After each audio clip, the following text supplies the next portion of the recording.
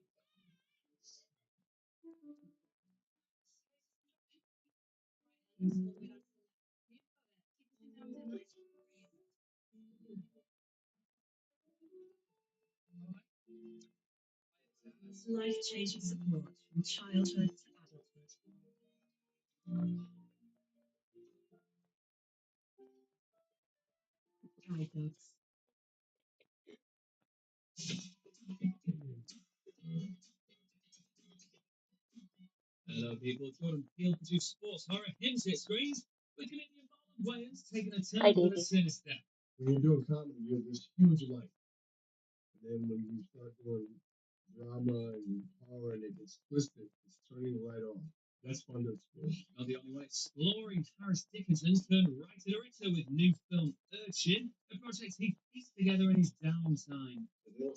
Hi. Rejoice. Davey B is here. Sorry about the results today for you. I might actually watch the highlights if you're okay with that.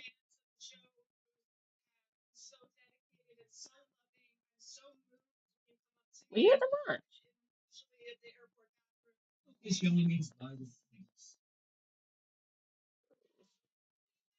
My super hubby is still sleeping on his chair. Fuck it, while he's asleep, let's see if we can actually find the highlights.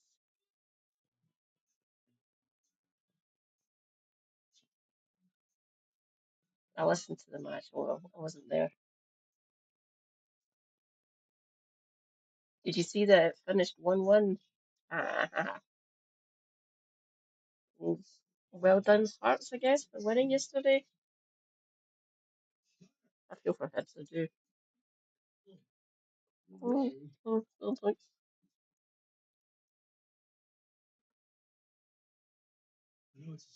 Is he gone? Did he get out? Matter of time, really, wasn't it?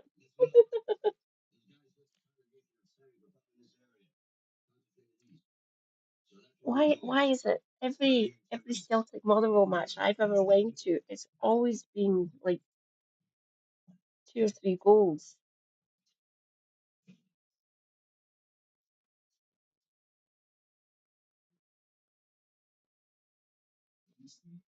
If you can live with it, we can. I heard the goals, I haven't saw them yet. Hang on.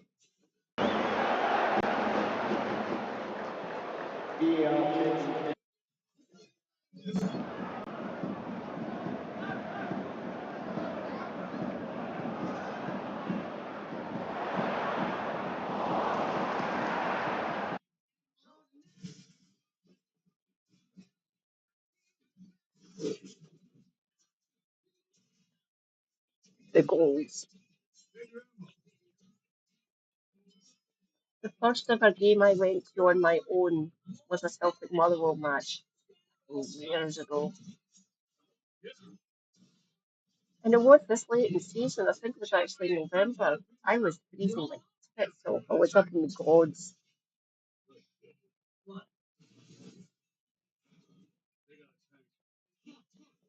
I've never been in St. Pat's. That's one of the one stadiums I haven't been to. And I've not been to Tynecastle, I've been to every other one. Those for the singing 12 with the Finland Premiership. Ends Road and Paradise. Paradise is marginally better, I guess. The course is quite nice.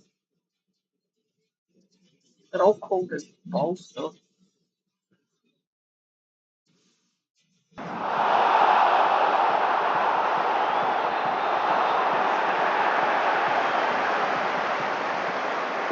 I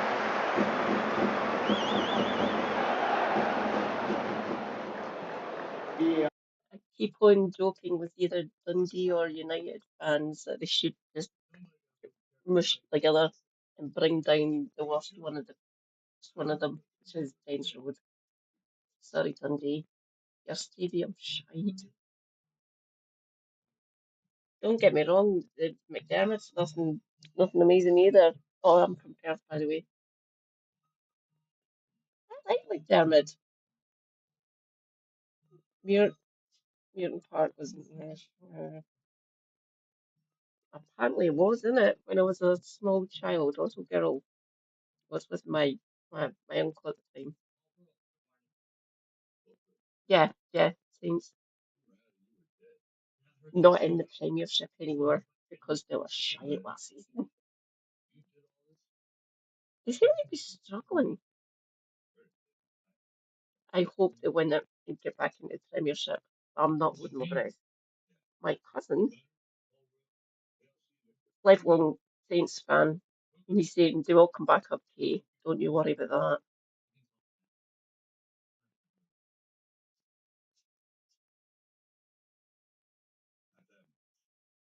Yeah,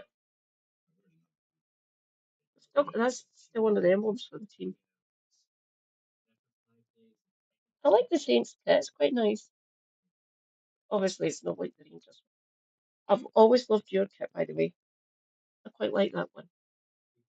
Obviously, that is iconic. Getting news footage from around the world is just weird.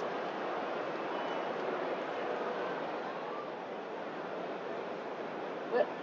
God.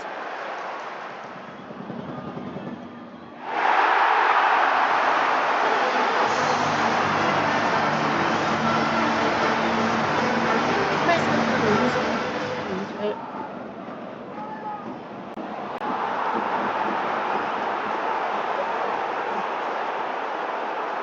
God. Oh.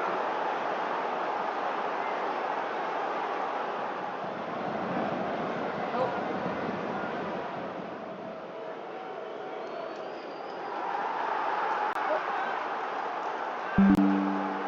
This is called door self-defense.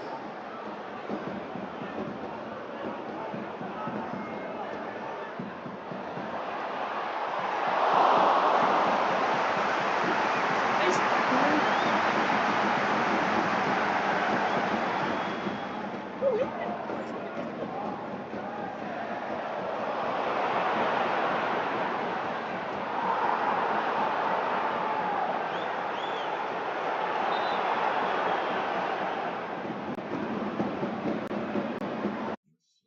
It's early October. There's no many people can afford to go to a match, unfortunately. The bigger games, like if we say like them or this used to be one of the better matches to go to actually, which is weird. It's been a bit lax recently. This fixture, like Celtic, Motherwell. Some of the best games. Well, one of the best games I went to was Celtic Motherwell, and it was for a birthday present. fucking years ago. Isla was still manager, so that was a while ago. 10 years ago? No, 25? Maybe 11 years ago? It was a while. This used to be one of the better ones, but I think most people would probably be saving it for like the old firm games. Mm. Many people would agree with you on that one. They might save their money to go and see Celtic Hearts.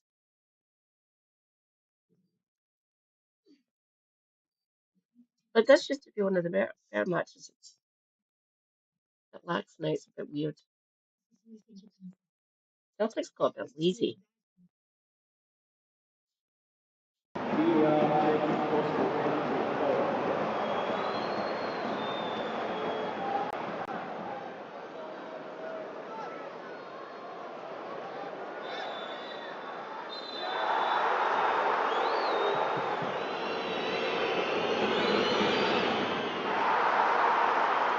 I know.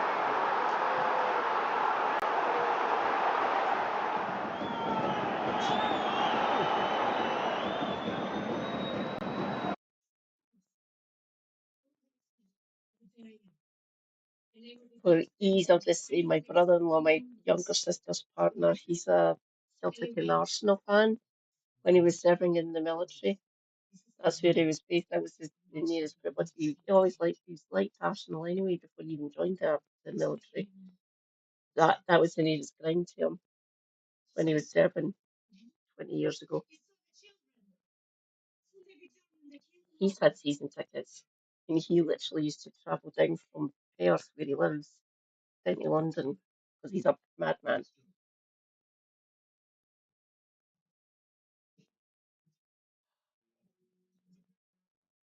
I'm happy he's back.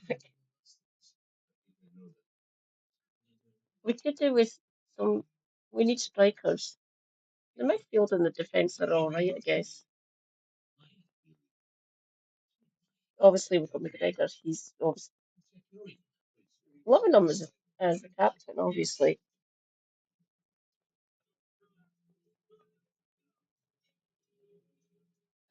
Yeah, I'm glad I've got him back. Deliriously happy. Now we just need a Henrik equivalent, if such a thing exists. And as much as I'd love to see it, if like Haaland come up to Tick Park, I don't think it's going to happen. I'm not entirely sure who else we could possibly get.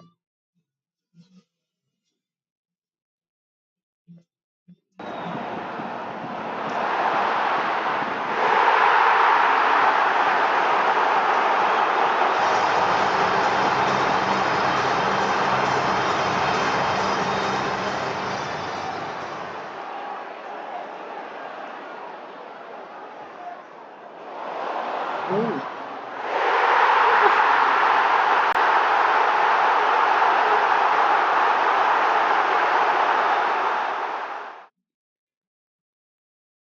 Well done, lads. I like.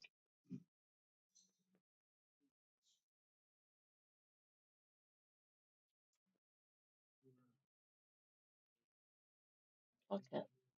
Let's. What the hell? Do-do-do-do-do-do.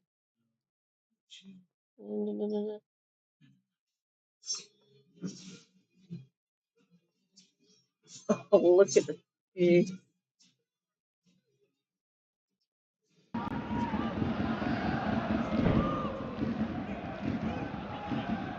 Cornelius over the top, and Gassama up against Adams.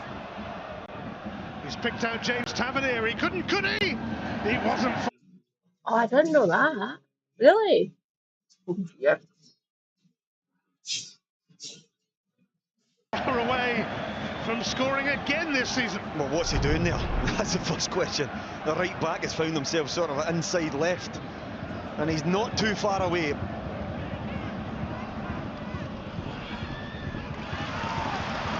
And Spencer does have it now. Here's Wilson. He's going to get his shot away here, is he? No. But the keeper almost scored. And Wilson then followed up to fire wide. It's brilliant play. Really brilliant play from the wide area.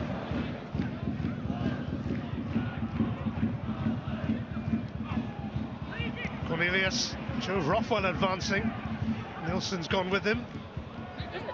Kasama in support.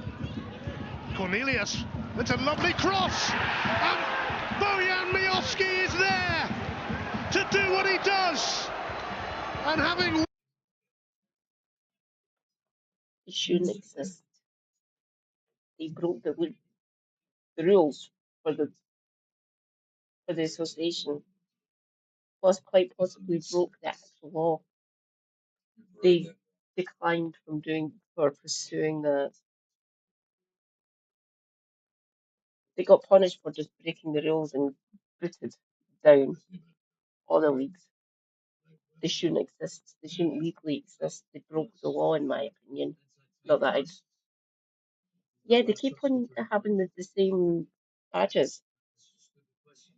That team got dissolved. They shouldn't be holding on to those. That team is legally dead or financially dead. Shouldn't legally exist. And that's not just me being bitter. I know a couple of Rangers fans that say, no, my team shouldn't exist anymore. And a lot of them did to me, said I'm not supporting them anymore. And a lot of them is supporting like either Motherwell, some of them supporting Hearts, some of them supporting Saints.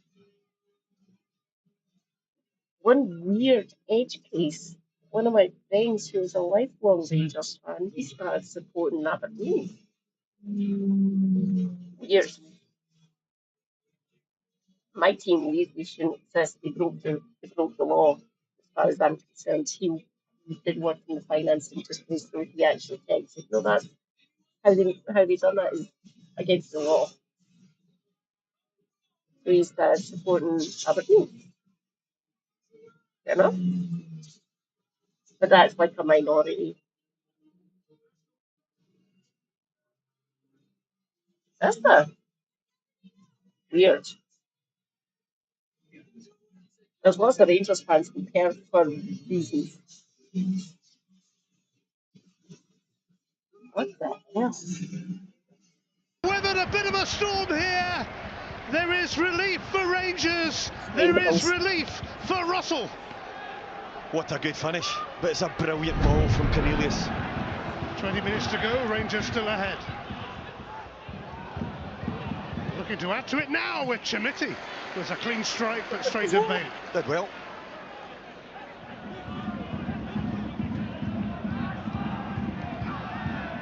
Oh, good tower from Cartwright. Cartwright shrugging off Diamande. What a goal that is. That is spectacular! He's only just come onto the field, and Henry Cartwright makes a name for himself with a wonderful equaliser for John McGlynn's Falkirk. That was a special comes.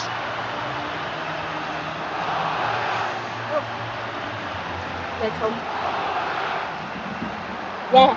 An anxious time for Maybe Russell just Martin hold as Brian Graham gets his shot away, and Butland with an absolutely crucial stop.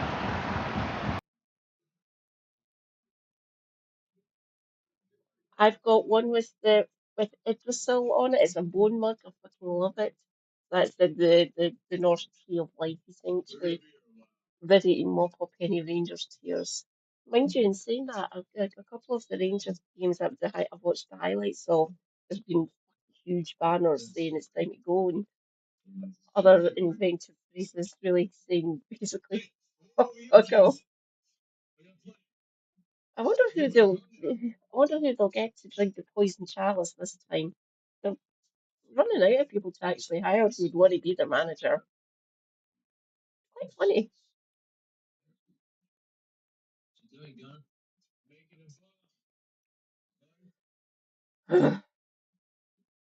I will be back momentarily, comrades.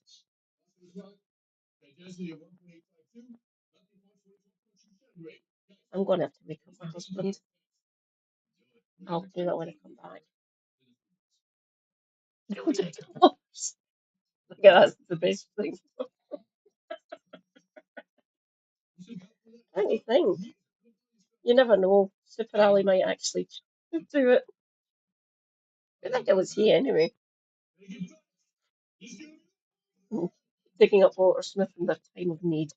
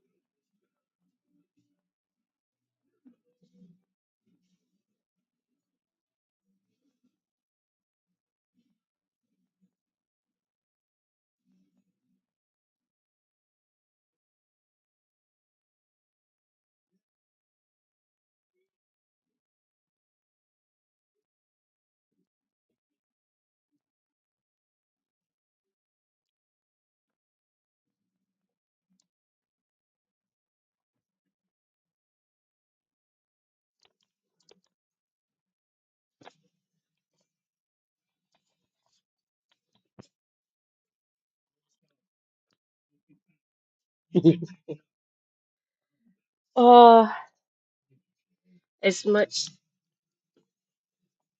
as I'd love to see that happen, Michael. Eh, fingers crossed, of course.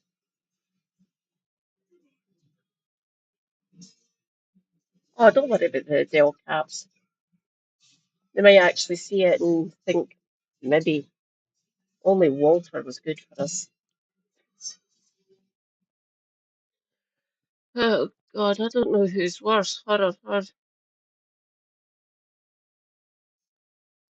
This is never going to be Prime Minister, by the way. This might have a chance. You never know.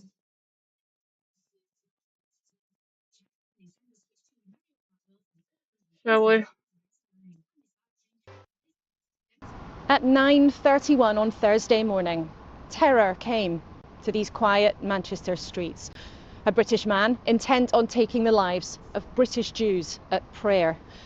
So what now and what next? Two rabbis in Manchester told us simply not enough has been done to protect their community. Certainly there has been an unwillingness perhaps to address some of the things that we've seen on our streets, particularly around some of the language used around the marches.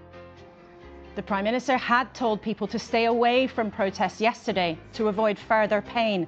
But on the streets in Manchester, in London too, crowds turned out to show support for Palestinians. Nearly 500 protesters were arrested. The Home Secretary, Shabana Mahmood, is with us live this morning, only weeks into her new job. She'll tell us she wants more powers for police to deal with demonstrations. And the Leader of the Opposition, Kemi Badenoch, joins us for a vital few days ahead of her too, as the Conservative conference begins. And with us... Rejoice, comrades.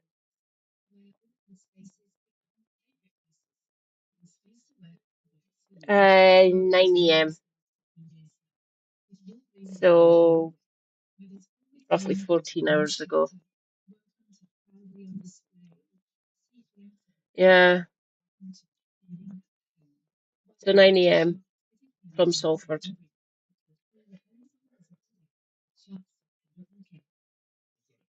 No Greens. They had their conference as well, Laura. They won't. No, scummy. Yeah, we have to. We have to cover it. Knowing who our current Home Secretary is, we have to cover this, and well, maybe hearing what she has to say. Kemi, Kemi, that is. Look, Penny. Yeah, that's brilliant. Shabana Mahmood, fucking Lucy Crowell. Oh, look, three actual Tories.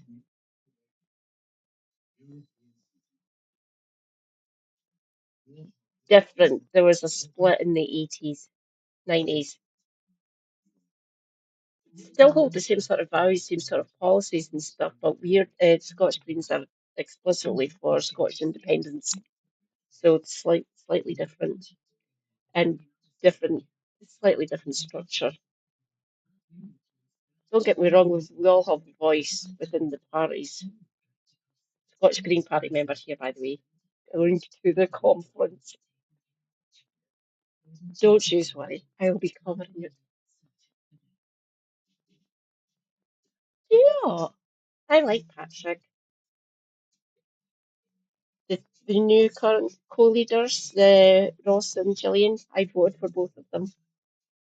Can't wait to meet them, especially Ross. It's going to be fucking amazing. Oh, I would say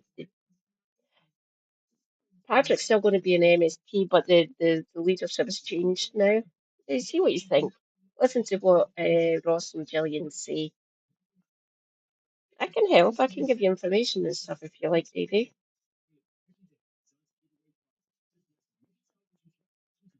Yeah, 2003.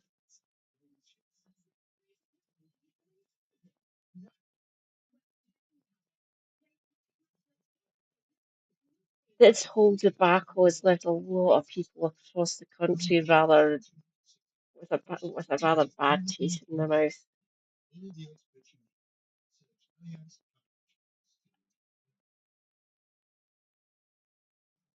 Rejoice! Josh Comrade is here. Hi, Bean.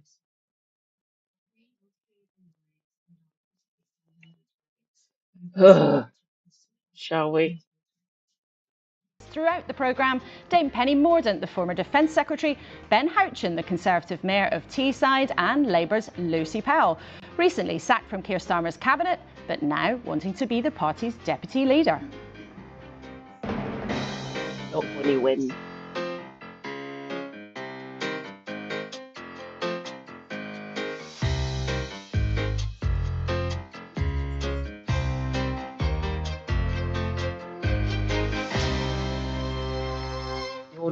Morning, and welcome to Salford. Let's start, as we always do on Sundays, with what is making the news. The Sunday Mirror's front page is devoted to a minute of silence yesterday at Old Trafford after the attack on the synagogue. Enough is enough, The Independent on Sunday quotes police after yesterday's protests. The Sunday Telegraph splashes with the Conservative leader's promise that she would deport 150,000 illegal migrants a year. The Sunday Times has a scoop on the collapse of a trial of alleged spies for China. And Angela Rayner is out of the government, but she's not out of the spotlight. The Mail on Sunday leads with a story about her use of security. And here at the BBC, we're leading with the building hopes for the release of...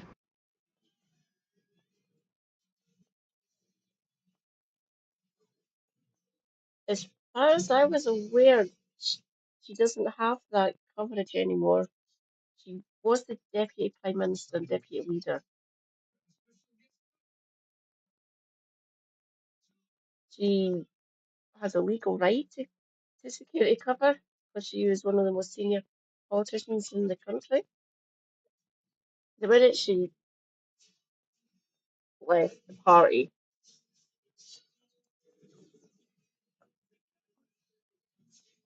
it should have stopped if she's still getting it. Maybe a previous agreement or something. But the minute she stopped being the Deputy Prime Minister, which is the official role for the government, technically she's still the Deputy Party Leader, so the Deputy Leader for the Labour Party, not in cabinet anymore. She might still have that as coverage until it's going to be Phillips, and who are we fucking kidding ourselves? It's going to be her. It's not going to be Lucy. Israel's hostages. But let's focus in first on what we know about the deadly attack on the synagogue in Manchester. 2 people were killed. 3 are still in hospital after Jihad al-Shami's attack on British Jews worshipping on Thursday, Yom Kippur. Yeah, she's still an MP. She'll be a backbencher, which will be fun. See how that pans out. But yeah, she's still Deputy Party Leader for the Labour Party, but she's not the Deputy Prime Minister anymore. She's out of cabinet. She's not that. Obviously, Lammy's got that now. He's the new Deputy Prime Minister, which would be weird because usually under Labour, it's usually the Deputy Prime Minister and the Deputy Leader is the same person. So they're going to have him as Deputy Prime Minister, which is a government role, and Party Leader's more than likely going to be Bridget Phillipson, which is weird. That disconnected. That happens in the Tories a lot, but it doesn't usually happen in Labour. It's happened a couple of times, but it's been a while since it's happened. The Deputy PM and the Deputy Leader are usually the same person. So you've got Lammy, as Deputy Prime Minister, and like I said, Phillipson's probably going to be the Deputy Party Leader, which is she'll be concentrating more on what actually happens within the Labour Party, not just what happens in Parliament.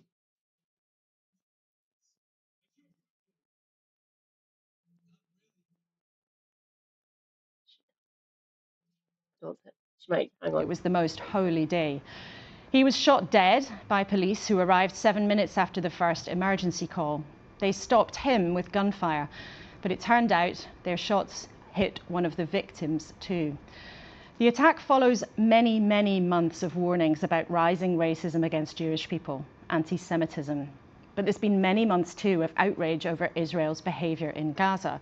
And that has brought thousands repeatedly onto the streets. But there's been concern that anger about that conflict has enabled a strand of hatred that's been visible in plain sight.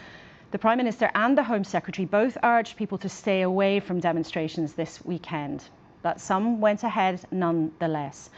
Now, among the Jewish community, there is anxiety and a sense of threat. But again, there are vexed questions posed to our politicians: how to balance fear and freedom of speech, and how to protect the majority from the extreme. Let's bring in our panel. Lucy, you're one of Manchester's own MPs. One thing we've heard from the community in the last couple of days, that this was shocking, but not surprising. Is that your view? It is, unfortunately. I mean, this is an absolutely horrific attack on the Jewish community in Manchester, who have increasingly felt fearful, anxious, worried for their own safety. I've worked with them over many months and years about these issues, which we've seen hugely on the rise in recent months. And it's not just been at synagogues. I've dealt with issues at hospitals where people have been targeted, at schools, at care homes, and the rise of anti-Semitism and Jewish hate has been palpable, and it has caused deep anxiety and fear. And I think those words, enough is enough, are absolutely right at this moment. We've got to be clear with people that you cannot hold the Jewish community accountable for the actions of a foreign government. That is racist. That is simply wrong, and we need to be really clear about that, and they are not. It's not their responsibility at all. Penny, you spent time. Wow. Yeah.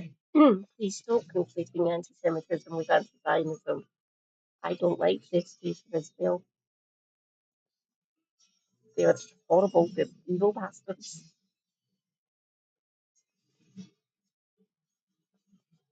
Actually studying this with a Labour politician, John Mann, and you produced a cross-party report not so long ago with a whole load of ideas about how to tackle this problem. Yes, and in the next few weeks we're seeing the Home Secretary and Lisa Nandy about implementing our recommendations. We asked the Jewish community what things were most concerning to them, and protests did feature in the evidence we received. We can be in no doubt from the last few days the nature of some of these rallies and who is attending them. Some people attending them are violent anti-Semites who are stirring up hatred against the Jewish community, and everyone else is so self-absorbed they are oblivious to who they are standing next to and the fact they've taken vital police resource away from their fellow countrymen that really needed it. Not years of cuts from your party, Penny. Nothing at all to do with that.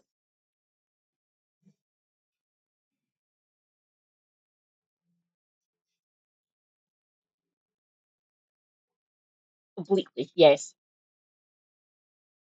I always use his actual legal name, Stephen Yaxley Lennon. You can change your name by default, obviously, but for certain legal documentations, it has to be your legal name. Like my legal name, my married name, Katie Marshall. That is the one on my passport, which is sitting just over here in a wee pocket next to my desk. Katie Marshall. But before that, my maiden name as well.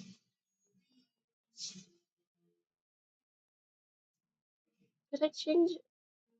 No, it has to be what's on your birth certificate to get like your driver's license, your passport, or any other form of government ID. It has to be what your birth name was, what your name was registered as when you were born, or any like if you're married.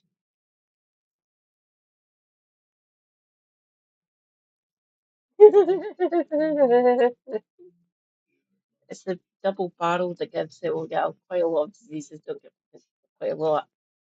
Like Creutzfeldt-Jakob disease.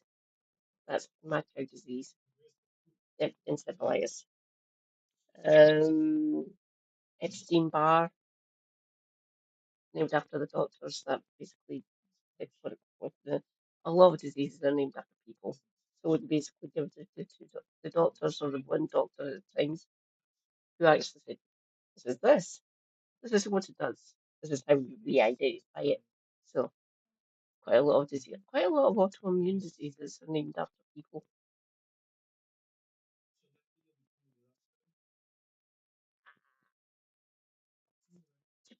Like my left leg is being a nuisance tonight. I can't remember why I chose those names. Why I went with that, but it's Stephen Yaxley Lennon. That's not the only one. He's got a few others that he's used in the past. For business agreements, you can use one, but for legally binding ones that you get from like the government, they have to be what your first name is or what your legally like mine's my married name. I wouldn't want to change my name. I like my name. I love Katie. My uncle saved me. My mum wanted to call me Annabelle or Agnes. Oh. So my uncle, my dad's younger brother, rescued me.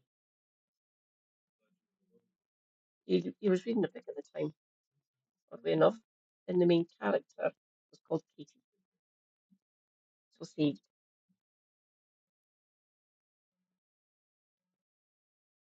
This weekend, the Home Secretary needs to do more, and the Labour Mayor of London needs to back his Home Secretary and the Met Police. But the protest was secondary to the everyday experiences that Jewish people have in the workplace, at college, at school, and dealing with their trade unions. That's what our recommendations are. And we'll hear from a couple of rabbis a bit later in the programme. But then for your party particularly, but for all politicians and for everybody watching, a lot of people who go on these marches thinking we are making a point about what the Israeli government is doing. We are not condoning the appalling behaviour of a small minority, and freedom of speech and freedom to protest is a fundamental right in this country. It is, but it's this finely balance between are we facilitating a group of people like Palestinian Action and others who are prescribed organisations of themselves to be able to instill more fear into minority communities, of which we're talking about the Jewish community in this instance. I think I would go a step further and say that there is a core of people in this country who are leading a lot of these protests, and they're doing it to instill fear in certain communities, particularly the Jewish community. And I actually think many of the people who are alongside them in those protests are the useful idiots, and they can see that they're the useful idiots. I think we need to be much, much stronger, and the fact that you said that this is unsurprising, we're now talking about in retrospect. Something should have been done about this a long time ago. The Israeli community and the Jewish community have felt like this for years, and this was inevitable. What happened was inevitable. Well, let's speak to the Home Secretary about it. We'll be back with all of you a bit later in the programme. Now, before we get to this, Home Secretary, can you tell us the very latest about the investigation? A number of people have been arrested. Have there been any charges, and how many people are still being held? Well, there are 4 people that are currently in custody. The police investigation is taking place at pace. Of course, everybody knows the attacker himself was shot dead at the scene. But now there is intense work, obviously, to look into the planning and the preparation of this attack to establish the facts as to whether he was acting alone or with others. Those are still questions to be answered. 4 people are in custody. I think it's important we give the police investigation the chance to conclude. Police have said openly, though, they believe that Al-Shami may have been influenced by extreme. Rejoice, comrades, the resident philosopher is here. It's Bribby.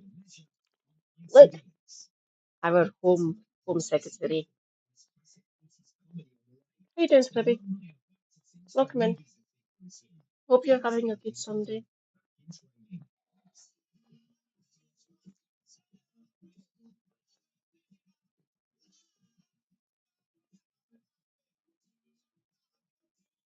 It is, yeah.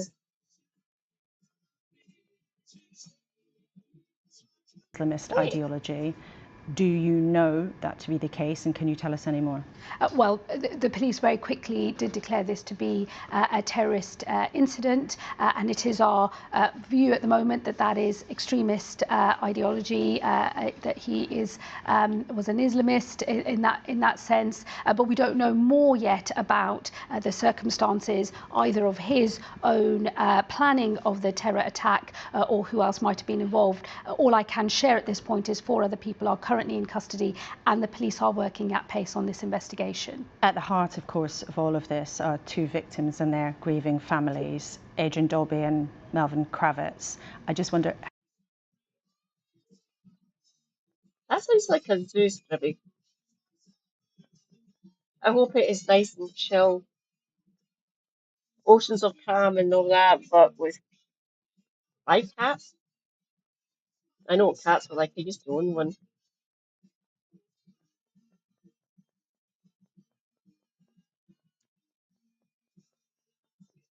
I'm going to have to read them off.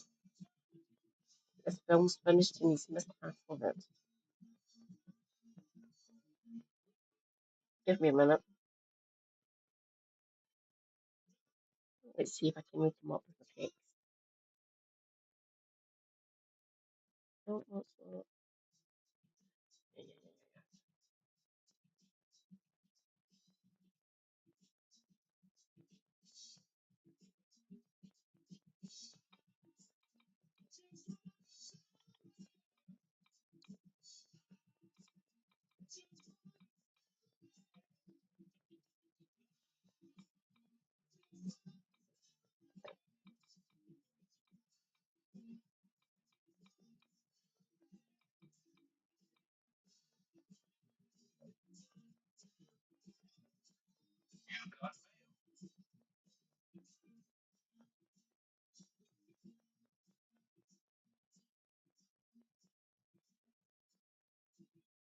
I don't know.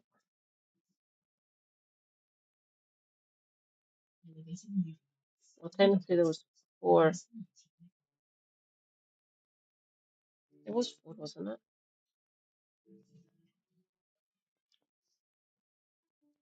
Oi!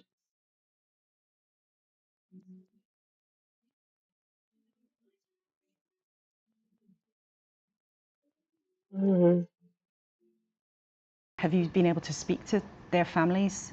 Yes, I've been able to send a message to the families that, of course, it's important that we respect the fact that they are grieving the loss of their loved ones. I came to Manchester as quickly as I could, straight after the attack took place, in order to spend time with the community here. I've been in contact with the community all over the country, as well as discussing these issues with the police in Manchester and nationally as well. And it is as part of those reflections that I've announced today that I'm going to be strengthening the legislation on protests in particular and reviewing our wider laws as well. And we'll come to that in just a second, but I just want to spend a few minutes talking about what's happened in the Jewish community. You've been here, your colleague, the Deputy Prime Minister David Lammy, was also here, a vigil outside the synagogue. I just want to show people what happened when he was speaking on Friday. Shame on you! Shame on you! Shame on you! Shame on you! Empty words. We want action. Okay. Why do you think people reacted that way? You can see the anger, you can see the frustration and a sense of betrayal that the words have been empty from politicians. Well, look, I was with David. We were both at that vigil together. As I say, I've been spending time up here in Manchester ever since the attack to talk to the community, to grieve with them and to reassure them as well. I absolutely understand the strength of feeling. We both heard that message loud and clear. It is why we've been reflecting on whether our current arrangements, particularly in relation to protests, because that has been and we'll come to that in a second. That's been raised but with I just wonder, do you think that anger among the Jewish community is justified? We went to the site of the synagogue yesterday. I spoke to 3 little boys who told me that every day when they go to school, one of their classmates arrived with something having happened. They might have been shouted at in the street, they might have had something thrown at them in the street, they might have been sprayed with something. This was the norm for those Jewish children in the United Kingdom in 2025? Is the anger of the Jewish community, for some of them, is it justified? Yes, it's devastating. Slightly conspiratorial there, but I have a track record for it. Please be careful, Davey. Now, I wouldn't censor you, of course, not myself, but it depends what way Twitch perceives it. But I wouldn't put it past them.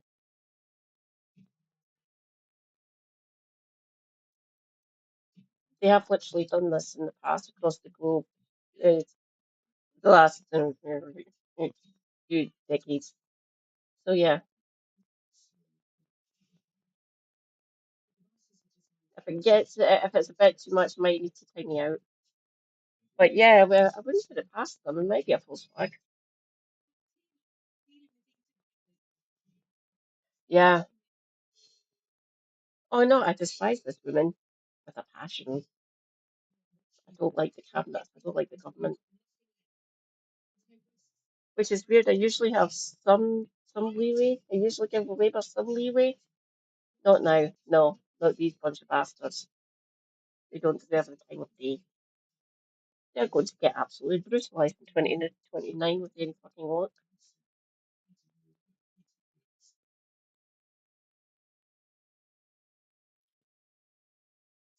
Yes, they do. Chances. Oh no, this woman is an absolute bull. She's damn close to some of your politicians, Rachel, unfortunately. Quite a lot of the people in the cabinet are.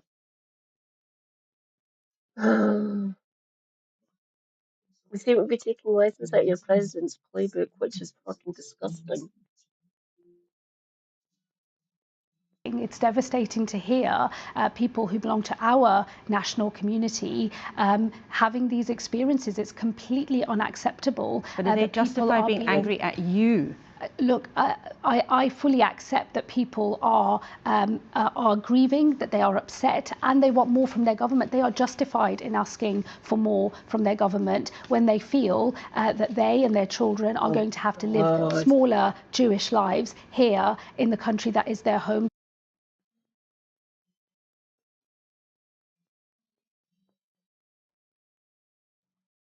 I will get copyrighted if that gets heard on my stream, so I'm going to have to mute the telly now. Maybe that might wake up.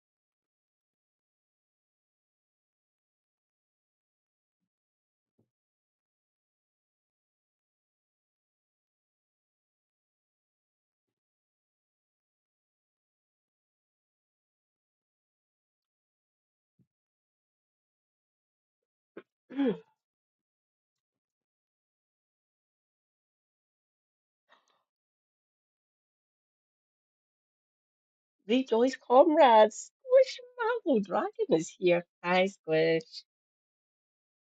Welcome, welcome. What is that emote? Oh, it's one of your own. I like that emote. Hi, Squish. Say hi to Squish, everyone.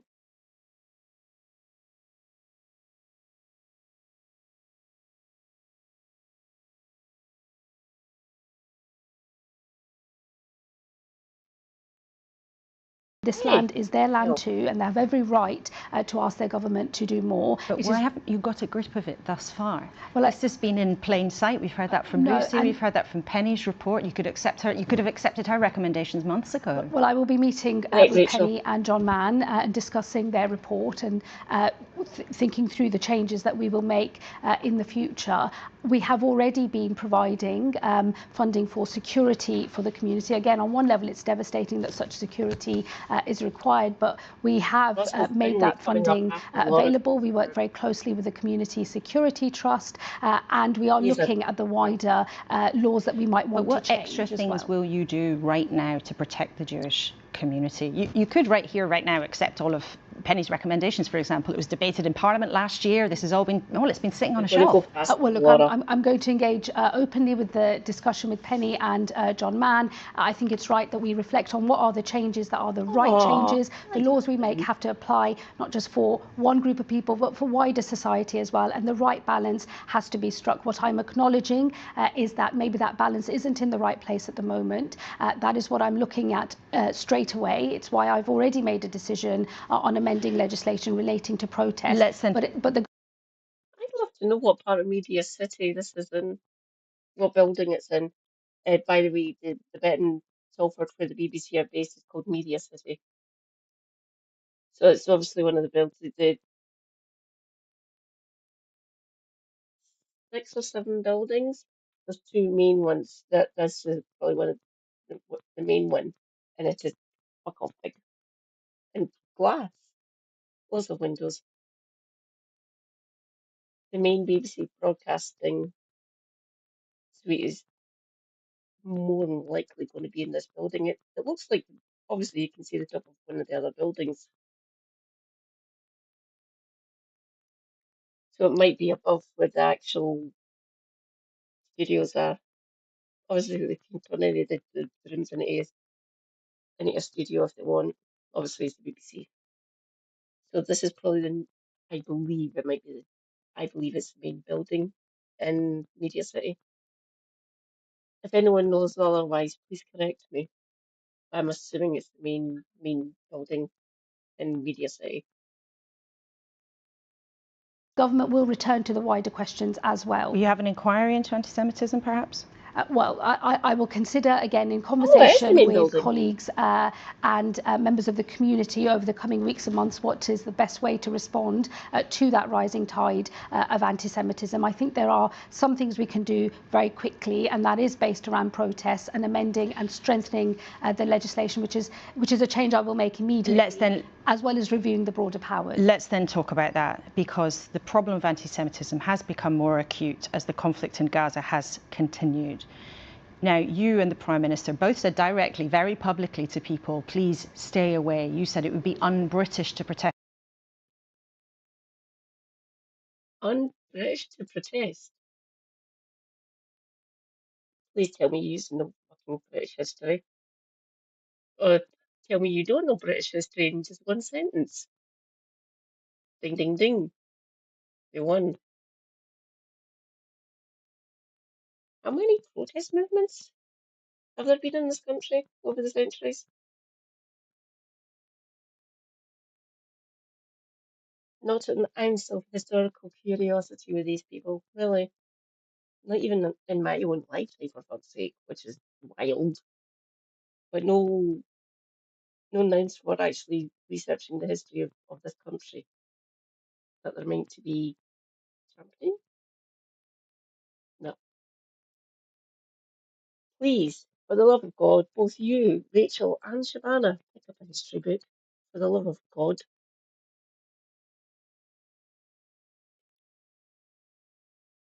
Good question, Davy.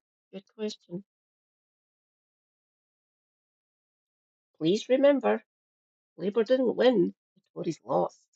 We were so fucking fed up with them, or the British people, as a sort of political movement, if you put it like that.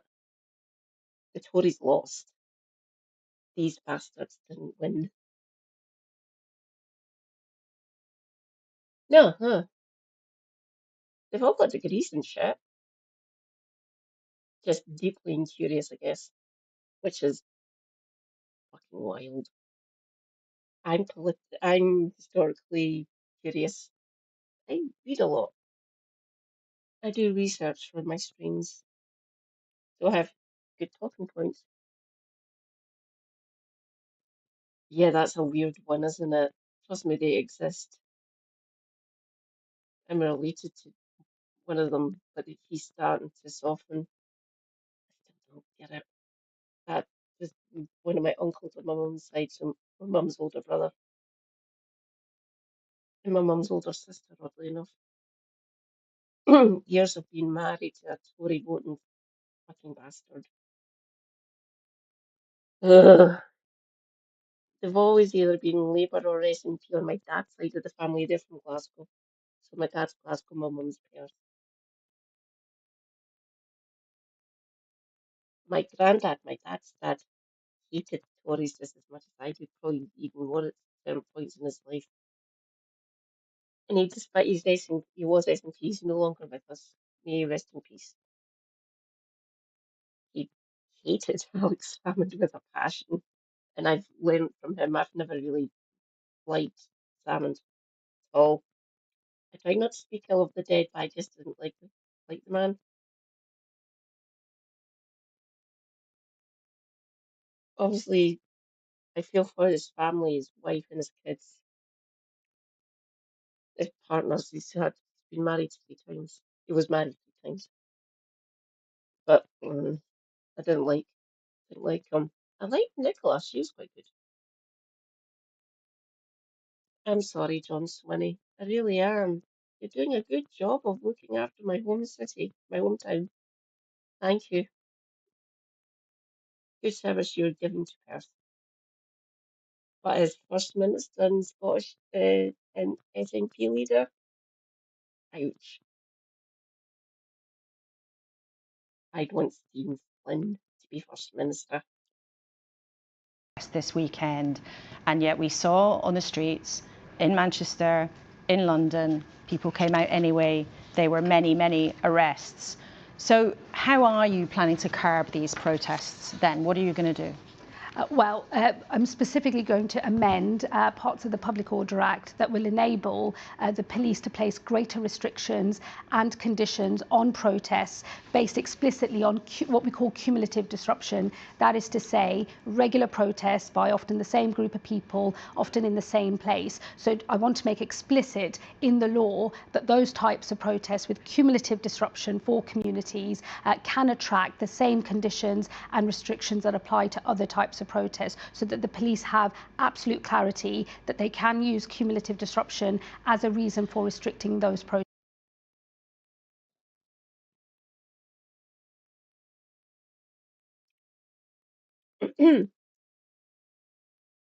If we want to join a protest or a movement, no matter how hard or what legislation you pass to actually give the police more powers, we're still going to fucking do it. You should know by now. We are kind of stubborn at times. You have seen the British electorate, haven't you, Shabana? Okay, outlaw it. We'll still keep on protesting. Trust me on that.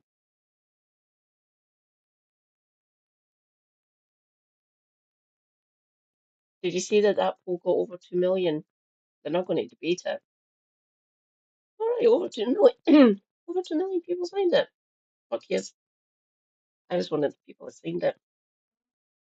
My constituency signed it overwhelmingly, which is good, considering that some of the people in this constituency voted for our current Labour Egypt, Maureen Burke. I didn't. I voted for SNP.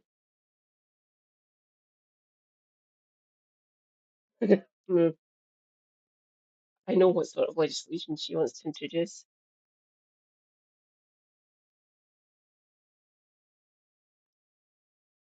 Penny's party tried to pass it, but the Lord said, fuck off. Don't get me wrong, I hate the other place with a burning passion. It's the 21st century, we should have a second electoral chamber. But at least the Lord's done something to block the Tories from doing this sort of legislation.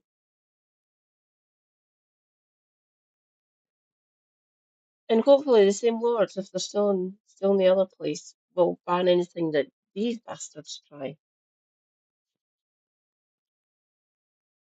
And if they do pass it, it doesn't really fucking matter. We will still protest. And those protests in support of Gazans have been taking place regularly. They have been taking place often in the same sites in our city centres. So do you want to be candid about this and just say you are giving the police the power to ban those particular protests? That's the brass tacks of what you're saying. So this is not about a ban, this is about restrictions and conditions that will enable the police to maybe put further time restrictions, move those protests to other places. The police already have powers on conditions for protests. What I will make clear in the law is cumulative disruption is in and of itself a reason to place restrictions. But if there will be protests that relate to the conflict in the Middle East that would My friends and comrades, especially here in Britain, I used to do fencing in Kendal. I know my way around a katana and a foil and a napkin. What's play a sabre? I haven't actually fought with a sabre. I fought with a katana and the king of the washikashi. I know my way around a sword. Don't ask me to hold a flame war. You know the 200 sword walls. By the way, that sword in the Walls Monument, that's a Frankenstein sword. It's made out of three different types of sword from the centuries. His one, don't get me wrong, was a 200 sword, probably between 3.5 and 4 foot long, but that fucking thing's like 6 foot long. Unless he's fucking 10 feet tall, ain't no person wielding that. 200 swords are difficult, to say the least. I've actually held one. They are weighty motherfuckers. And actually getting on top of a horse to use it, you'd be lopsided, to say the least. Give me a lightsaber or something for fuck's sake, or maybe a heavy cavalry one. I might be able to handle that. I like lighter swords, easier movements. Actually, dealing with a two-handed sword, it's a wide arc you've got with this fucking thing, but it's weighty and unwieldy, to say the least. Oh dear God. Oh Davy, I hope you didn't hurt yourself. I've been on a mare, a light horse. She was delightful. She was a little bit older. My cousin is a horse rider. She's a little bit older than me.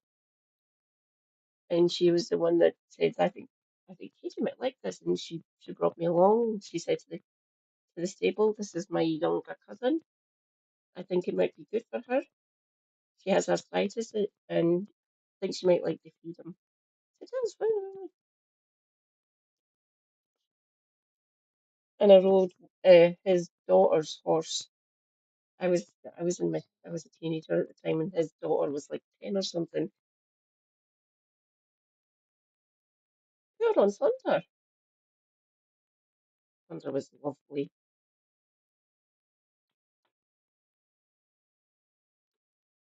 She could feel how what my movement was like, and she was really nice.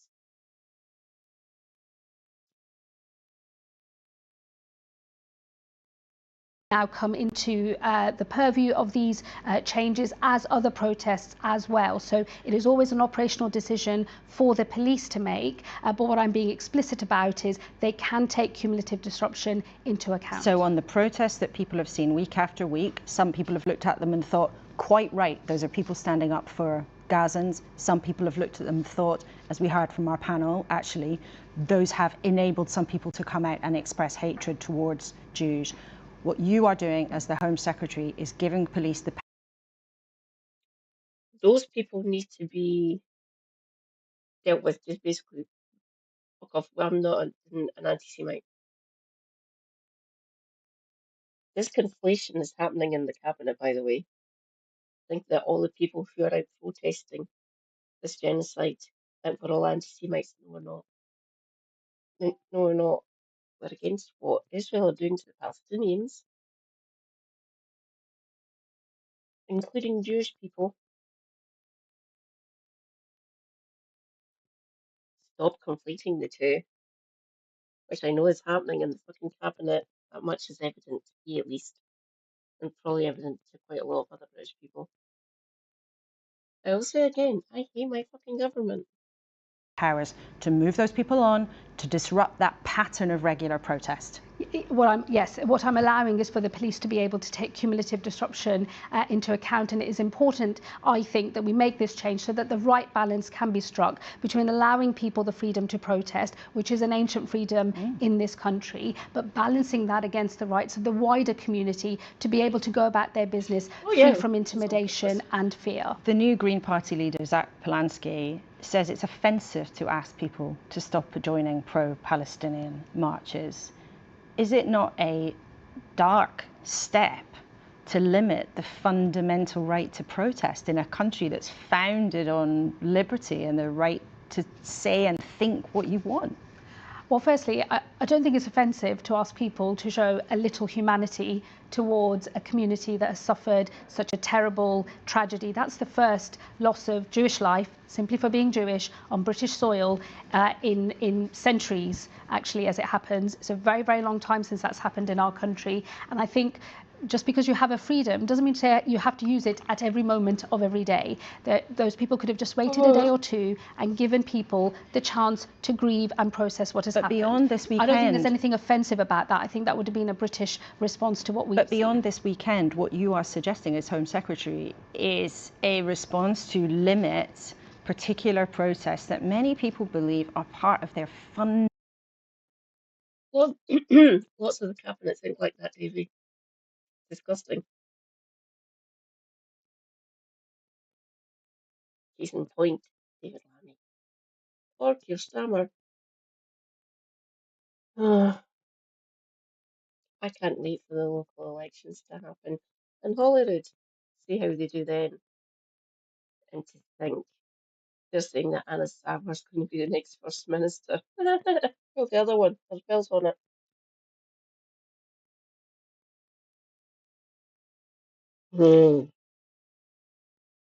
I will try to go out and canvass next year. Watch me. I will be recording it with people's permission, of course. You will have seen it in my face. And another Green Party member, I will ask permission before I broadcast their face and stuff like that. But I will try and go out and canvass here in North Glasgow. I will just be general and say Springburn area. I tried to alert everyone in my local constituency last summer. Don't vote for Labour. You know what they're like. We shrugged off that shackle.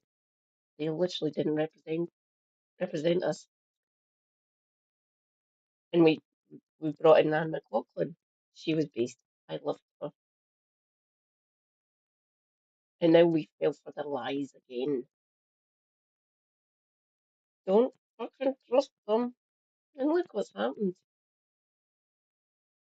Obviously, the SNP are still in government here in Scotland. Thank fuck for that one.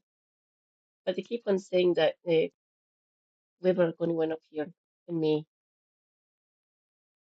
Not if I have anything to say. I'd want more green actual constituency. It would be rather nice.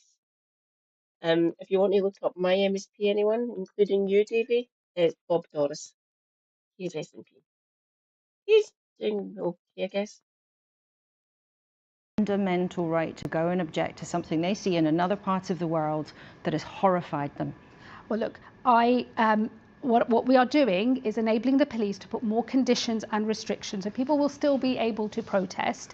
But I think it is right that we look again at the balance that is being struck at the moment between that right to protest and also the wider rights of our communities as well. So it's always a balance, and I'm recognising that I think that balance has been not necessarily in the right place. I want to have more consistency of police practice when it comes to the conditions they put on these protests, and I have recognised that there is a gap in the law here. There is an inconsistency of practice, and that is why I want to make it absolutely explicit that cumulative disruption is a relevant factor for the police to take into account. Do you feel remorse, I suppose, perhaps on behalf of the government, that it has taken what's happened this week for you to come to this conclusion? Look, I am, of course, as devastated as anyone else at what has happened here in Manchester on Thursday. I feel tremendous grief for not just the people of our Jewish community, but for our national community as well. I am very worried about the state of community relations in our country. I know I, as the Home Secretary, have a responsibility to think about the action the government can take to strengthen our communities, to make sure people are well integrated into our society. That is a bigger piece of work for us to do, but I do recognise the sense of people feeling let down. I do recognise that people have been saying for a while that this was only a matter of time. It is devastating to hear our citizens say that, and I will ensure that the government response to what has happened meets the scale of the challenge that is being put to us. Many people watching have had very deep concerns about Gaza. Many people in your party have had deep concerns about Gaza. You also have had deep concerns about what's happened in Gaza. Is it true you considered resigning the front bench because of the Labour Party's position on the conflict? I don't think that my personal decisions here are what matter. I'm a member of the government. I was a member of the shadow front bench. I have supported our position. But is it true? I think, I mean, no, I think it's not true. No. I was a member of the shadow front bench. I am a member of this government. I accept collective responsibility. And what I can tell you is that every single day since we've been elected, literally the day after the election, this government has been putting its shoulder to the wheel, engaging actively from the Prime Minister directly in the difficult and very delicate work of diplomacy to try and bring about peace in the Middle East.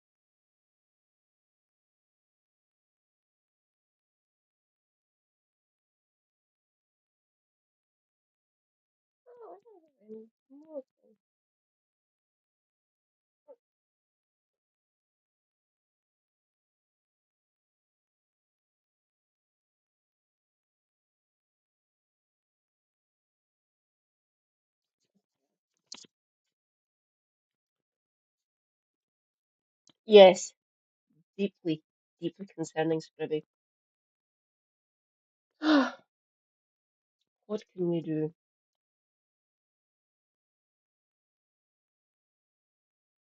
We do still have freedom of speech, kind of, maybe. Oh.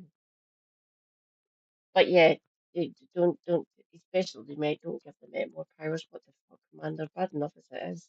The Met shouldn't exist. It needs demolished. Whoever's part of the Met just now, just fire them all. Tell them to fuck off. Then bring in better people. She won't do that. Neither did the Vet, by the way.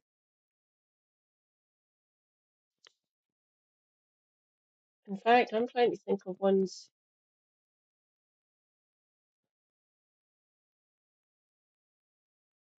Not her government. I'm trying to think of any in the post-war era that the Met's always been corrupt to a certain degree. Blatant now, obviously. How many of them have actually covered up the crimes that they committed while wearing fucking police uniform?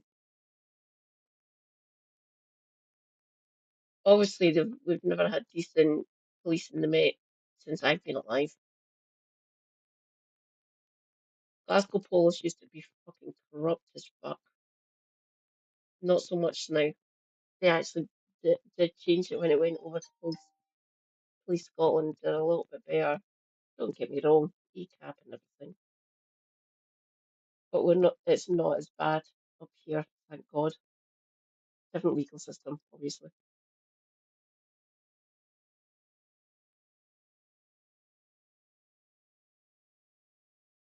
Davey, yeah.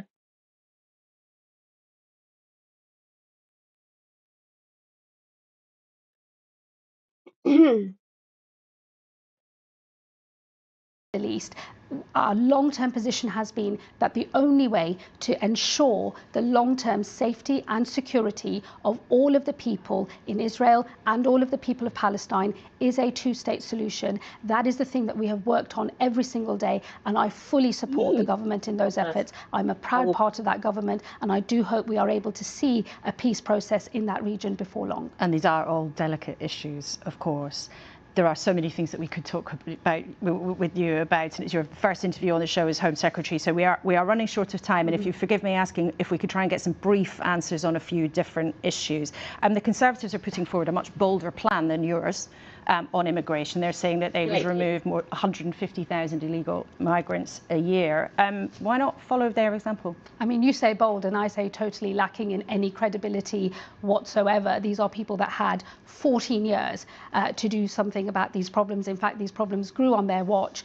In their last year in office, removals were through the floor, and since this government has been in power, we have increased removals of people from this country who have no right to be here. We've increased the number of foreign offenders being deported from this country as well. Frankly, I think the Tories need to explain why they failed over 14 years. Well, we'll ask Kemi Badenoch about that in a few minutes. Solutions that they never did a thing about when they were in government. Okay, we'll ask Kemi Badenoch about that in a few minutes, but also be great if you come back soon and talk about your plans for migration. Viewers might remember we heard from a small number of academics who have places to come and study here in Gaza, who have been told they can't bring their children. Nothing original ever happens, baby. And they keep on trying to gaslight us, but they're failing. Quite a lot of the British electorate are kind of intelligent, and we do our own research. I've always called them out for this kind of shit, no matter what party it was. Funny that a leftist woman being able to call out the BS. Never been known, obviously. I know my own limitations, trust me on that. I can see what's happening. I can read the writing on the wall. It's the same old tired tropes that they keep on using. Said, no, that got debunked fucking decades ago, you fucking idiot. Yeah, they seem to forget that. In the information age, everything is searchable, really. I'm talking pre-internet days, especially with us Gen Xers and Boomers. Those those are those Gen Xers and Boomers who are on the left. We've been like this for decades now. We actually went out to the library. You may ask, what is library? I have library. Lots of places don't have library, which is damning. I don't like that. I want people to have access to information. Obviously, we've got internet. I miss libraries. My local library is a 10-minute walk away from me. I don't walk fast. I struggle to walk, really. But my local library is just doing that way. In fact, the library's on the ground floor. Upstairs is the leisure centre, which is closed for a year because they're upgrading the gym and pool. Just check out Springburn Leisure Centre if you want. So did I. We had one of the best libraries in Perth, oddly enough.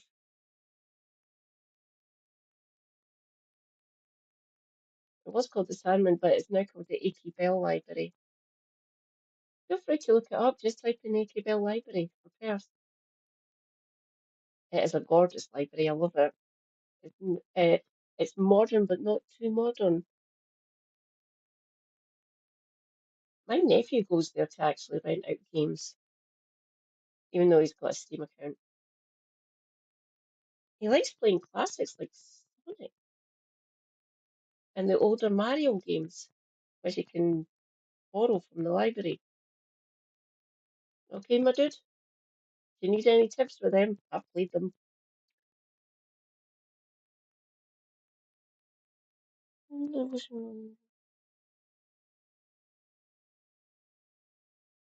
Dentist next door to the library. Unique. I've got one of the best reference libraries here, the Mitchell. If anyone wants to do any sort of research and they're within easy travelling distance, go to the Mitchell Library in Glasgow. Same building. Really unique. You can read up on what procedure you're going to the dentist. Please, for the love of God, do not research medical procedures or medical things. you want to ask, just ask your GP and they can explain shit to you. It's their job. Or your dentist if you need any dental work. I researched them, but I'm weird. Plus, I know half the shit on the internet is fucking idiotic.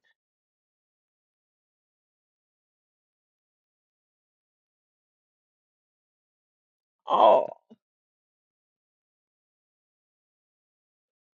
I tend to agree with you there. Sorry, Wishaw. I've got friends that say that a hotel looks like what Glasgow and Phoenix already looks like it's been. I tend to agree, dear God, poor Glasgow. I feel for you. I wouldn't want Glasgow to get bombed. I love this city. It looks absolutely gorgeous. Are you willing to look again at that? We're talking about maybe 20 children here. You could give them permission as Home Secretary to bring their families to this country. Will you do that? I'm looking at the operation of that scheme as we speak. It being inappropriate. I lost my local bank. I have to go into the city centre now. And even the one in the city centre, which was on the corner of Western Island, Surrey Hall Street, that one's gone. So I've basically been relegated to either the one up in Kirkintilloch, which is up in that direction, 5 miles away, or the one on Gordon Street, just along from Central Station or George Square.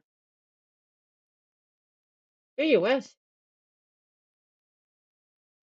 I'm the Royal Bank, by the way. I'm RBS.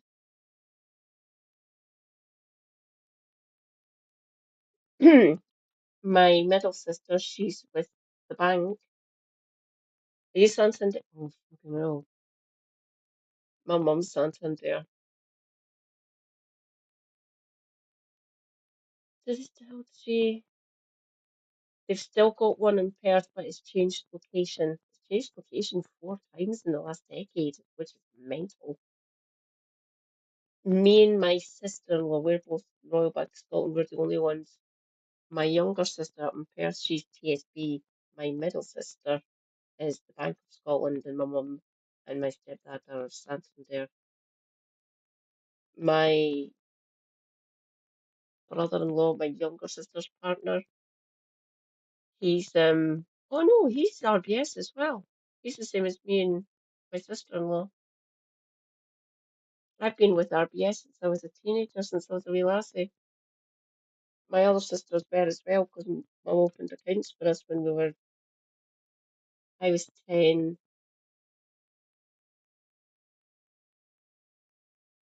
and my middle sister was 9, or 8.5 at the time. My younger sister wasn't old enough to get bank account then, but we all got bank accounts when we were young, that my mum set up. She was Bank of Scotland for many years, but she took us to the RBS. Ah, Super Hubby, which is now Virgin. No, HSBC. He was Virgin. He was with the Clydesdale, which was owned by an Australian bank. Weird. But for many, many decades, he was RBS as well. To comment just before final decisions are made, but I am recognising that there is an ask that has been made there, and I'm considering the options that we might pursue. Okay, well, people will be interested to hear an update on that. There's a story in the Sunday Times today reporting that a case where parliamentary staffers were accused of spying for China collapsed days after Keir Starmer's national security advisor said Beijing would not be declared an enemy of Britain at the trial. Is that true? No government minister has been involved in that decision. That was a decision for the independent Crown Prosecution Service. The question is not about a minister, it's about one of the Prime Minister's most senior officials. I don't recognise that reporting about a meeting. I'm not aware of any such meeting taking place. I remember this happening, but I took my eye off the ball with that one, so I can't. I usually would comment on things like this, but I don't know enough. Sorry. If a senior government aide actually said that, someone who's not a politician, not voted for and is part of number 10, circus of the shower of ghouls, essentially, or fucking idiots. I can't actually comment. She's a lawyer, by the way. She's taken this up. She was a barrister. She might not want to say anything, and she might know stuff, but she won't be. It depends on the legal system, isn't it fun? I knew about it. I talked about it last year when I first got affiliate, but I've taken my eye off the ball. Lots of other shit has been happening, if you haven't noticed.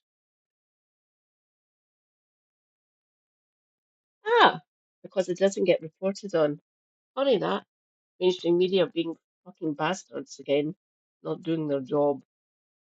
I knew about it. I checked it in the new year, so back in January time.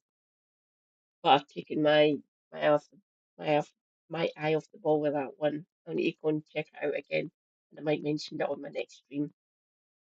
What's actually happening with that? I knew the people were getting taken to court for spying for China. These things do happen. It should be reported on, but if it's for national security that's not getting recorded or reported on, unless an official. That's the other thing. We never get told a D notice has been put in place unless it's something major happening. They can gag the press. Essentially, the British state's always been able to gag the press. Gag, literally shut them up or threaten them with actual jail time, which has happened. Oddly enough, journalists have been locked up. It was a decision of the Crown Prosecution Services. They have made clear themselves an independent decision on whether to pursue with that prosecution. I'm very disappointed that that prosecution has not proceeded. Our understanding is that the evidence that was available to the Crown Prosecution Service when they brought the charges is not materially different to the evidence that they had just before the trial was due to get underway. So I think it's a question for the Prosecution Service to answer. But as the government, the Home Office, we very much wanted to see that trial proceed. Is China an enemy of the UK? China is a challenge, is I think the word that I would use. We've got a very hard-headed, realistic approach to the Chinese state. We've said that we'll collaborate where we need to. We will compete as well where our national interest demands it. But of course, there are some things that are a challenge between us, and we will meet that challenge too. Okay, Home Secretary, thank you very much indeed for joining us here in Salford this morning. I know it's been a very busy few days, so we appreciate your time. Thank you very much indeed. Now, in a few minutes, we'll hear from the Conservative leader, Kemi Badenoch. It is a massive week for her and her party. But of course, in Manchester, many minds are still on the Jewish community, absorbing the reality of what happened, an attack on a holy place on a holy day. I met Rabbi Kath Vardy and Rabbi Josh Levy in a different part of Manchester to Heaton Park. And Rabbi Kath told me that as she was about to begin her Yom Kippur service in her synagogue, news emerged of what was happening. We let the congregation know that this is what had happened. We let the congregation know that, the security was being increased, that the police were going to be around, but we also understood that people might decide they would prefer now to be at home. Everybody stayed. Everybody stayed. But I think, what's really important is that we recognise that this is a moment where we are both in shock and we're now going to need time. And we need to hold one another. Certainly for many of us, it has felt like this has been a matter of, when, not if. And, we now have to think about what the consequences are and how we're going to respond together. And what do you think the consequences are? It isn't normal that you should have security outside a place of worship. And increasingly that is the reality for Jews. It is also beginning to be the reality also for some of our Muslim colleagues as well. Anti-Semitism has been allowed to develop and grow in this country, that it hasn't been addressed in the way that many people in the Jewish community have been asking for. And there is a level of discourse and rhetoric that needs to be responded to. Certainly there has been an unwillingness perhaps to address some of the things that we've seen on our streets, particularly around some of the language used around the marches. because the line between protesting and inciting hate sometimes feels quite narrow, doesn't it? It feels kind of quite thin. It's not about... I have a few. I think it's mostly male rabbi men who are rabbis in Glasgow. But yeah, I've heard of women rabbis before. I don't know if there's many in Israel. Deeply misogynistic society, that one.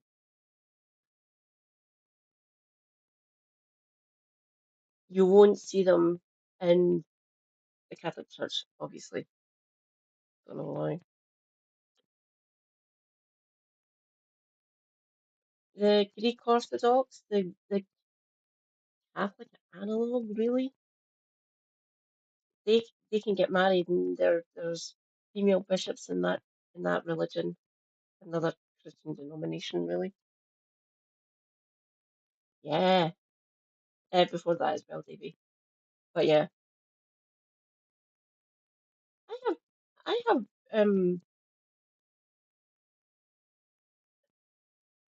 Muslim comrades here in Glasgow. They are based. They don't drink. They're actually quite quite good in that respect. Some of the family members still go to the mosque. They drink. There's many different types of people within each religion, especially in the Abrahamics, so like Christianity, Islam, and Judaism.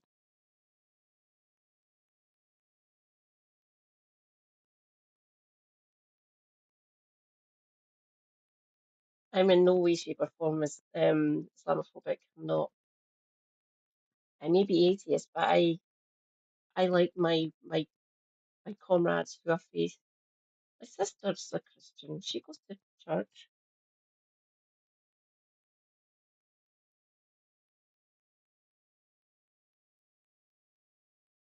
Nice one, Davy.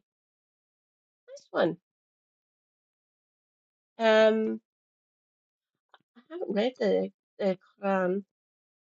I have tried to read the Torah. Oh dear God. Nothing against these two lovely individuals, but you really do need a degree to be able to understand the Torah. I watch a lot of videos about it to try and understand what the Torah says. There's many different streams in Judaism, many different streams in Christianity, for fuck's sake. I'm not closed-minded at all. Each to their own. If you have faith and you go to service, if you go to mass or service, or go to the temple, which a synagogue, what a synagogue is, or go to the mosque or the Gurdwara, I respect you. Good. I try to be as tolerant as I can be, but where certain politicians are concerned, I am not tolerant because these are bastards. Stopping people protesting what it is they consider to be wrong, but I think it is very much about ensuring that people take accountability and are responsible for the messages that they are that they're shouting very loudly sometimes. What's it like for you to sit in the synagogue where you preach to your congregation every week and imagine that it could perhaps have been here? So I think we probably sit in a double world, right? That we know that this is always a possibility, and yet we continue as if we are safe enough to continue, holding on to a sense of hope, holding on to a vision of the future, which is one where we can celebrate our diversity together and see that as richness.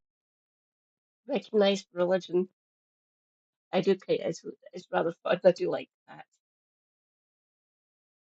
It's the more fundamentalist elements that I don't like converting people at the end of a sword or a rifle now. Really, just no, fuck off.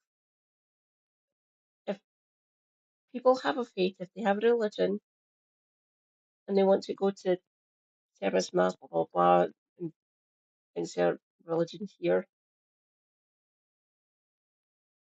I'm all for you doing that. Carry on. I would never force anyone to do that. My mum got forced by her dad. He was a Protestant fundamentalist. He died 3 months after I was born, so he's been gone a while. I would never do that to anyone. My mum said to me once, I had a sneaky feeling that you might be atheist in your outlook. I said, well, yeah, I have no problem with people being religious. When I told her that I was bisexual and an atheist, I told her those two things at the same time, same conversation. I'm not surprised, really. Hey, I'm not. You're not. No, you've taken after your dad in that respect, which is weird, considering that we got divorced when you were 6. But you're like him in many ways. It's weird. Don't worry, I still love you. But she got forced by her dad. I wouldn't do that. Literally, that happened with Super Hubby as well. His dad's quite a hardline Catholic, literally dragging his children to mass under the age of 16. After the age of 16, I don't think he even fucking came to it. But they got dragged to mass. I went to service. I went to church when I was younger. I went to Girls' Brigade and I went to Sunday school. I quite liked it. I just went to see my friends. The stuff I learned from the Bible, from what the way they told us about it. I loved my minister. I went to him and said, "Is what we get taught correct?" I technically no. If you want more of that, you just speak to your Mr. Reedy. He's one of the few decent Catholics in the world. My comparative religions teacher basically moved from Edinburgh from a Catholic fee-paying school to the secondary school that I went to. He was good. He was decent. He was a Marxist. Just fucking brilliant. I'm surprised at the amount of Catholic Marxists there are in Scotland. Seems to be a theme, really. Oh, God. I would never, if we had children, I would never force my kids to go to a church or a chapel or anything. If they wanted to go, I would take them.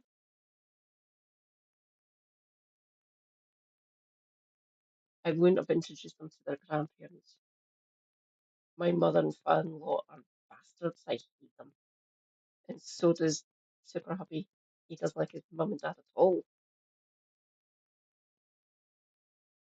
Was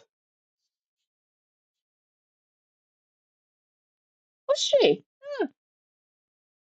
My mum was a church elder, and she got excommunicated because when it got found out that she was having an affair with a married man, she got excommunicated, and she said, "That's fine, fuck it."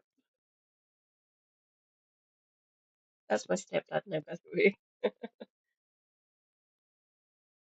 She didn't really attend. The only reason that she got nominated is because she delivered everyone's grandchildren. My mum, brilliant midwife, by the way, retired now, but she's in her 70s. She got nominated because she delivered all the children of all the other the grandchildren of the, and she actually delivered some of the children of the elders, which is weird. And she got nominated by 4 different people to be an elder for the church. I thought it was hilarious. I was in my late teens when this happened, when she got nominated to be an elder. Fucking hilarious. Services to the Protestant faith by bringing in more children. So funny. As opposed to see that as detrimental. That's an incredibly important value. It's like oxygen to the soul. Rabbi Kath Viner speaking to us there. Well, remember, as ever, we want to know what is on your mind on a Sunday morning. Email us kunsberg@bbc.co.uk, or on social media you can use the hashtag BBC Laura Kay, or you can even send us a message on WhatsApp these days. All mod cons. So back to our panel. Penny, you heard there the Home Secretary come up with this new idea to curb the powers of protest by giving the police extra conditions that they can apply to regular protests. Do you think that's workable? Well, change the law by all means, but you also have to be prepared for the fact that the people attending these protests don't care about the law. And what the Home Secretary also has to recognise is that when people ignore the law, when you've said to someone you can't go along this route, you can't do these particular things, and they then go and do them, you have to be prepared to meet that. So this is also about police resource and enabling our police officers to do what we are asking them to do. The police have done a remarkable job. I mean, Whitehall last night was quite a sight to behold.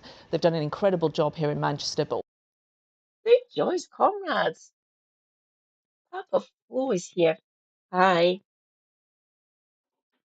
Buongiorno, Papa. How goes it? Welcome in. I've seen you in other chats, so I don't need to worry about you.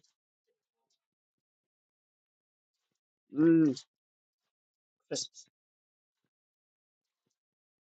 Chicken?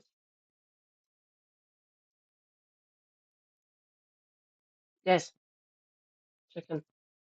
Chicken and time sensations, if anyone's interested. They are tasty.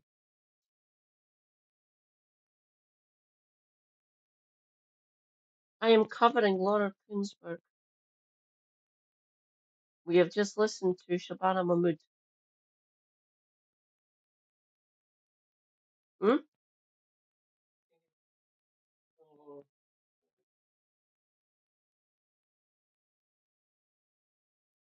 Oh, I've not put up my Stream Guardians. Rejoice! You have won pub quiz. We were prolific. Me and Super Hubby and my three other teammates. We won many weeks in a row in a pub quiz here in Glasgow. The pub is called Ruby's Tea Fireflies if you're interested. It is on Hope Street. It is a rock pub. It is a really good place. We were epic. When they saw us coming in on a Monday night, everyone just kind of went, oh fuck. We were amazing. I'm a font of useless fucking knowledge, and I've actually won quizzes on my own. I've won boxes of beer on my own. What? Just say it.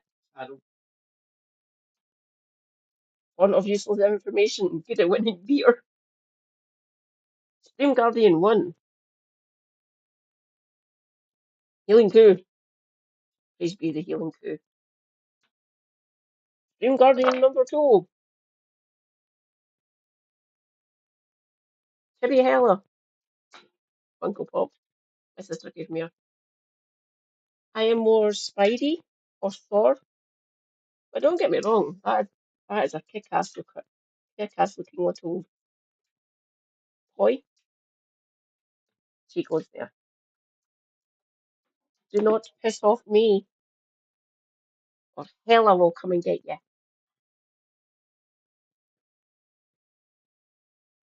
Or depending on what mood I'm in, a healing coup will come and get you.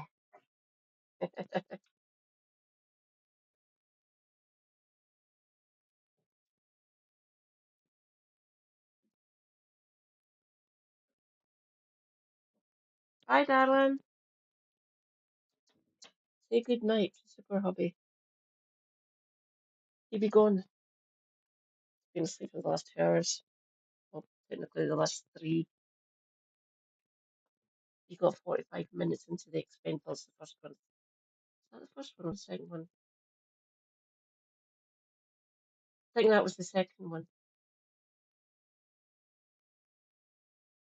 Yeah, Stormy Amy was wild. I was streaming on Friday night going into Saturday. That was delightful.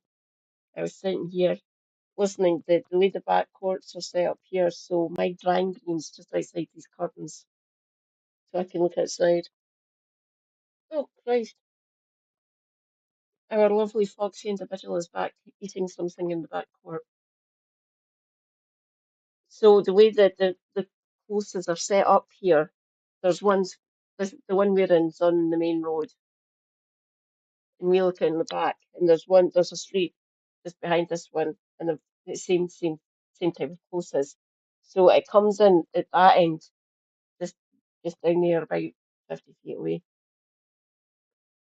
So it enters in that way, and it gets trapped, and it gets whistled around the back courts, and you can hear it whistling. People were hearing it when I was streaming, driving rain and all that fucking bollocks. And I was sitting here shivering. I had to go and put the heating on. Literally, I was fingers going blue and everything. But yeah, and these sort of storms happen. I'm not happy. I'm not good in that kind of weather. I'm more summer coded than anything. I need the sun. I need warmth. Driving winds and cold and rain and snow and all that bollocks not good for me. I don't like going blue for fuck's sake. And the damp goes right through me because arthritis. When Also across the country, I we can need to raise my support them, and volume that's now. why the Mayor of London in particular needs Maybe I to should have step just up and be more done vocal on them. this. But Lucy, But this is going to be very difficult for the Labour Party. The recommendations that John and I are making are going to be difficult for the Labour Party. We're asking for particular things that the trade unions won't like, for example. In this country, you have to be a member of particular professional.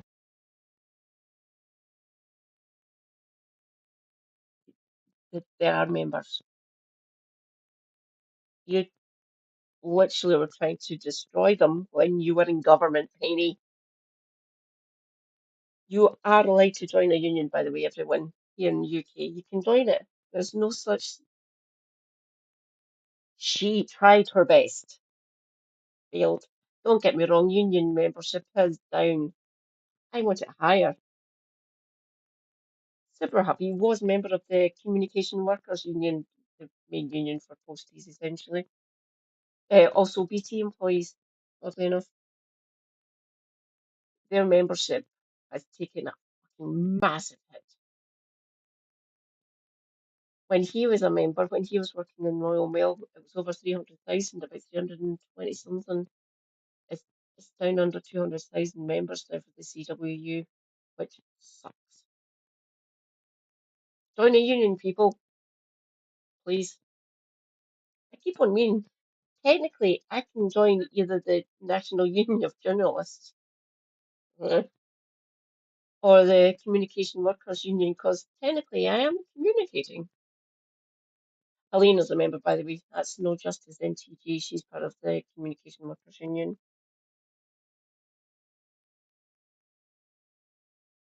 Oh, nice one. Get ready, bed. Oh my God. Ah, I will play. I need to go and relieve myself. I will break. I will play. I'll still have these on.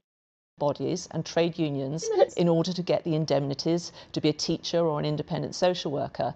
Some of those organisations are openly anti-Semitic, and you can't ask people in this day and age to pay subs Evidence, to an Penny. organisation in order to work in the profession that they want to. is that right, Lucy? Maybe Penny's just made quite an accusation that some trade unions and professional organisations are anti-Semitic. Well, I don't know what evidence she's got for that. It's not something I recognise. But look, I think the focus on sort of protests is right and appropriate at this point in time. But actually, I want to see us going further, especially in the online space. I mean, you and I have talked about this in the past. The previous government, the Conservative government of which Penny was a part, massively watered down the Online Safety Act at the last minute. They took out all the sort of harmful but hateful content being in that. And the rise of anti-Semitism, as Penny and John's report shows, the rise in anti-Semitism online is phenomenal, But and the Labour... way in which things get shared and spread, the way the algorithms work, I want to see a much tougher regulatory regime around what's happening in the online space, and that has to be balanced with free speech, and the free speech is sort of say we can't regulate but your colleague that still in the cabinet could have done that. You could have talked about doing that, and so far, after more than a year in office, Labour has had calls from various different charities, whether it's about anti-Semitism or child protection. Various different people have said you've got to toughen up the laws, and the government hasn't done it.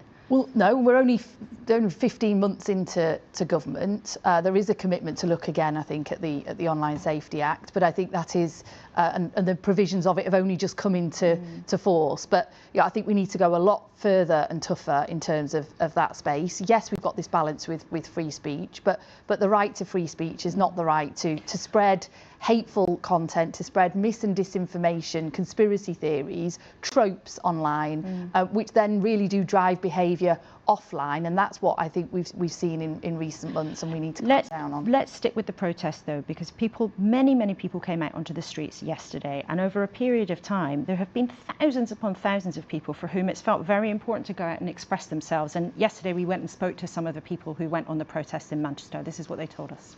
I'm from Manchester. I was really upset about what happened. It's nothing that we condone. We don't agree with terrorism. We don't agree with anything like that. We're trying to bring to attention what's happening, and Israel are the ones that have started all of this and are continuing it. The implication behind their argument is that these are hate marches. They are not. I have, as a Jewish person, I've received nothing but love and respect on these marches, and I've been attending every week for 2 years. Ben, there is a Jewish man for whom it has been important over the last year to come every week and say, I want to object to what is happening in the conflict between Israel and Gaza. As a conservative, do you not agree that he has that right? I think some of the examples you just gave that are an example of the useful idiots that we've seen who are supporting hateful marches where they are supporting Hamas, they're supporting Palestinian action. We saw, as you said, more than 500 arrests, so it's not a peaceful protest in any way, shape or form. And they're being used by these hateful organisations as useful idiots to allow this to continue.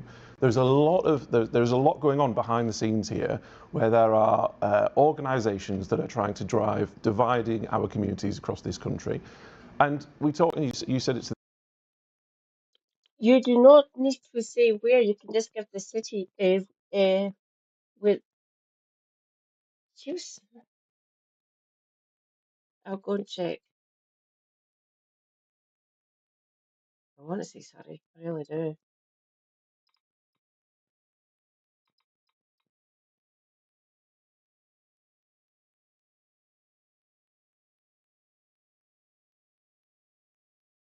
Oh gosh, that must be too close to mine. Fuck.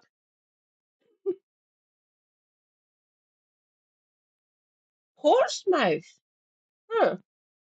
Oh, did she get booted last year? Haha, get wrecked, Penny.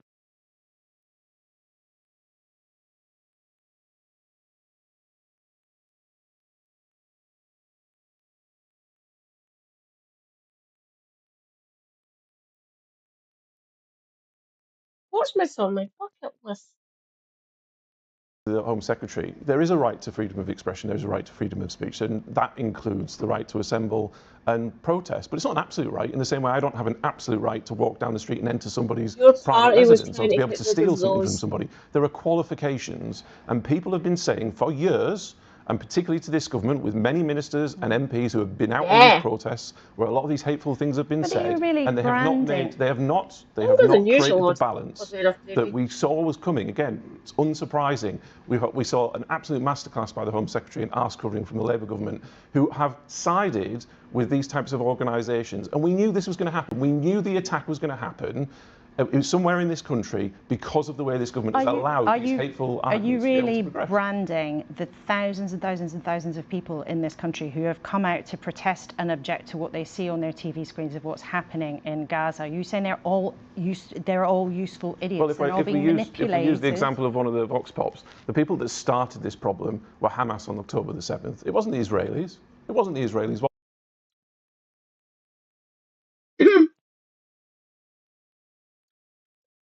The Israelis had been doing shit before that for fucking decades, Ben.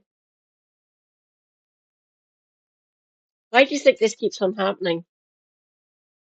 And the numbers involved for October the 7th, as you put it, basically 2 years ago now, pale into insignificance compared to what Israel have been doing for the last 2 years now. And even before that's just going on the current meta. They've been doing this for fucking decades. Oh shit. Yeah, that's when history started, apparently. No, it doesn't. Please, Mayor of Tayside, Mr. Hodgson, pick up a history book. In fact, if I find out what your office address is, I will send you Ilan Pappy's two great books. That might help you. It's been going on for a while. So even that is part of the misinformation that is seeping into our consciousness. It's seeping into the wider debate, and that allows and then facilitates and causes the attacks that happened in the last couple of days, because this misinformation is seeping through. Penny, do you agree? I think there are a lot of people who are clearly worried about what is happening in Gaza on these protests. But I'm sorry, if you have seen what has happened over the last few days, if you wanted to express your view, if you wanted to protest in that fashion, what you have done is taken away police resource, finite police resource, from where it was needed. On the Sabbath yesterday, that was for people. You don't get to say that. You don't have any right to say that. Your government fucking cut police funding, vital police resources. You cut all the funding for the constabularies down in England, so fucking shut it. No. Policing's devolved, by the way. The legal system up here is quite different. Some ways based, and mostly it's better than what it is in England and Wales, and different legal systems, different tenets and stuff like that. The way it operates, the way the judicial system operates up here is quite different. You cut funding for the police and for the courts. You don't get to bring that shit up. You don't get to say wasting vital police resources. You fucking cut their funding.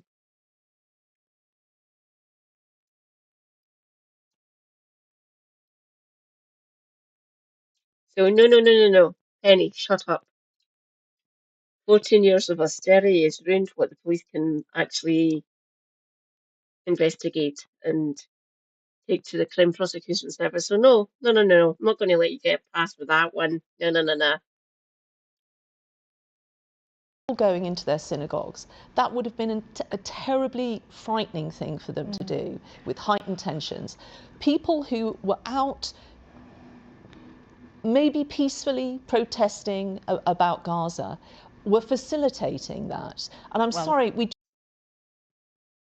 Oh, I can't. I should have just checked. That's a constitutional role that she had when she was in government. Someone there's someone in Labour who'll have that same position. Is that Shiv Lancaster? I can't remember. But someone who's part of the Privy Council gets that role. That's the sort of state, by the way, Davy.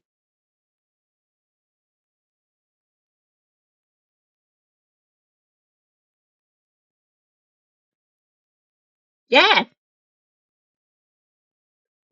How old is the sword? I can't remember how old the sword is. A couple of centuries old at least. Probably the 1700s. You're probably not far off that, Davy. Can we think of it? Well, she was a cabinet member. She's one of those one nationers. She's not like the Brexiteer, not like the headbangers and the Tory party. She was one of the one nationers who wanted to remain and stuff like that. I have no idea why she gets her time. She's not a politician anymore. She got voted out last year. Will be heavy. It's a double-handed sword, and it is long as fuck. It's like 3.5 foot or something, or 4 foot long. Technically, the monarch can wield that if he wants to go into battle, or if she went. I always thought it'd be fucking ridiculous if the monarch wanted to go into battle, and I can see Queen Elizabeth the First of Scotland and Queen Elizabeth the Second of England and Wales. The first Elizabeth wasn't our queen. We still had our monarchy at that point. If she wanted to, she could have went into battle when she was queen, wielding that. Always quite hilarious considering the height of her and how heavy that bastard sword would have been. So, Charlie boy, if he wants to go into battle, he can wield that. He can take that with him. Hilarious. That is a turn up for the books. Don't worry, it will probably go back to the usual schedule, and we'll have some form of we'll have a reform Egypt on next week, probably. Just need to say to our fellow countrymen, who I think, you know, for many of them, their sentiments are very genuine on this issue, please just think about other people in your country. And to Lucy's point, the last government did crack down on certain protests. I mean, people gluing themselves to tube trains and stopping emergency vehicles because of the climate crisis.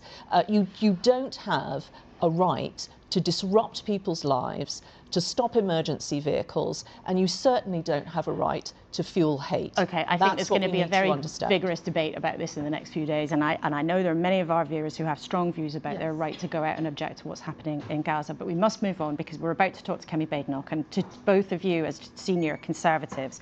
Ben, how important to you is it that the party... You never get any pushback, trust me on that. She is a poor representation of Scotland, by the way, Laura Kunsberg. She's from Glasgow, by the way, everyone. Delightful. No pushback. No. Why would she? She's a Tory at heart, really. Ugh. Yes, Andrew Neil, remember him? He's from Paisley, which I've always seen as a sort of left-leaning place. How the fuck does Scotland create these people? I have no idea. People like Alistair Jack and fucking Gove, and to a certain fashion, fucking Blair. He went to Fettes, it's a private old boys' school up in Aberdeenshire. Gordon Brown from the Kingdom of Fife. Ugh, fucking hell. Not the vast majority of Scots aren't like this. Trust me on that. We're not. We're actually quite decent human beings, and we like to look out for our fellow man. I at least am, and lots of my friends and family are. Laura does not represent me in any way. Party starts to show it can pull its socks up and start to climb back. Well, we've talked about previously, haven't we, Laura, when I've been on the show, that... And you've not been... No, Laura was born and brought up in Glasgow, Davy. Yeah, she went to Glasgow High School, the PPing one here. I can't remember what way around. One of her parents is Scottish and one of her parents is Swedish. That's why Kuensberg. Yeah, Scottish. That's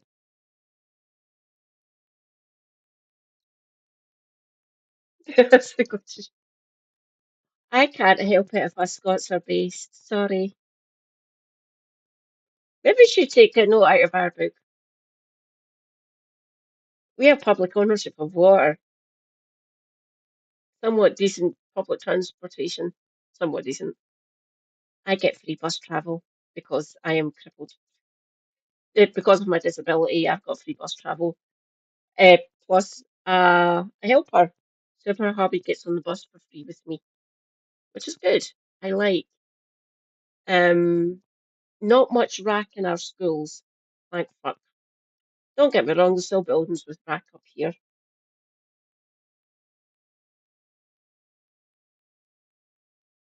Oh, she moved down to London in her early 20s. You do hear it every now and again. If she talks to Scottish politicians, it comes out oddly enough. It's weird. So if she has any, be them Labour, SNP, Tory, whatever, any sort of Scottish politician who are actually more grounded and do sound Scottish, you can hear it. She sounds more Scottish when she's speaking to like Swinny or someone or Anna Sarwar. But when she's talking to other politicians from like England and Wales, you're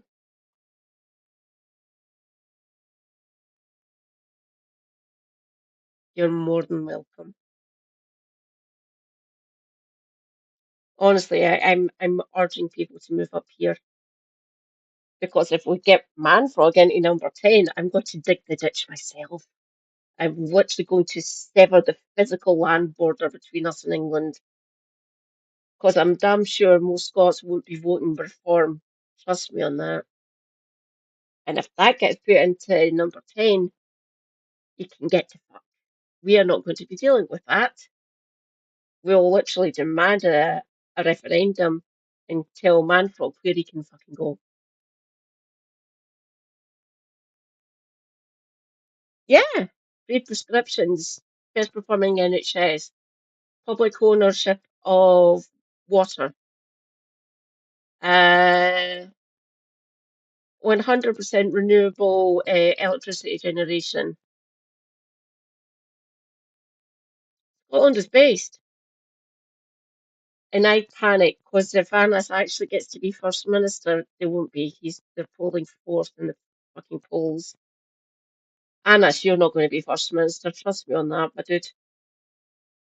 And I will be actively stopping you from becoming First Minister for very, very many reasons. And to think Manfolk's actually said that the next First Minister should be reform. You're having a laugh. You've got one councillor and one major councillor and a few other minor councillors in different councils up here. That's it. That's all you have to think you're going to get fucking constituency MSPs. Pull the other one. There's bills on it.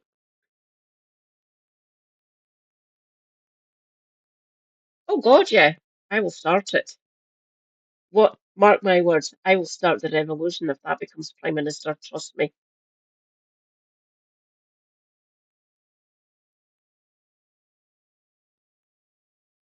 We will do. It will take time to get everything formed and organised, Papa.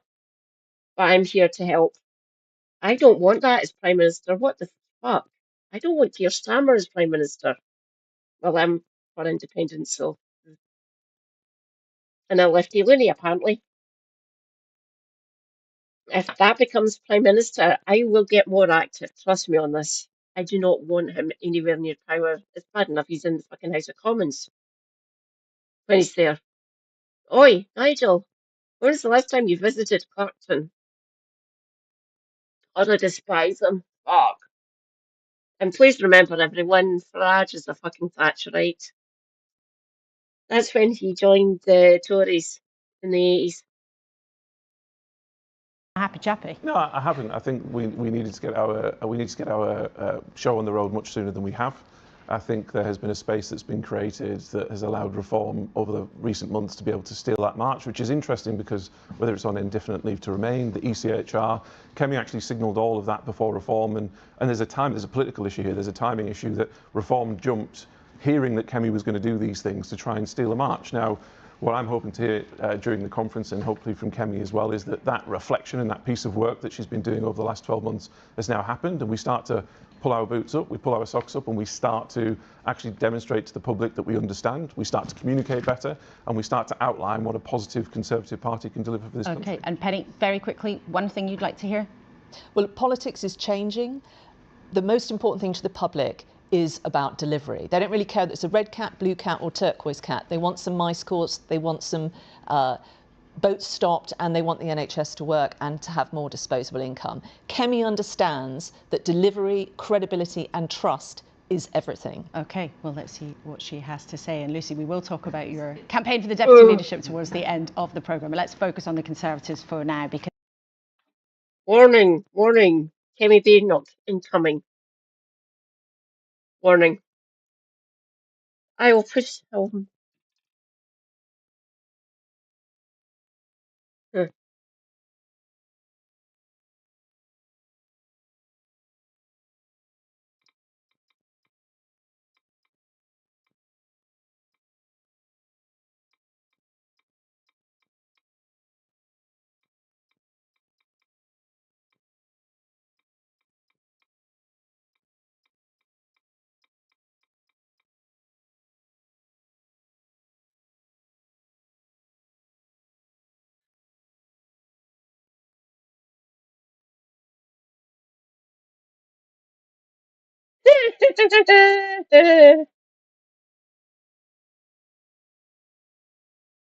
Oh, don't, yeah, if he even fucking attempts that, I exist. I will go up against him on my own if need be. He will try it, trust me on that. If he tries to dissolve the devolved administrations, it will get messy. Trust me on that one. As long as I still got breath left in me, I will fucking counter him at every fucking turn. Leave our parliament alone, you absolute fucking monster.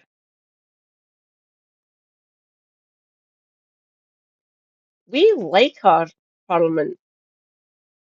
Don't end it. We will counter you in many many fun and various ways. Like I said, I exist. Come after my parliament and you'll have to deal with me.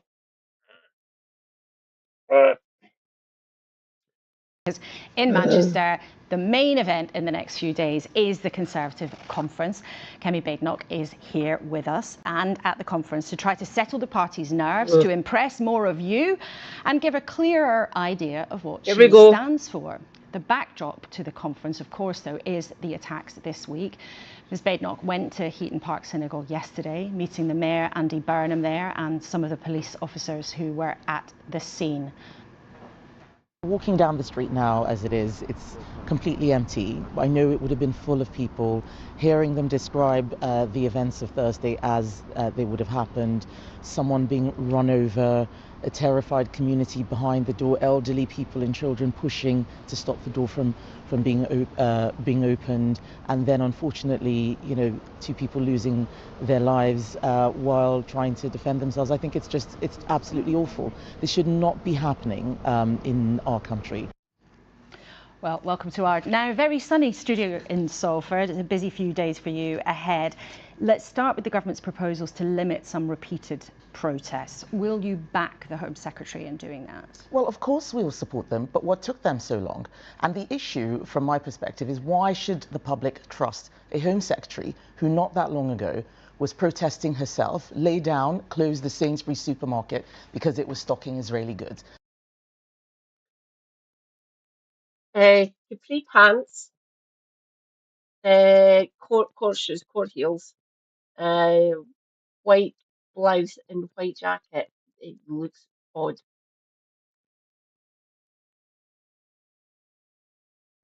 Not that I like her in any form or way, her politics and what she says and shit like that.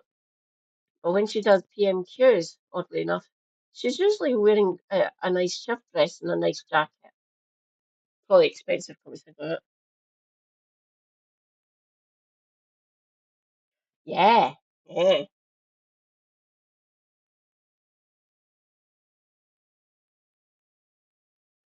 I was thinking that. I was asking Super Happy earlier today. Said, you think she's gone? Said, I think they will wait until the locals and the Holyrood and Senate elections, which are which will be happening in May. I think, depending on what happens during this month, during her year's grace is up on the 2nd of November, so in basically a month's time, 4 weeks. We'll see what happens in the next month, really. And he says if it does happen, even when it happens either now or after they get brutalised more in the locals and up here in Holyrood, the Holyrood elections and in Wales, we'll see what happens. He tends to agree with me on this. Cleverly and Stride won't run. They've already done it, and I think the pair of them look knackered. But the two that I'm thinking, and I was proven correct. I said at the start of the leadership campaign last year, it's going to come down to her and Jenrick, and she's going to win. I actually won money on that. I put my money in when the leadership election actually started after Rishi said Ofsky, essentially. And said the last two are going to be her and Jenrick, and she's going to win. I got a couple of hundred, no, hang on, 420 pound back on that one because I've done it early enough. So literally, I've earned money with her becoming leader. Fucking amazing. I'm not too sure this time. I think it's going to be Jenrick again, oddly enough. But the other main candidate, Phil Hurl, if they do get rid of her at the earliest opportunity, it's probably going to be Jenrick. Delightful. That's going to be fun.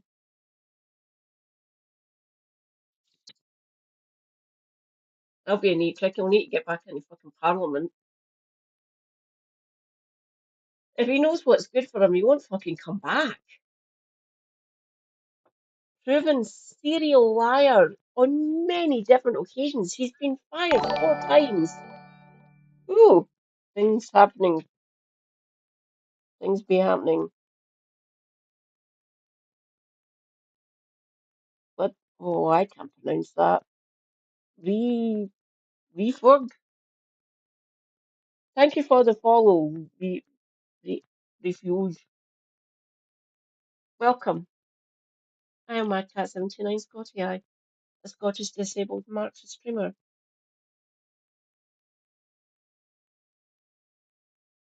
No, none of them will. None of them. It would be fun to see Chris Philp as leader of the loyal opposition, though. That'd be fucking hilarious. Don't get me wrong, he's just as mad as she is. So's Jenrick. I don't see Cleverly or Stride standing. I'm trying to think of other ones. Hang on, I've got it in my notebook. Wait a minute. Where'd be it? Let's see who's in the shadow cabinet. Jenrick. Shadow Justice. Christ. Pretty? Mel Stride, Chris Philp, Laura Trott. Rebecca Harris is their chief whip. Ed Argar, Shadow Health. James Cartledge, Shadow Defence. Victoria Atkins, now there's one. Helen Watley, Shadow Department of Work and Pensions. Oh God, Holland Reed won't do it. He looks fucking knackered as well. Andrew Bowie. He knows what's good for him. He won't fucking do it either. Jesse Norton. Richard Fuller, Shadow Chief Secretary. Nah. Mims Davies, Shadow Welsh. Oh, Alex Burkhart. He was on Question Time the other night. Shadow Northern Ireland. Gareth Bacon. I don't know the fuck who you are. There's a few here. Laura Trott. Usually see Laura Trott or Chris Philp or Jimmy yourself or Jenrick or Helen Watley. Would she run? There's another Scott, Andrew Griffith, Business and Trade. Andrew Bowie throw his hat in the ring? Fucking hope not. He's a detestable little fool. Davy, stop that. Stop it. Bad well support. Bad. She's dead. There's Thatcherites in the shadow cabinet. Her, Genric, Mills Bright after a fashion. Helen Watley and Laura Trott, they've got quite a quite a big streak of Thatcherism in them. Andrew Bowie, detestable little ghoul or gremlin. Fucking hell. Bowie is leader of the fucking Tories. That'd be fun. Don't get me wrong, I just despise the bastard. But having a Scottish Tory leader might be funny. I can see the memes now. I think what I heard when I was, talking to the congregation yesterday was that they don't trust this Labour government because they've seen all of them Yeah, make she still is. many Lots of anti-Israeli education. remarks, Shadow support education. anti-Israeli, anti-Jewish action. They are very concerned that this government doesn't believe in them, but I want them to know that they can trust the Conservatives. In terms, though, of your own position, you're also someone who's a very staunch defender of freedom of speech. Yes, I am. Is it comfortable as a Conservative to say that you will Are back you trying to further ban curbs on the right to protest? protest? We No, you're believe in not. free speech, but that has to be within the bounds of the law. If people are using protest to intimidate, if they're So am using I, protest Papa. to incite So am violence, I. then no, it's not protest. What do you think it is then? Super Hobby said something fun to me. I do like him a few years ago now, obviously. We've got her and Paisley, Reverend Paisley, fighting for control of hell while Satan is off in the sidelines just watching this and oh I didn't want these pair of bastards back here. Just literally talking to Mistopheles is basically his head general. Saying nope, not doing it, not getting involved. They can fight it out all they fucking want. I'm not getting involved. So Thatcher and Paisley fighting for control of hell. Be fun. I like to think the pair of them are fucking burning. I despise her to use Scotland as fucking guinea pigs. She wrote ruin on my country.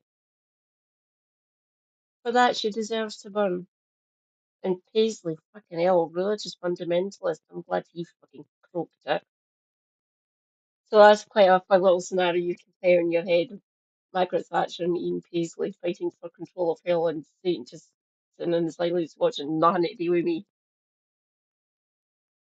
It's intimidation, it's inciting violence. This is one of the things that we've all been reminded of as we come to Tory conference, that what happened in Manchester was completely foreseeable. Not enough has been done. Jewish people have been very worried about their safety. I want them to know that we believe that they should be in this country. We do not want to see them leaving. Many of them told me that they're already leaving. Family members are leaving. They feel safer in Israel, a war zone, than they do in our country. How has it come to that? We have always provided... That's BS, by the way. Lots of Jewish people who have British passports who live over there are actually leaving. They're coming back here to where they were born and brought up. Then they've moved over for different reasons, but they're all moving. They're all coming out. Remember when he tried to block them from leaving, literally keeping his one Israeli citizens captive? What a delightful human being Benjamin Netanyahu is. But lots of them have moved back here for many different reasons. They said we don't feel safe anymore. So they've moved back to Britain, and lots of other expats who moved to Israel and moving back to their country of birth. The right of return to go to basically go and live in Israel. It's always been open to anyone of the Jewish faith to actually move to Israel. But a good percentage of them are moving back. Some back here to the UK, some back to the States, Canada, parts of North Africa, they're all moving back. They're all leaving Israel for many different reasons. I think a lot of them are saying they don't feel safe anymore. They don't like their government, so they've moved back here to democracy, whatever that word is. There's been a small minority protesting against this government, the Likud government, for a good few years now, but it's actually starting to pick up. Lots of other Israeli citizens are not feeling safe. They don't like the government, a good percentage of them at least. And lots of them are leaving, or there's some of them are staying and protesting, trying to get rid of this government. Good for them. I'm not entirely sure they're going to fucking win. If they can shift the dial a bit, is that something? But lots of them are leaving, and I don't blame them. I don't like this fucking government. Their government. I don't. Benjamin Netanyahu is a fucking criminal. Literally, he is a criminal, both internally in Israeli, in the under the Israeli legal system, and on the international stage. Obviously, war criminal, not convicted, but war criminal.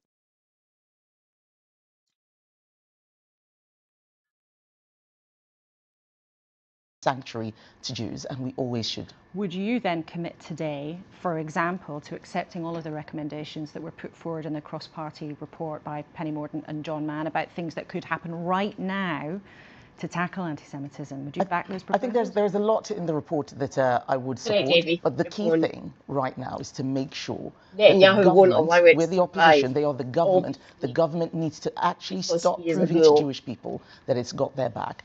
The recognition of Palestine when Hamas still had hostages sent a terrible signal to Jewish people in this country that the government did not care. I want them to know that we Mention the hostages that the Israeli government, the state of Israel have. They've got thousands of people locked up. None of you ever seen me mention that. They've got hostages as well. People who have not committed any fucking crime other than being alive and Palestinian. Literally locked up for who they are. Literally their existence. They've still got people locked up.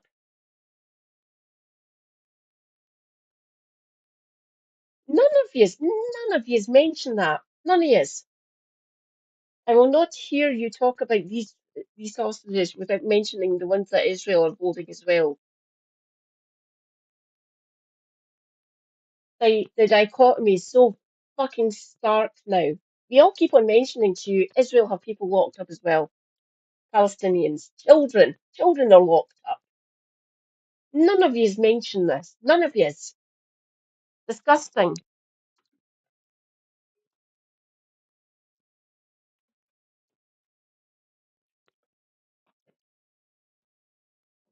Yeah,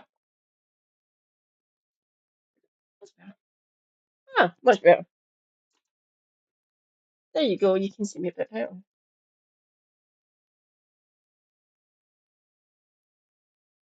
Oh no, cosplay. That was an excuse, obviously. They've always held these views. Yeah, plain excuse to do this. Greater Israel, anyone? care. And as far as I'm concerned, no other party has pointed out so many of the issues. We are the only party with the experience, with the competence, with the credibility to deliver for our country, whether it's stronger borders, safety, or a stronger economy. Do you agree with Penny Mordaunt that there are some institutions in this country, like unions, for example? Penny Mordaunt's claimed some of them are anti-Semitic. Do you agree with that? Well, Penny and I were in government together, and she will remember that we actually tried to bring in a law, the boycotts, divestments and sanctions legislation, to stop many institutions.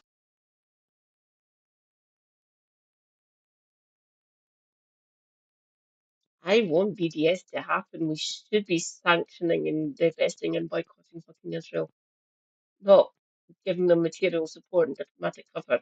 We shouldn't be. They're committing a fucking genocide.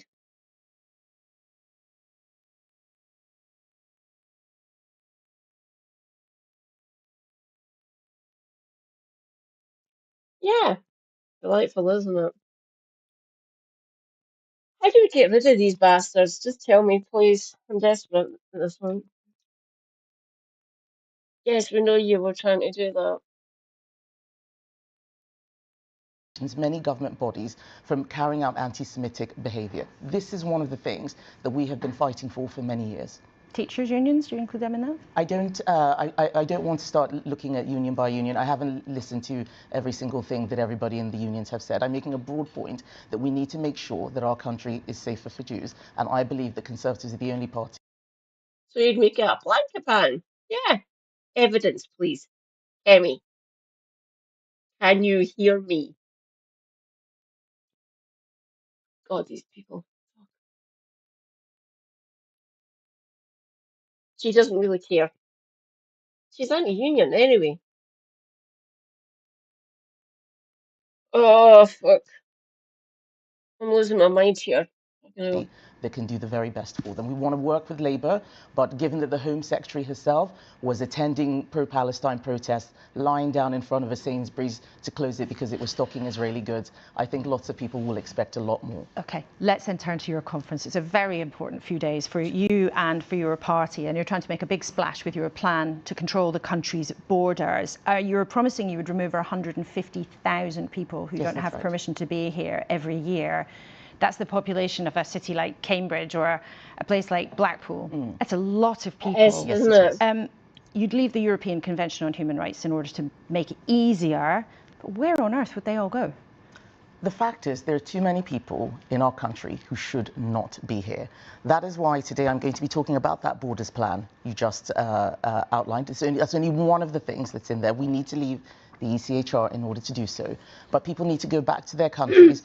They can go to safe third countries if that's the best thing for them. We had a Rwanda plan. We had a deterrent that was already working in terms of deterring people before it had even come into place. Well, hang on. The evidence on that is disputed. And here's the point about Rwanda. I'm sure people will dispute it, but the point is Labour scrapped it. They had no plan. They said they were going to smash the gangs, and crossings have increased 40% since they came in. So where would you propose that 150,000 people would go? Because the original Rwanda plan was going to take perhaps 1,000 people over 5 years. Laura, so where would those people all go? Not here. Not here. They do not belong here. They are committing crimes. They are hurting people. We have been trying to deport so many people and have been facing obstacles in the legal system. That's why we're leaving the ECHR. We tried to deport a Jamaican national who had committed crimes. Shabana Mahmood and Keir Starmer wrote a letter asking us not to deport him. He went on to kill someone else later. I'm tired of us asking all of these irrelevant questions about where should they go.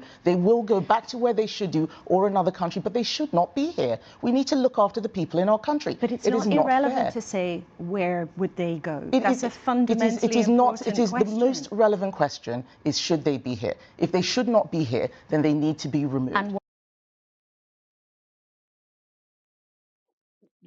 where will you would you send them? Where, Emmy, tell us.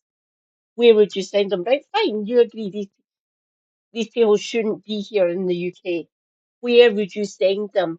That question is just as important as why are they here? Where would you send them? Just please. Yeah, she's Nigerian. She was born in Nigeria. She married a British man.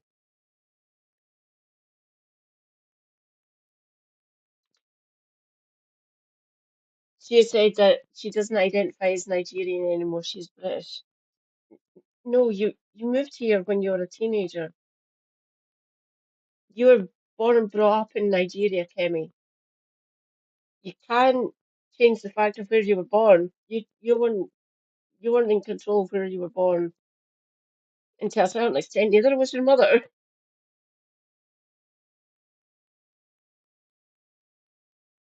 And plus, you can't punish people for the way they were born or where they were born or who they were born to. That is things out with our control. Where would you send these people? Where would you send them to? And 150,000. What the fuck? I thought the reform one was fucking mental. This one's even fucking worse. Where would you send them? Where is the money coming from this as well, by the way? Laura gets on that, by the way.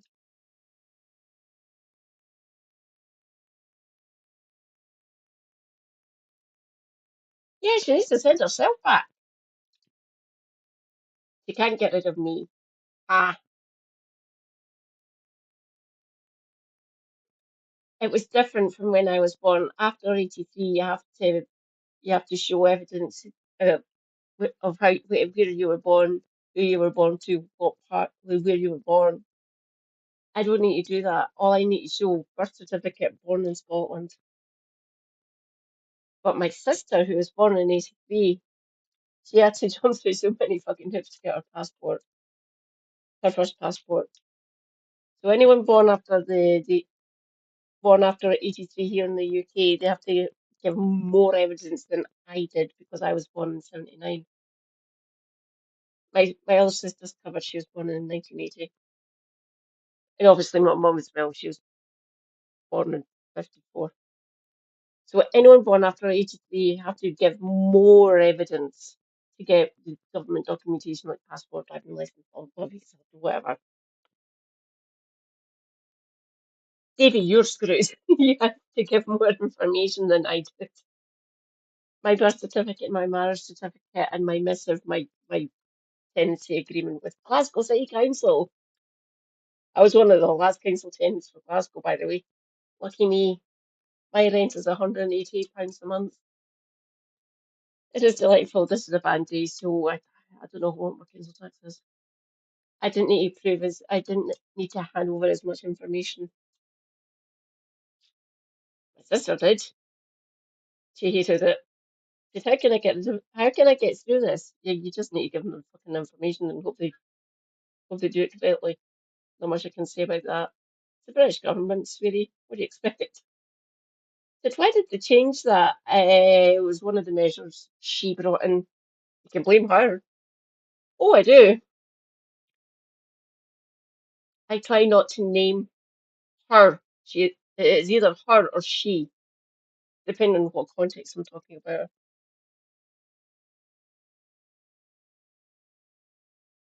Nice one, Davy. Congratulations. My mum owns her house. I'm basically a tenant. I'm one of the few with under £200 a month in rent. There's only a few hundred of us left in Glasgow. It's fucking hilarious.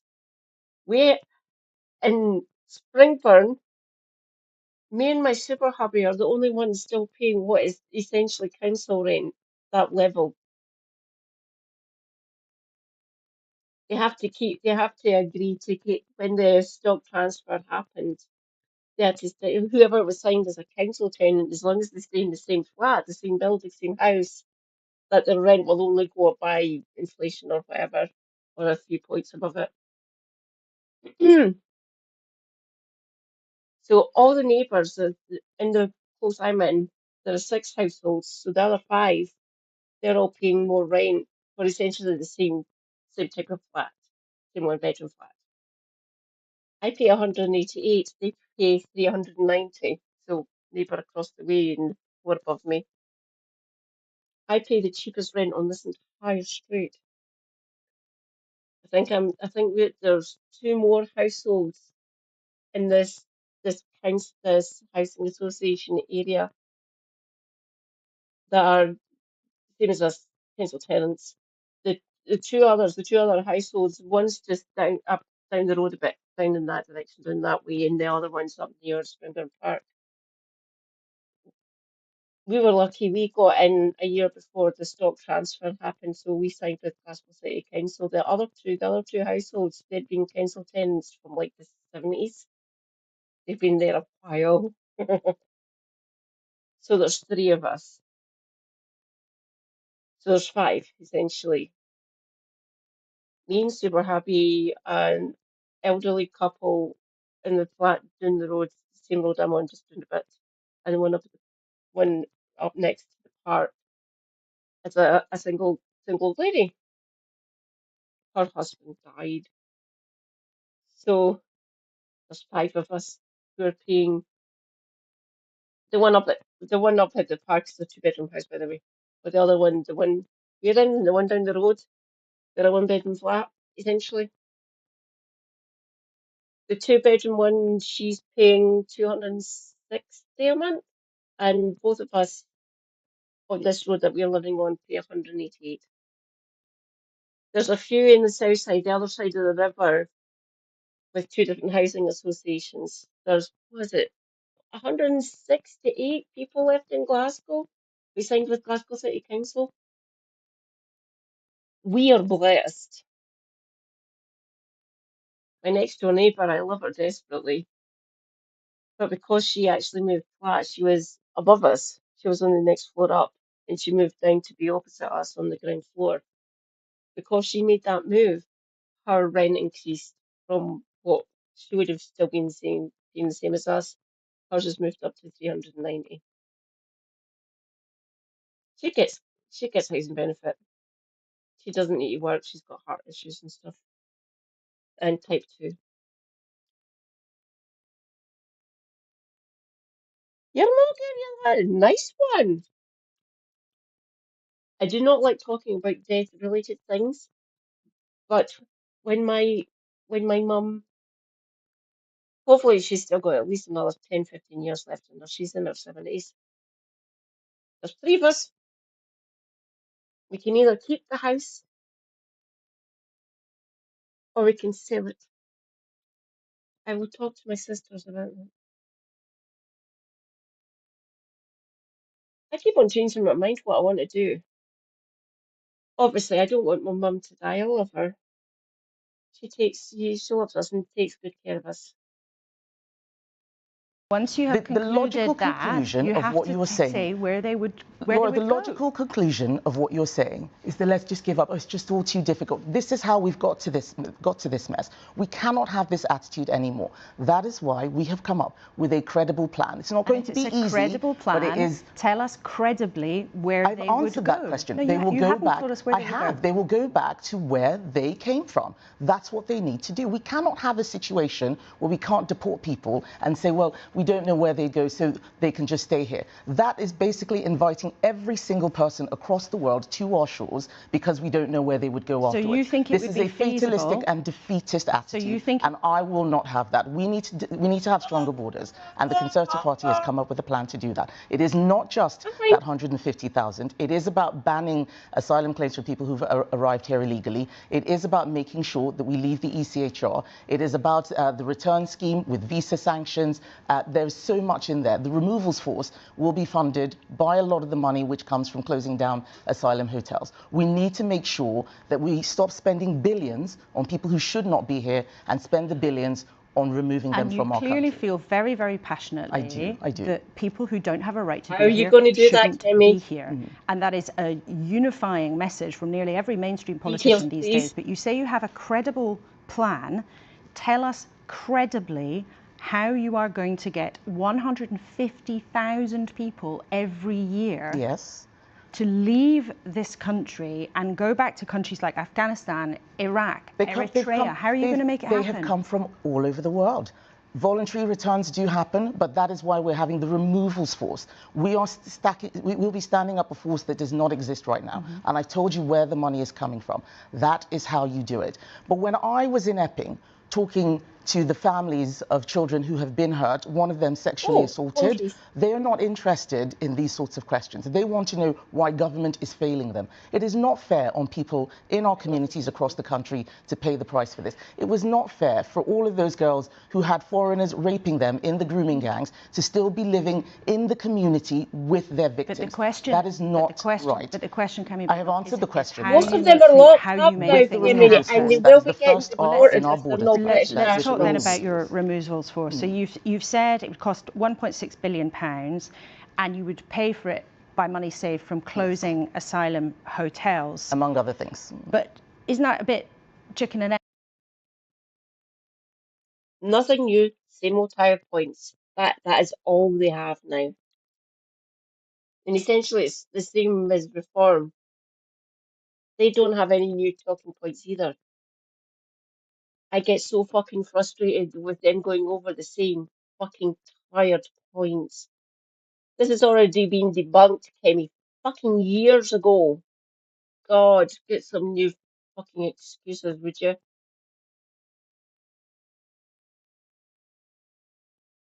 He was a court jester, wasn't he? Correct, Papafu. Correct. I can't take this woman seriously. I can't. Mind you, a lot of. Oh, God. I have a grudging respect of Peter O'Byrne. He's a Tory, obviously. But he calls people. He calls Kemi out. He calls other people. He called Boris out, for fuck's sake.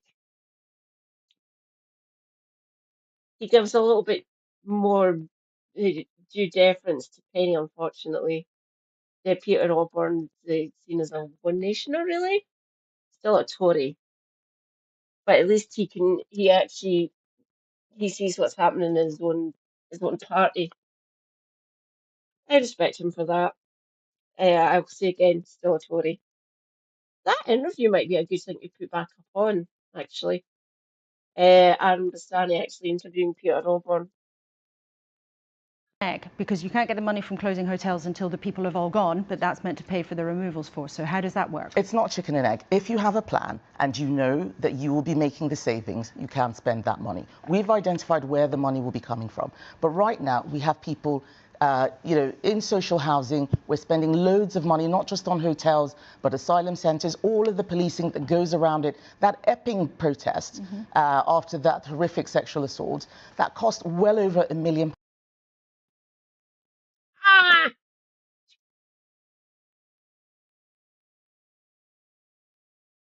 Oh, yeah. We'll be moving on to him next. By the way, the Scottish Conservative and Unionist Party leader is a person called Russell Finlay. By the way, is no longer Dross. He be gone. He be a. I think he's seen as a joke now in Scottish Tories. When I say Dross, I mean Douglas Ross. Idiot and ghoulish bastard. Like completely fucking clueless at times. Watching him getting interviewed was always delightful to me. I kept on laughing at the bastard. We are spending all of our money on dealing with migration issues instead of the NHS, instead of education, yes, former instead of linesman. our police force. I want us to make sure that we can have stronger borders. I've come up with a plan to do it. It is not going to be easy. There is no simple, happy, warm words plan that's going to secure our borders. It has to be something tough. And what I'm not going to do is stick my head in the sand like Keir Starmer, who's too weak to deal with it. And I'm not just going to rush out with lots of random things like reform are doing. We have given a credible plan. And one of the things that you've come up with over a period of many months, no, you haven't. Looking carefully at what has been a vexed issue for the Conservative Party for a long time, whether or not to stay in the European Convention on Human Rights. You've made that decision now, and you say you would leave if you were elected. You also say you'd be prepared to leave the Refugee Convention if there aren't changes to how it operates. But British values and democracy are under pressure. I'd love to see them try to do that. It'd be fucking hilarious. The Channel's one of the busiest shipping lanes in the fucking planet. I think some of the maritime freight people, industry might have things to say if they want to. I can't remember what fucking was it Suella or was it Pretty? I can't remember. One of them suggested putting in like a tidal barrier, similar to like the London barrier for the Thames, and literally changing the way the tides work. So might have been Suella or was it Pretty that actually suggested that. Fucking, you don't know how hydrodynamics work, do you? You fucking lunatic. And how much would that fucking cost? Just no. You can't wall off an entire. We're one of the largest islands in the fucking world, by the way. Putting a wall around our sea border. Have fun trying to get that through Parliament. It'd be fucking hilarious watching it happen. Let alone actually watching them try to build something in one of the busiest shipping lanes. Do you know how much sea freight goes through the channel every day? Just No, just as mad as Boris want to build a bridge across the Beaufort Trench. Oh my God, I may actually show that. It's fucking hilarious what he wanted to do. I will show you the Beaufort Trench. It is madness to think that either wants to build a tunnel to go under the Beaufort Trench or build a bridge across it.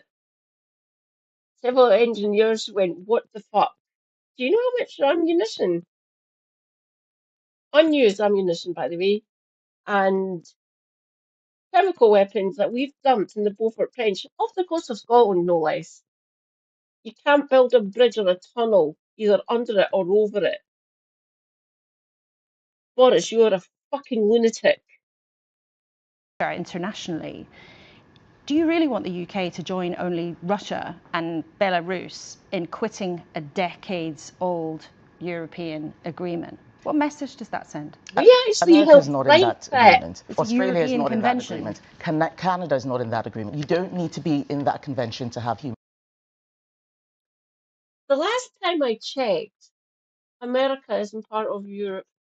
There's Canada, or Australia, or New Zealand. Take a look at a map, Kemi, please.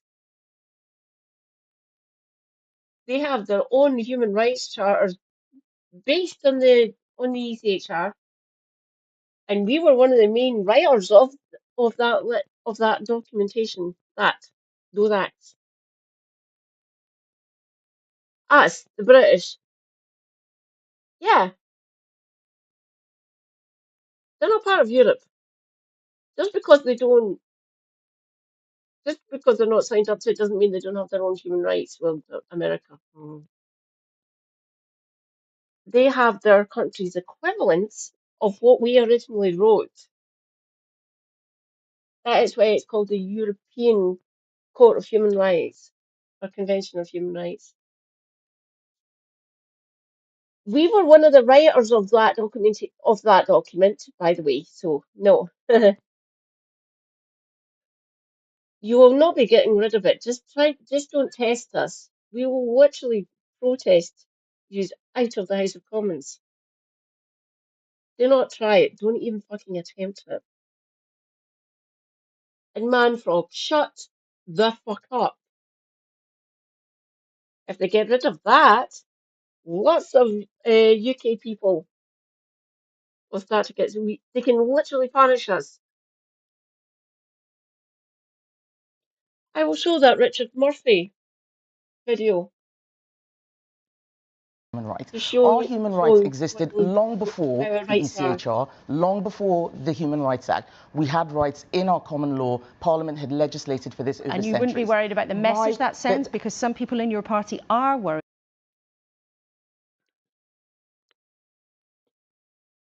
There were hard-fought concessions that we got because we were literally treated as fucking slaves throughout history here in the UK.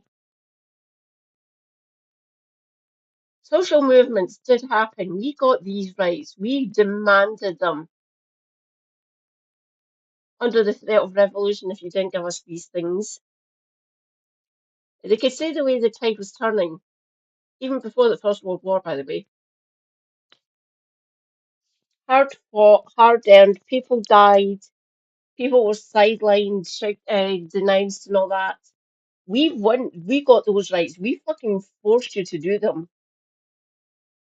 under threat of mass movement. Do not even attempt to get rid of them. We will go back to that, by the way. Do not get rid of our human rights.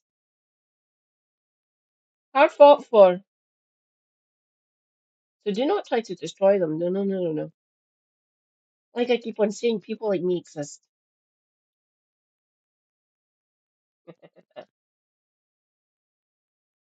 Do not make me get active. My body can't physically handle it, but I'll fucking do it. You've already dehumanized me being disabled. If you actually come for my physical right to exist and to help advocate for myself and to people in my community, fuck you. I will fucking challenge you on this. You're not getting rid of my human rights in any way, shape, or form.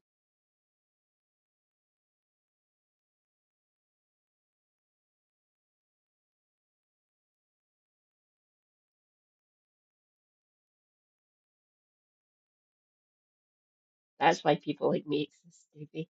Trust me. She rubs her hands in glee to say, bring it on. Do not test me. About the Laura, message that it would send to even walk European away from such a countries, 8 treaty. European Do not countries led sideline by this, Italy Scottish have women. gone to the Council of Europe and We said will the get angrier. ECHR is a problem. And they're looking We at are not in the, changing it, we are but not that's in the different from The Council of Europe, the leaving. Council of Europe has dismissed them. Okay, let's stop wasting time. People in our country are suffering and struggling. We are paying more and more money to deal with a problem that is getting worse. 14 years of austerity. Your party. You're part of the government. You've brought ruin on this country, on people like me, people like my sisters, people like my mum, people like my neighbours, and to my city and my country. 14 years of austerity has made it worse for us. Then when people come over looking for shelter because we've actually went and invaded their fucking country, you demonize us, you treat us like scum. We're fucking fed up. I say again, do not fucking test me. I'm getting more angry. This is not a good thing.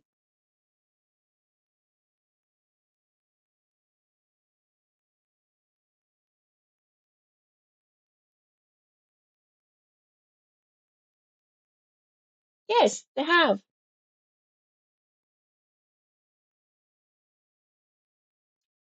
We have Picklebee. Nice, chill, safe space. I love Beth. She's amazing. 27 Club. Praise be Davy. I love Davy. He lives kind of near where I used to live. I used to live in Clydebank. He is in similar area, kind of near to where I used to live. I think I've worked out roughly where he might be. Even if I knew, I wouldn't dox him, obviously. I love Davy too much. Go and follow 27 Club. Davy based. And go and follow Picklebee. She is also based. Plus you've got me. And obviously yourself, Davy. I need to come over and check your channel, actually. Kemi, don't test me. And if you can hear me, whoever replaces Kemi, don't test me either. It would be fun to have help. It really would. I think I'll say this. I might get proven incorrect. Obviously, I don't see Cleverly or Stride doing it. They took their hat in the ring. Like I said, the pair of them look fucking knackered. Especially Mel Stride. He looks quite dejected at times. You did choose to be a Tory, Mel. Get wrecked, really. And worse. We will do whatever it takes. It's not going to be easy. I'm not here to pretend that it's going to be easy. It is going to be difficult. That is why we took our time. We have a credible plan. We've explained how we will pay for it. We've got 200 pages of legal advice, very thorough, explaining what's happened. And we haven't said we're leaving the Refugee Convention, by the way. You said you'd be prepared to leave, though. I read your plans last night. I have said that we will be prepared to leave anything that is stopping us from securing our borders. Conservatives are the only party with a strong team, not a one-man band, the experience, the credibility to be able to deliver this. And that is what we're going to be showing at our conference. One of the other things that you announced in the run-up to conference is abolishing the Climate Change Act. And inside your party, not everyone has been Not happy. again, Former Prime fuck Minister all. Theresa May said it would be a catastrophic mistake. Many businesses have been confused by it because part of the point of having a target in the Act has allowed businesses to plan, to invest in things like building wind turbines. They know what's coming. And you voted for it. Isn't it hopelessly short term to get rid of that Act? It's not working. If something's not working, you should stop it. Just because it says Climate Change Act doesn't mean it's stopping climate change. We made amendments.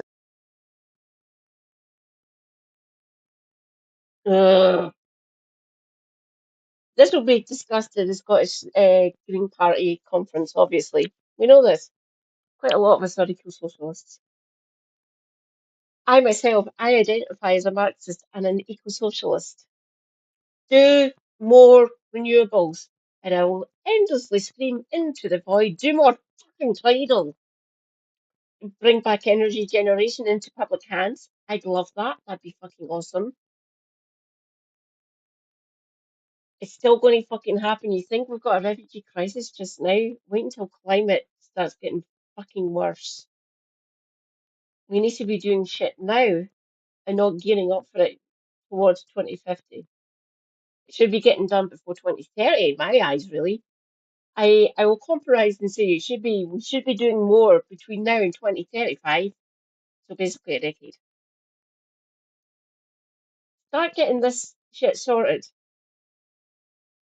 Stop using fossil fuels, please.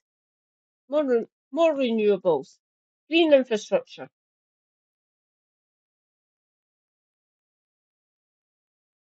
She is in many, many different ways. And she popped her head up recently. Last time I heard of her was a couple of months ago. Liz, fuck off. What a fucking lunatic. Her and Kwame, what the hell? Quasi Quartine. Fucking hell. My sister hates her. Liz Truss. That isn't Quasi. They're mortgage payers. My sister and her wife. And because of that mini budget, their mortgage rate went up. They were on course to get it paid off in the next 4 or 5 years. Well, when she was prime minister for those 49 short days, my sister and her wife were on track to get their mortgage paid off by about 2031 or 32. But now it's been increased. It's probably going to take them till 2035 or 36. And their mortgage rates went up by 2.5%. So they're paying something close to like 7% now.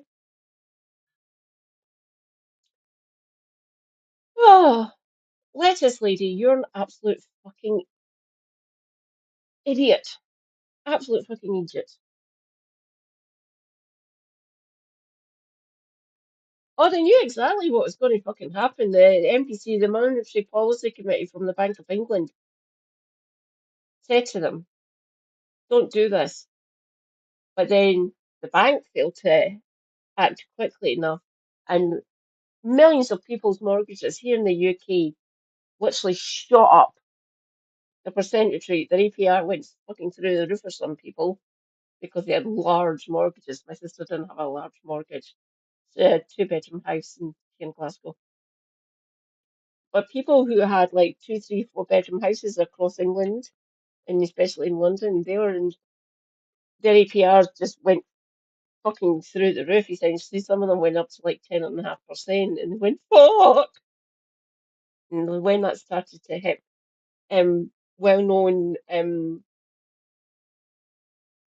policy wonks and people you see on your telly and stuff, political commentators, that's when the Bank of England stepped in. It is endlessly delightful to me. I'm not a mortgage holder, obviously, I pay rent. Me and my younger sister are the only two that pay rent. My mum owns her house, she's paid off her mortgage. My sister has a mortgage.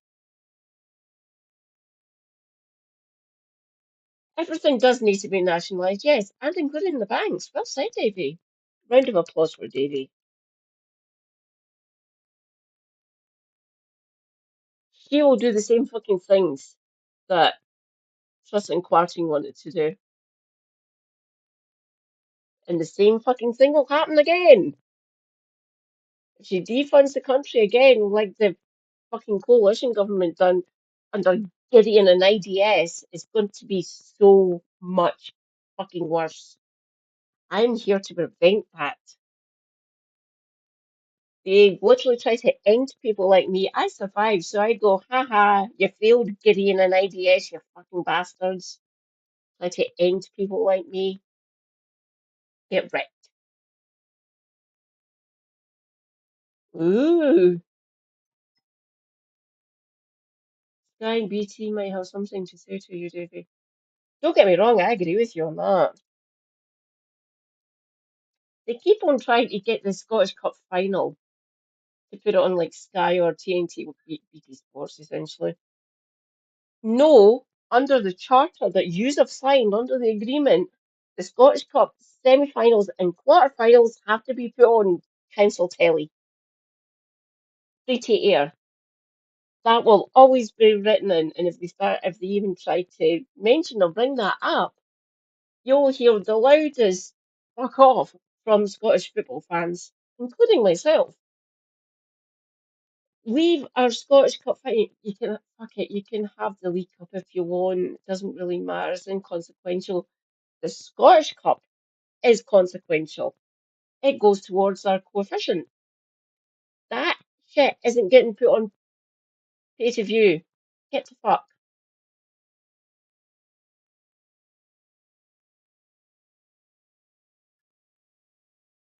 Yeah. The semi-finals for the League Cup. Yeah, basically pay to view now. Delightful. I usually listen to it. If they come after my Scottish Cup, they can get wrecked. If I want to go to football, it is like £35 for a ticket, which is easy enough for me to do. The only thing that kind of limits me is my health getting to a football match, especially now that it's getting colder. I really should go and see matches at the start of the season, so like the August, July, August, September-ish when it's nicer weather. But towards like between now and basically my birthday in March, the weather is usually shite. I don't do well in the cold and damp and driving winds and so on. Don't get me wrong, I can get tickets and go to it. It just depends on what the weather's like and how I'm physically feeling. Would I want to go to see the cup final in Hampden? That's easy enough for me to get to Hampden, obviously enough. The tickets for the Scottish Cup final, fucking 50 quid. What the fuck? The semi-final tickets are 45, 42 or something? 40, 42? That's a lot for a semi-final. And basically 50 quid to go and see the cup final at Hampden. The area where the national stadium is, the area around it isn't salubrious, let's just say that. Have you been to cup finals, Davy? To that act to comply with the Paris Agreement. We are the only country in the world that is complying with the Paris Midden, Agreement. isn't it? The carbon budgets that it set have forced us to have electric vehicle mandates, pushing them through very quickly. We are buying electric vehicles made by coal-fired power stations in China, the same coal-fired power stations we've...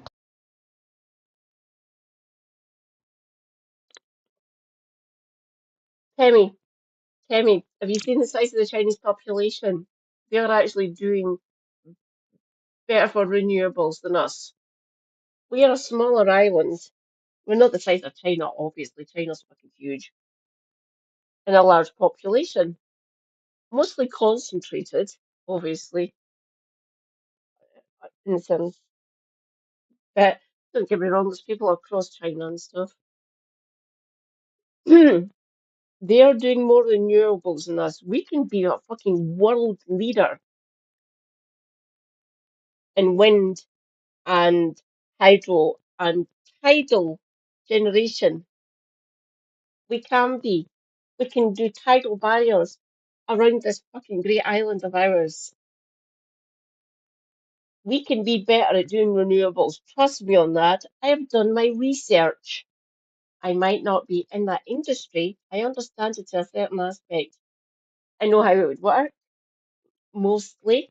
Not the actual, not getting into the weeds of the actual, how the science behind it works, but the actual physical thing and how it would be better for the country. Yes, bring it on. Tidal and onshore and offshore wind generation. We can be fucking world leaders. None of yous are fucking promoting this. None of yous. I will die. That is the hill I will die on, advocating for more renewable generation of energy. Fuck fossil fuels.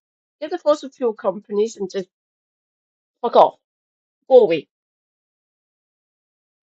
More renewable generation is needed in this country, and we can fucking do it.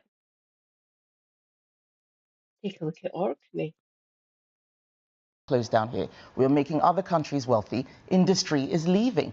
We are losing oil and gas. We're losing ceramics. We're losing car manufacturing. We're losing farming. We're losing fishing. Everybody's talking about energy prices. We need to make sure that we do not bankrupt our country. I want people in this country to have jobs. Literally in a People are matter losing of their weeks. jobs. Unemployment has Amazing. increased every single month since Labour came into office. Well, it's we fair have to a Labour point out government there are a lot that of cannot deal with businesses this. who think that this would be a retrograde step. But let's talk about what If it's this not working, it represents. is not useless retrograde. as We well have to in do the right government. thing, What the not just cling to the past for sentimental Let's reasons. talk about what do the these right thing. decisions, though, represent. I mean, you've already mentioned reform.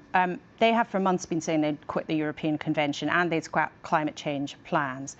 And Ben Houghton was suggesting before, they've moved quicker and shouted more loudly on these issues. And someone else in your party said to me, if you want a full fat Coke, you buy a full fat Coke.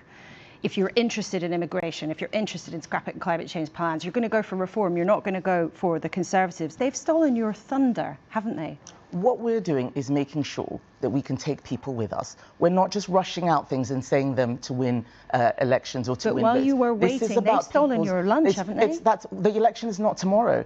We have to make sure that we demonstrate that we're looking after people's lives. Reform rushed out announcements about ILR, partly copied from us. They hadn't done the actual work, and all of a sudden, lots of Europeans with settled status didn't know what was going to happen to them. I make sure that when I announce something, I think about how it's going to impact people, not just saying things so we can grab a few votes. And the winning elections, if I may just make this point, it's very crucial.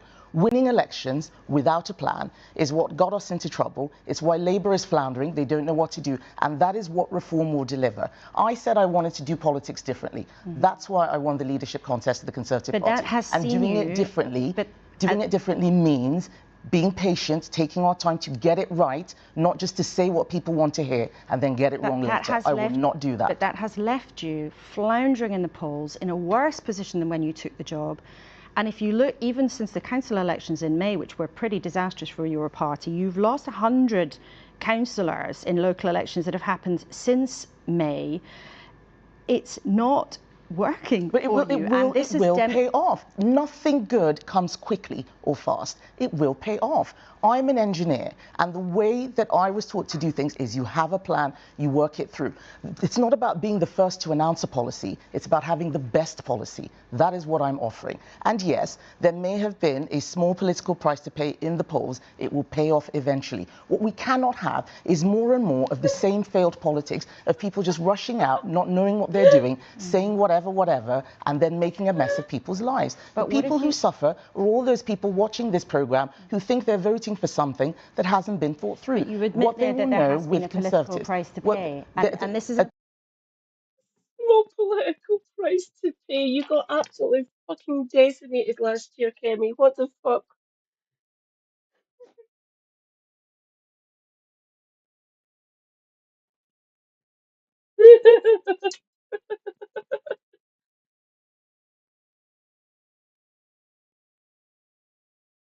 I'm seeing it happen, Davey. I am. Depends how they do in the local elections next year. Obviously, they're in charge of 10 councils down in England. Endlessly delightful. Check out Political Custard. It is fucking amazing. Some of these people who got voted in at councils down in England from Reform, they're fucking clueless bastards. They have no idea how local government works.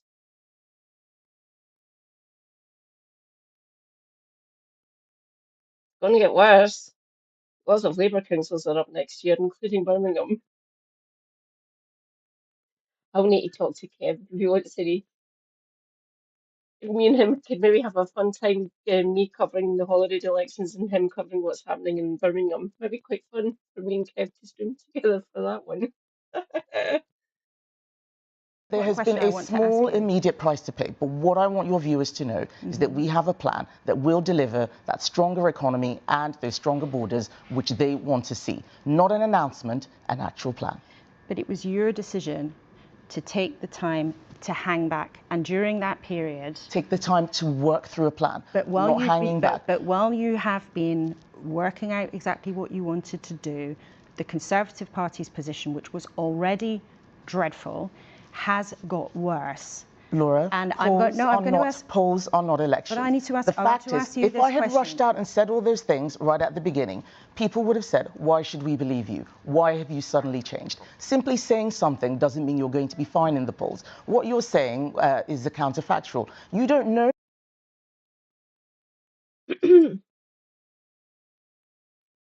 You've said stuff in public, live on telly. We remember them. You're mad at times. Oh,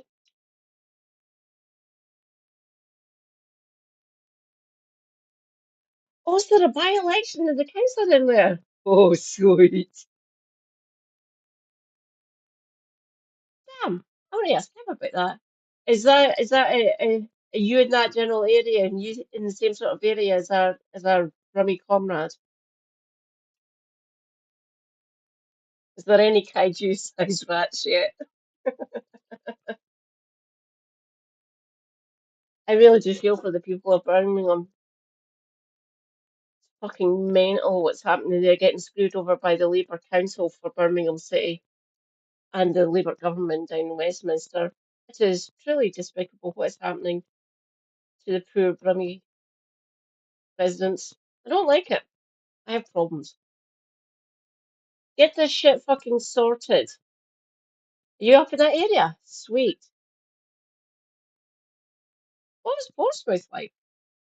Because you said that she was your MP. Portsmouth looks lovely.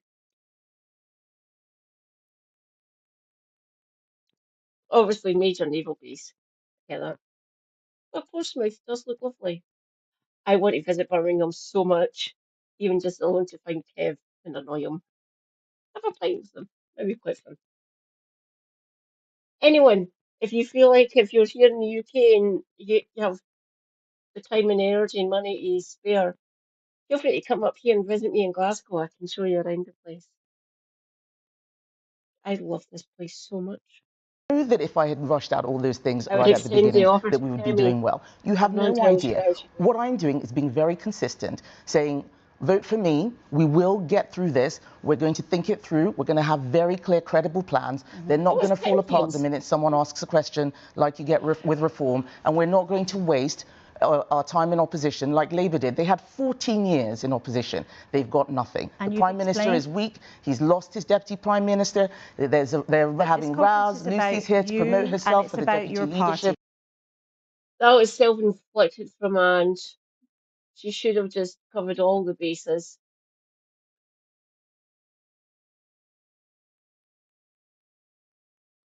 Oh, he shuffled off the coil. Okay. Don't get me wrong, lots of councillors and politicians do say, fuck, I've messed up, and say bye. Which they should. Some of them haven't, obviously. Boris Johnson. Just saying. Hopefully the councillor is in a better place. So yeah, that councillor will need to be replaced. Should be quite fun to see. I'm pretty sure Reform will try to target it. Good luck. Ah! Will it be a Labour? Who knows? It might be a Reform. I don't know. Depends how many decent independent socialists or maybe Green. I love that.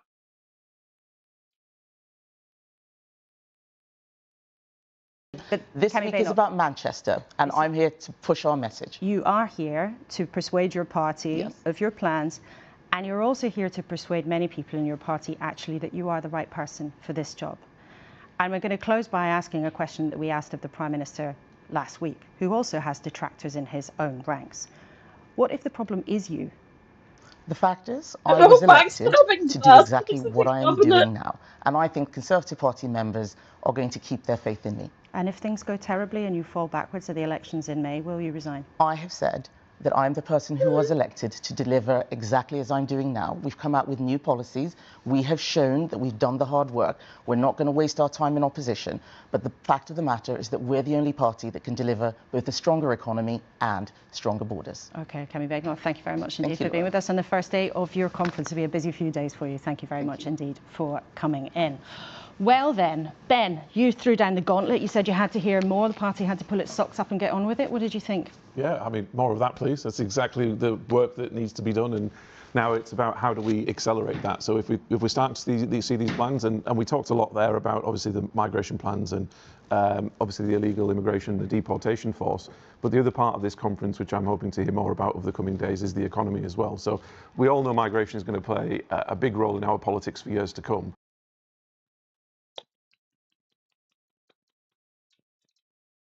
Round of applause for Papa Flo for joining the Green Party. Well done. Welcome. Welcome, fellow Green Party member. Scottish Green up here. Green Party for England and Wales. Nice one. What did you think of what happened at your conference? It looked amazing to me. Loved it. Loved it. I covered it. I will be covering the Scottish Green Party conference. I will try to do live vox pops and stuff. Look, I am a sad individual. Lovely. To see if I can interview people. I am hoping a comrade of mine, a lovely individual called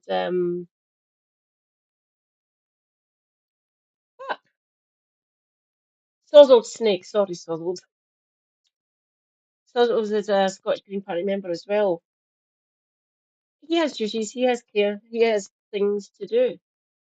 I hope he manages to be in person on one of the 3 days, 17th, 18th, and 19th. So in a couple of weeks' time, it'll be fun. I'll see if I can corner Ross Greer and get an interview with him, even just ask him a few questions and stuff. But I'll be speaking to people, generally having a good time talking to other Green Party members. It's going to be amazing.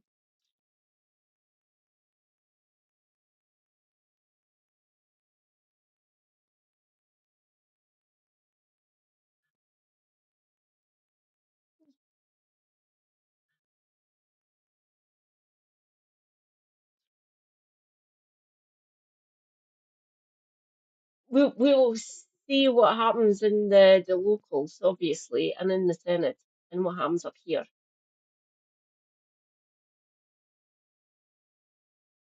More Heartland areas might be a good idea. We'll need to look at what the 39 seats actually ended second in. Don't get me wrong, a lot of them are down like the southwest, and there's ones where they finished second in like the Midlands, East Anglia, so Norfolk, Norwich, and places like that, and some on the northeast coast, Teesside, things like that, places like that. So going to visit them might be a good idea for the next conference in a year's time. It'd be good. I can't remember where Ellie and Adrian represent. They're both rural constituencies, I believe. Plus, obviously, Zach's a member of the London Assembly. Maybe getting to like Birmingham, Manchester, Liverpool. Good idea. Really good idea. I'd want the Scottish Green Party conference to move around a bit. Come over here. It's in Edinburgh this year. It's across the other end of the M8. I'm getting a bus to it. Because I can get a bus back because there's buses that run late into the night from between Glasgow and Edinburgh, so I'm fine. I don't need to get a hotel or anything. Pretty easy for me to get through to Edinburgh. I'd want the Scottish Greens to do the same, maybe go up to like Aberdeen, Dundee, maybe to Perth, up to Oban, places like maybe not Oban. Inverness possibly. Aberdeen obviously, Dundee, here in Glasgow obviously. But getting around the place might be a good idea for both the parties. But going into the autumn and going into the budget in November, I think Kemi might be onto something around really trying to put the economy back right at the centre of this, because Labour really don't have a plan over the economy, and we've seen them lose control over the last 12 months. Reform attacking even further to the left because they see an opportunity to park their tanks on the lawns economically. Is it, though, credible, Penny, for Kemi Badenoch to say 150,000 people? Reform or not talking to the left. Oh, that was bad. Give me a second, please.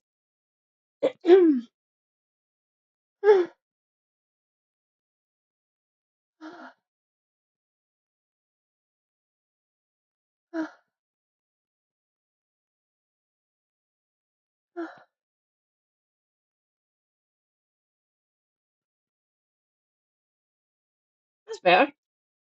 Wrong pipe. Ouch. A minute bit. People a year will go back to the countries that Reform they or not came talking from, to the left. because if I remember correctly, every government ever has said that about people who don't have permission to be in this country, and I don't recall a single government who's got good at actually making that happen. Well, that is what Kemi's talking about. She's talking about having done that work, because the But is it credible? Because she didn't dare give us detailed plans of how she would do it. coming this week, as you'll have seen from the press release, they are about changing the law, which has got the headlines, but it's also about the operational issues that sit behind that. But the third element you need to get this to work is political will. Whatever you think of Donald Trump, the one thing he has shown is that politicians can still make things happen. The work that he has done in the US with ICE, which is one of the things that Kemi's plans are based on, has actually turned the tide of illegal migration. And I think you've got a very clear message. What they've been doing is human rights abuses, Penny. I talk to Americans. I have American comrades I speak to on the internet, on the interwebs. What they are doing is utterly despicable and possibly unconstitutional. What is happening over there and what ICE are doing is deeply fucked up and totally wrong. I don't like it. Lots of my American friends, my main mod, please be Shanna Cranky Pants. It is disgusting. I do not like it. I don't want that model, that way of operating here in the UK. I don't. That is fucked up. We won't stand for it here. We're essentially policed by consent.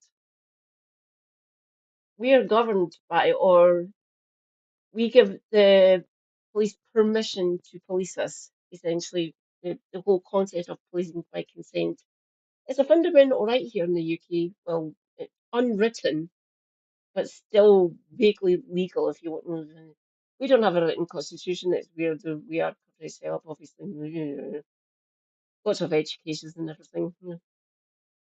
We are policed by consent. They aren't policed by consent over there. They are governed by, dictated to, by the federal and local authorities. It is disgusting. I do not like it. I do not want that over here. It's already happening. I'm disgusted by it. Do not try to import that over here.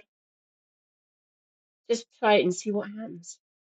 Today that Kemi Badenoch has the political will to do this. What she is doing is not easy. She could have taken an easier route. She's not doing it because she knows her responsibilities to this country. Okay, well, we'll see what happens in the next few days. And there are lots of people in this country who look at what's happened in America and they think, actually, I don't fancy that, but it is a controversial position and no doubt there'll be vigorous debate in the next few days. Lucy, I imagine that you were not very impressed by what you heard from Kemi Badenoch, but I do want to talk to you about this deputy leadership candidate campaign in the Labour Party. Your rival, Bridget Phillipson, the Education Secretary, implied that you would put Labour back on the road to opposition. She said you'd encourage division and disunity. Is she right?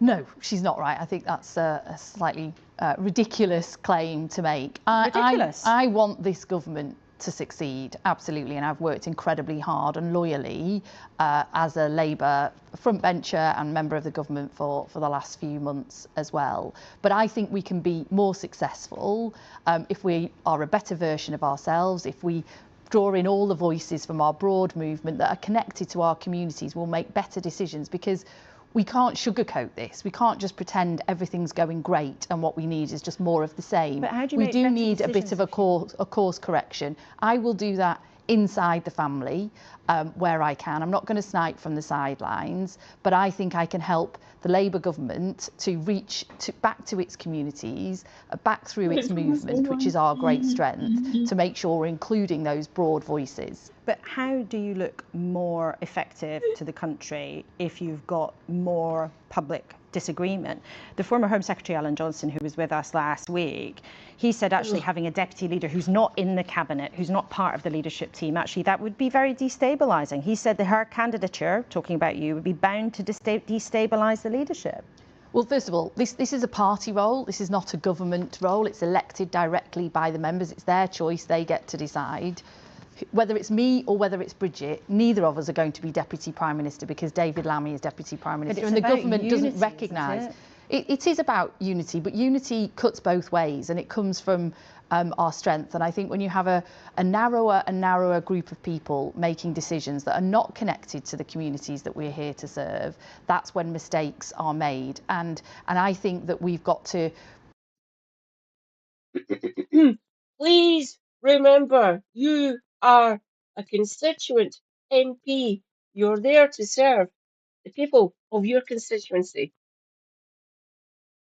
Okay? All of yous, every last one of yous, I don't care if you're in the cabinet or not, you're meant to represent your people. I don't think my MP is representing my needs, my concerns. I know she hasn't. I've checked her fucking voting record. Oh, hang on, let's see. Laura said she was in the Manchester area. Let's see what constituency she is actually from. What's it called?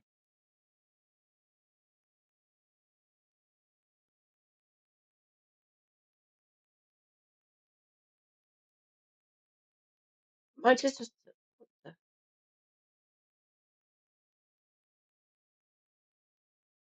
Oh, fuck me sideways. This is Lefty's fucking MP.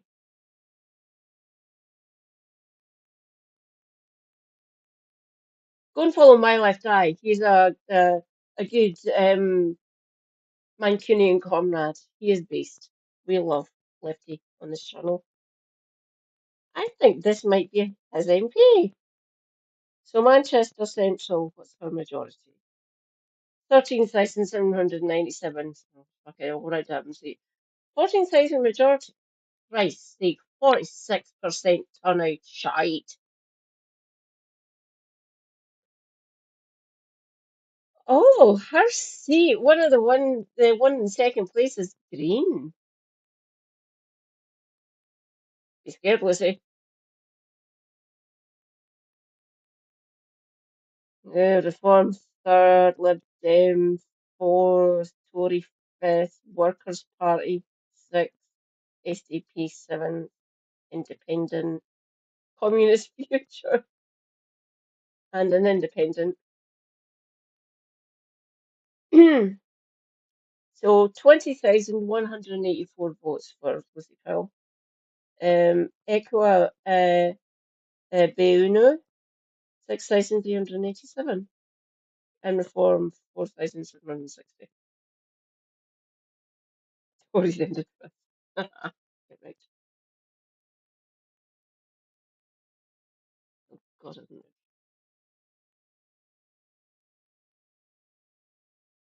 So there's a rather small constituency. The size of the electorate is 75,000, basically. 75,311. So not all of the electorate actually voted for her.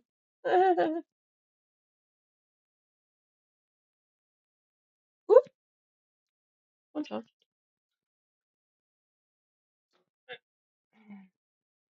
Oh God.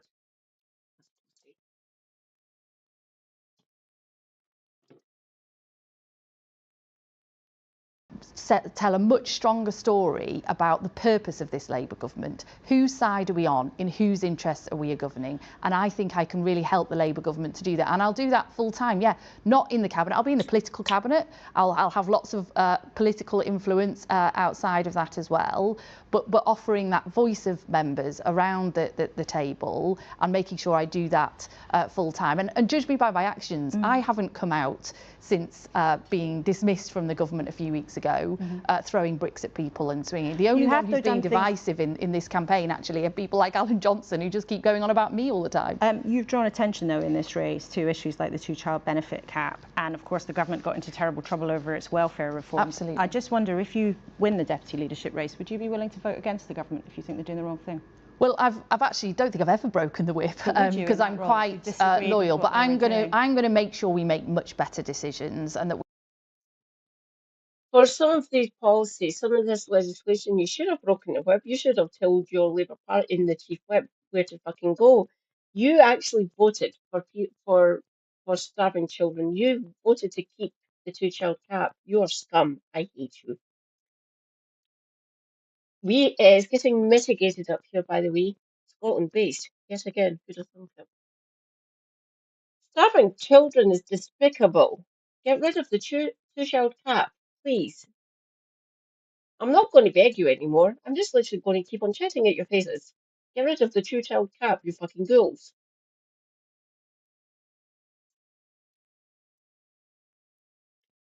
My sister asked me why are they keeping that in place because they're bastards.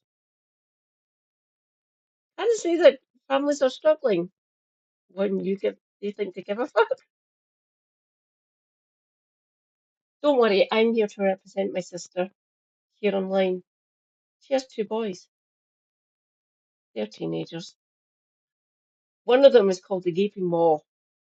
He eats. Full stop. Basically, he eats everything. But starving children, no good look. Denying people like me actual recourse for funding, for actual money to actually live a somewhat decent life. Foolish, don't like. Raising grannies, delightful. Should be doing it. Stephen Timms, how are you doing with that garbage legislation? I've actually read it. Dear God, I don't know what they were trying to do with that one. The writing in that legislation for that whole benefits debacle that we saw live streamed in the House of Commons. Endlessly delightful to me. I kept on screaming into the void about it. Some more MPs lost the whip the government backbenchers. Please don't brutalise the disabled and ill. They already went through enough. Yes, 14 years of austerity. Fun. You literally voted for those things, Lucy. I despise you. After 14 years of Tory fuckwittery, I'm not going to stand for it anymore. I don't care. I will literally call you out for it. You cannot blame someone for their existence, for how they were born and what issues they are going through, be they born with them or develop them through years of hard work in this country. You can't blame someone for their health getting worse. In many ways, you actually make this happen. Don't come after people for the fact that they can't work, that they're physically disabled. That is scumfuckery. I will always call you someone. we stick to our manifesto pledges, that we're really clear about the principles of this Labour government. And yes, that means things like the two-child benefit cap, which I want to see lifted. I want to see that lifted urgently, because I think that speaks to who we are, what our values are. Well, you should have voted against it then. Yes or no? If you were deputy leader, would you? I'm not going to go into hypotheticals, but I want this government to succeed, and I'm not going to be out there sniping and throwing bricks. Absolutely not. But I'm going to be making sure that we hear the voices of our whole broad movement, our communities, and we're a better government because all of it. three of you, thank you so much indeed for being with us today. Well, thank you to you, of course, for spending Sunday morning with us on an important day. Politicians are grappling with what might seem impossible questions right now. Maybe some of us are too. Join me and Paddy O'Connell later on Sunday's newscast on BBC Sounds, and I'll see you next week from our normal spot, same time, same place.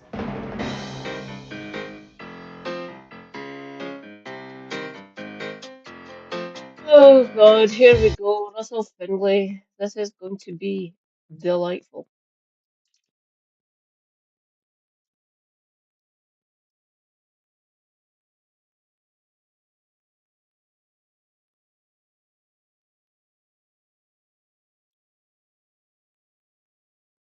Oh God, I forgot to stop watching it. And that's where we're talking about in terms of where we need that 8 billion for to provide the. Go back. Good morning and welcome to the Sunday Show. I'm Lindsay Bewes. The party hasn't seen rock bottom yet, says the Scottish Conservative leader. Russell Finlay will join me from conference this morning. And as house building in Scotland stalls, does the government have a plan? I'll ask Shona Robeson, the Finance Secretary.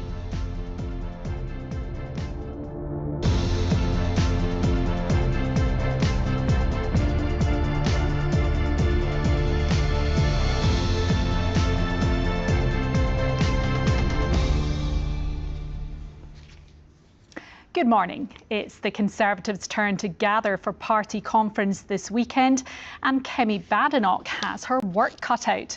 Can she keep members optimistic and avoid being swept aside by the surge of Reform's popularity? At Holyrood since April, 3 MSPs have walked away from the party, and the leader here thinks things will get worse before their fortunes turn. Well, Russell Finlay joins me from Manchester this morning. Thanks very much, Russell Finlay, for being with us. We'll get to the Scottish Party's fortunes in just a second, but I wanted to ask you about what your UK leader, Kemi Badenoch, has been saying this morning regarding immigration, announcing that she wants to remove 150,000 people who shouldn't be here, her words, per year, and leaving the European Convention on Human Rights as well. Do you support that policy? Good morning, Lindsay. Well, first of all, I wouldn't support or agree with your assertion at the outset that we are going to sink further, as you put it, or words to that effect. What I said was... We'll get on to that in just a second, if you don't mind. I wanted to ask you about... It's a misrepresentation at the outset. Well, we can get on to that in a second, but I wanted to ask you about this immigration policy and this proposal to leave the European Convention on Human Rights, and whether you agree with that. Yes, absolutely. I think people have been able to see year after year that the ECHR is no longer fit for purpose, and it has blocked governments, excessive government, from being able to deal with the issue of illegal migration.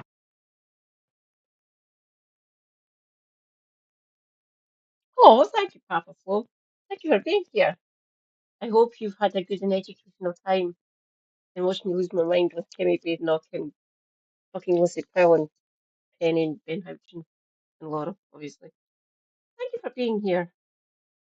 Stay hydrated, not necessarily with alcohol. Self-care is good care. Take your meds, if you take any. Stay based, and I'll catch you later. Say good night to Papa Flo, everyone. Bye. You know, when Labour came to power, they said that they would smash the gangs and stop the boats. And in fact, since then, 50,000 people have crossed the channel and come here legally. We now need to find a way a mechanism to remove people who should not Your be here, party and caused foreign this. criminals. You Were a said Right major. last now, year. You said last year. Your party were a major contributor to that fucking happening, Russell. That's saying. These Scottish Tories, I don't understand why they exist. I don't. You do realise you are surrounded by a sea of left-leaning people. Just saying. There is 2 Tories on the list for my list, the area of Glasgow, the North Glasgow area. So's Anna's. Anna's is one of my fucking list MSPs. Delightful. Anna's, I'm coming for you. I'm not running, by the way. I don't think I'd be. I might be a good orator, don't get me wrong. I physically would not be able to be an MSP or an MP. I don't have that capacity in me. My body's failing me. I will I will literally snipe from the sidelines if you wish to call it that. We send out here or streaming on here yelling mostly, calling out the BS. It's fun. I do find it delightful at times. Endlessly infuriating, obviously. That at that stage you wanted to stay in the ECHR. So what's changed over the last year?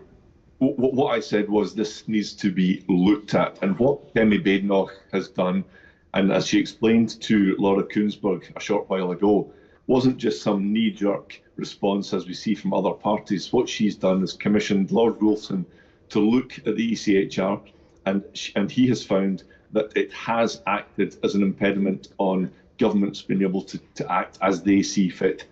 And this is why this report. They go on what the legislation is and then legal interpretations of everything that has went in the past. Literally everything. That's why they are judges. They read a hell of a lot more than I do. Mostly legal documentation, obviously, and legislation and lots of other fucking things. That is their job. They're there as a control measure, essentially, Russell. Okay? The advocates up here, we're a little bit different. Our legal system is different, and you know that.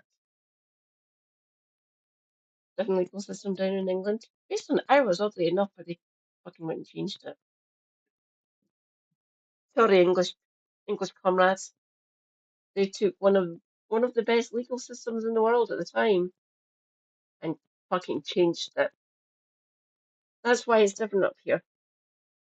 Don't get me wrong, the legal system up here is still kind of garbage at times, but I see it's a little bit better than what happens in England and Wales. Sorry. Scotland, kind of based, but kind of messed up. Don't get me wrong. Don't. Every country is messed up in certain ways. All of us. We're not perfect. I'm not here for perfection. I'm here for making things better, really. Incrementally, kind of happening across the globe, maybe. But here in the UK, fucked, completely fucked. I'm here to call it out. Report, which runs to almost 200 pages, is credible, it's serious, and it gives people a sense that What would the impact be on Holyrood then? Because we know that the ECHR is embedded in the legislation at Holyrood. Should the Scottish Parliament have a say on leaving the ECHR? Well, the legal report, Lord Wilson's work, clearly makes it the case that there is no impediment on the devolved nations or a host of other areas. This is rightly a reserved matter. Immigration is a reserved matter. One of the I don't want it to be a reserved matter. It's one of the main reasons I'm wanting independence, to create our own immigration policy. It is a reserved matter.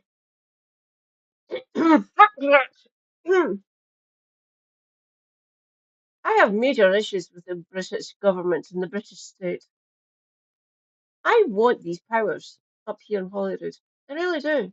Will I get them? In my lifetime? My youngest niece is under the age of 10. I would hope in her lifetime. In my lifetime? My eldest niece? Maybe in their lifetime? They're in their mid-20s, by the way. I'll not give their specific age. But they're in their mid-20s. They have asked me, Auntie Katie, do you think we will get this reserve power? Very doubtful, sweetie. They come to me for information. They're more than welcome to. So are my nephews, my Niblet's younger brothers. My sister relented. Fuck it. They want to talk to you. I'll let them talk to you. They have come to me and asked, I'm going to get the vote. Yes, you're going to get the vote. Amazing, isn't it? I've got the vote up here. You have the vote for Holyrood. You don't have it for Westminster. Not yet, at least. Who should I vote for? I would never assume to tell you who to vote for. I'll give you information. But if I was to force you, Scottish Greens. My sister just yells at me, don't tell them who to vote for.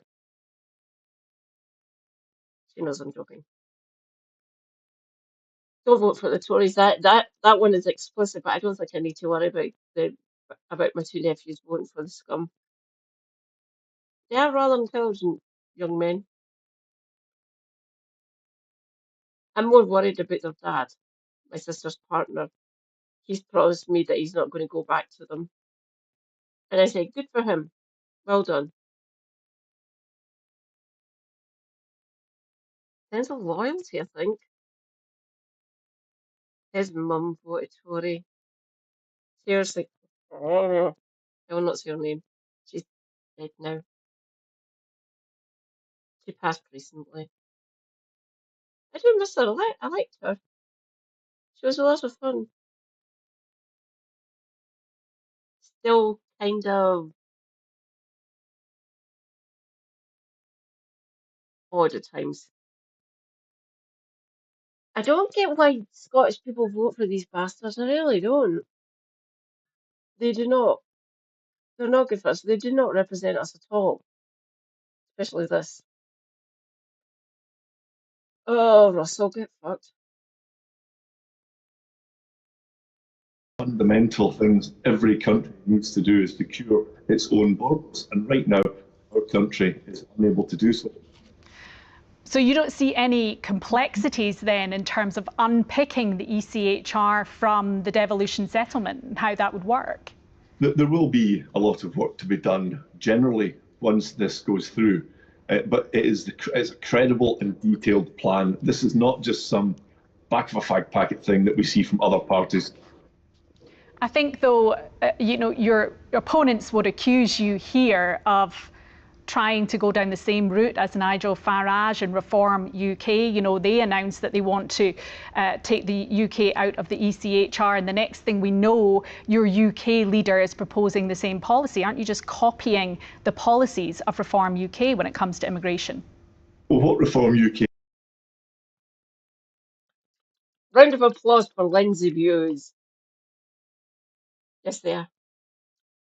They've done is just announced it without any sense of how it can be achieved. They've not done the hard work that Kenny has done and our party has done, which is to set out exactly how it You works. haven't explained either how you would address the complexities around the Scottish Parliament, the complexities around the Good Friday Agreement affecting Northern Ireland. You haven't set that out either. Lord Wolfson's report deals with that in great detail. Well, Russell Findlay, want to move on to talking about the Scottish Party now and your fortunes. You had been quoted in the Daily Mail newspaper as saying that the party will go backwards before going forwards. You could be a decade out of power. Does that not contrast somewhat from what you were saying a few months ago when you talked about not being prepared to accept doom and gloom? I mean, just how bad do you think things are going to get for your party in Scotland? No, absolutely. And what the point I was making wasn't that I accept that things are going to get worse before they get better. What I was saying was we can see what the polls show. When we went into the 2021 Holyrood election as the second largest party, all the polls, all the pundits said that we would be knocked into third place. And that didn't happen because we fought hard. We fought hard for every single vote. We set out what we stand for, from protecting the union, and in this election, putting the economy front and centre. Because under the SNP, over almost 18 years, or more than 18 years in power, everything has got worse.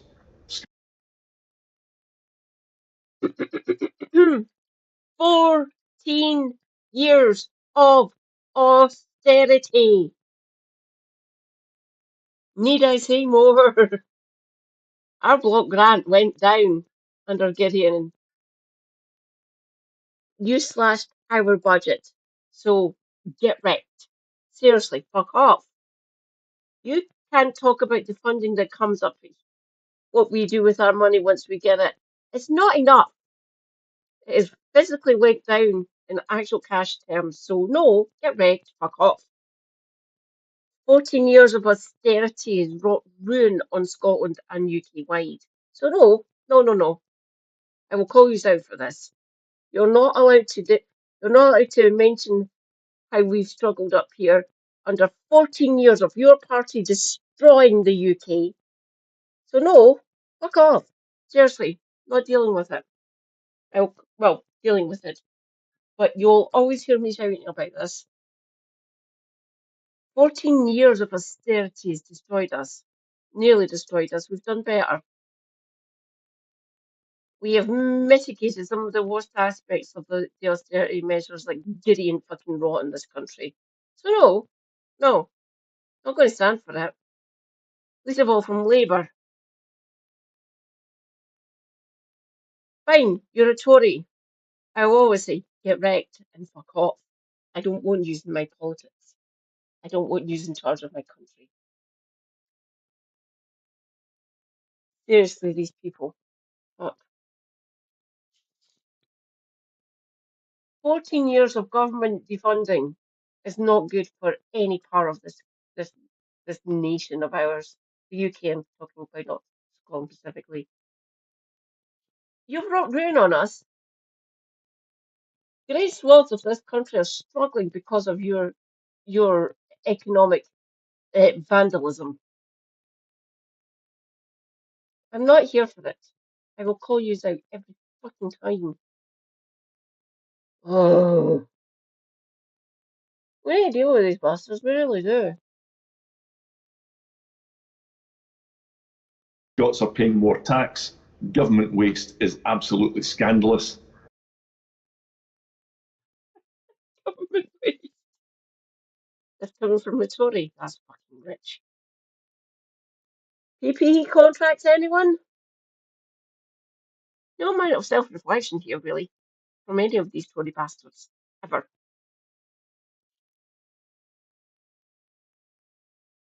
Ah!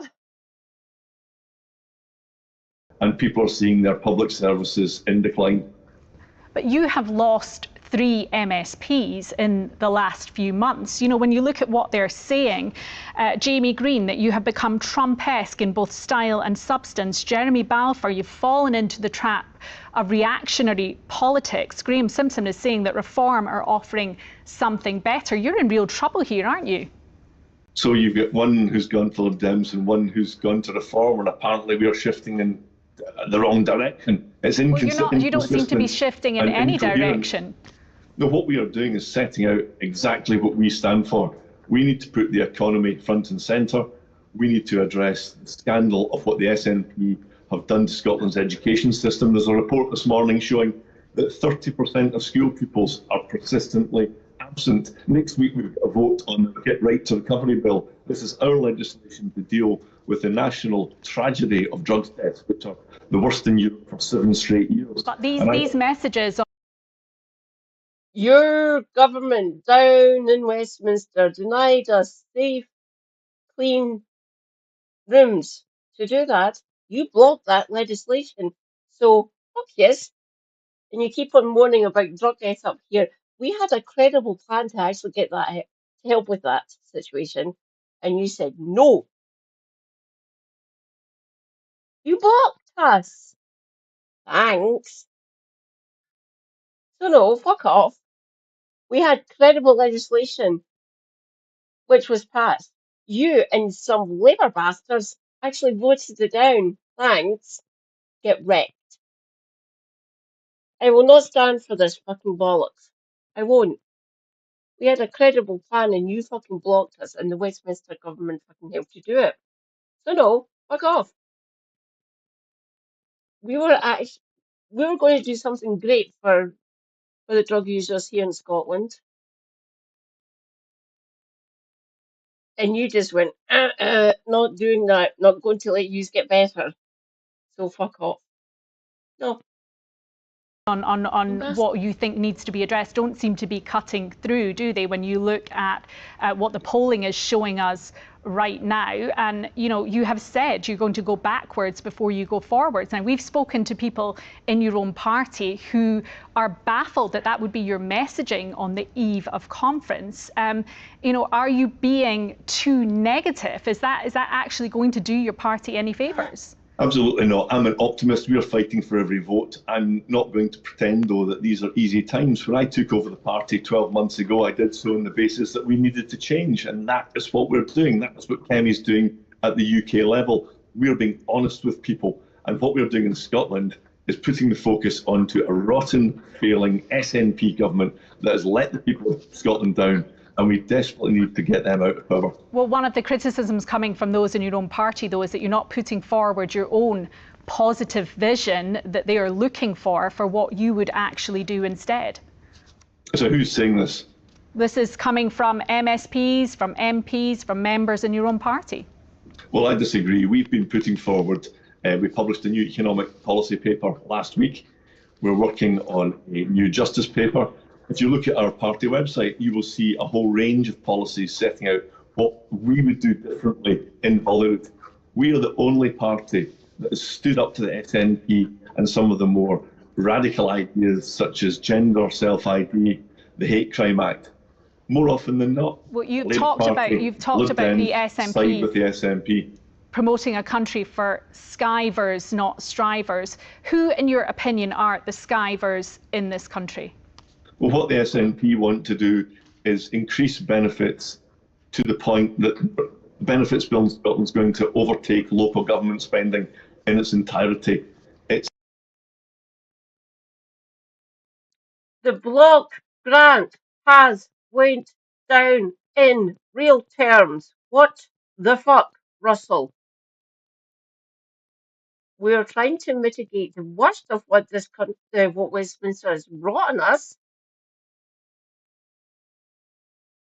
When it comes to government spending up here, we've got the higher rate of tax up here. It's 45 down in the rest of the UK, whereas 46% is 1 penny higher. That's it. That still comes back. That is still not enough. Our block grant, the fucking formula. The funding that we get from Westminster has went down in real terms. So do not get on to me that that we're making decisions about where the funding gets spent. You've done this to us.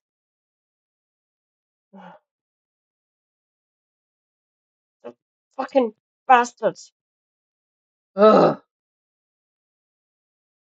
We try to mitigate the worst of what you've brought on us. Really, we do. We do try. But decisions have to be made. Economic and fiscal reasons, fiscal things have to happen because of the funding measures that are in place and how the Scottish Parliament runs. You won't give us all full control. So no, fuck off. We're trying to mitigate what you're doing to us. We're fucking fed up. I am fed up. Me, personally. Oh. Endlessly infuriating. Please just fucking end me. Oh, God.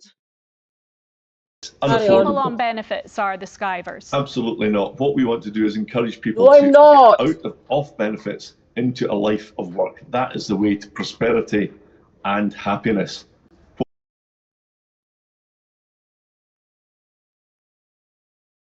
Russell, hi. You're not going to be forcing me back into work. Trust me. Do not even try and do it. And Labour, if you can hear me as well. No, not going to fucking happen. My body is physically failing me. I can barely survive. You're not going to be forcing people like me back into work. You can try. Fucking hell, do it. See what happens. And I'm saying nothing, really. Literally nothing will happen. You cannot force people who are disabled and physically incapable of work back into work. I will literally just say, fuck off. To your face. Ah! Thank you, darling. Rejoice. Shanna Cranky Pants.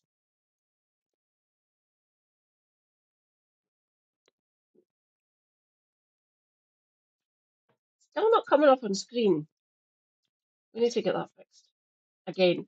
Fucking hell. Thank you, darling. How goes movie night?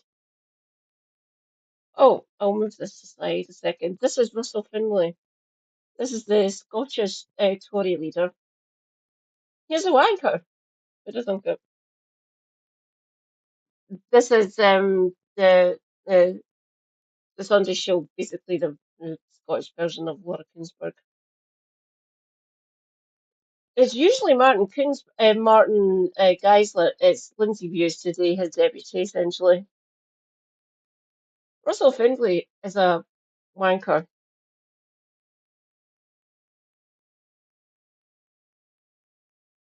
Oh, our poor blind baby. I hope he's nice and chill now. I'm glad they made it to El Paso. Fantastic.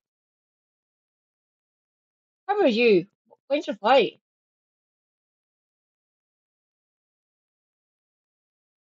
You said he would. At least Ricochet was a little bit swapped there. I was assuming that from what obviously see on your stream and stuff, how a little bit out there Ricochet can get. Poor Simon.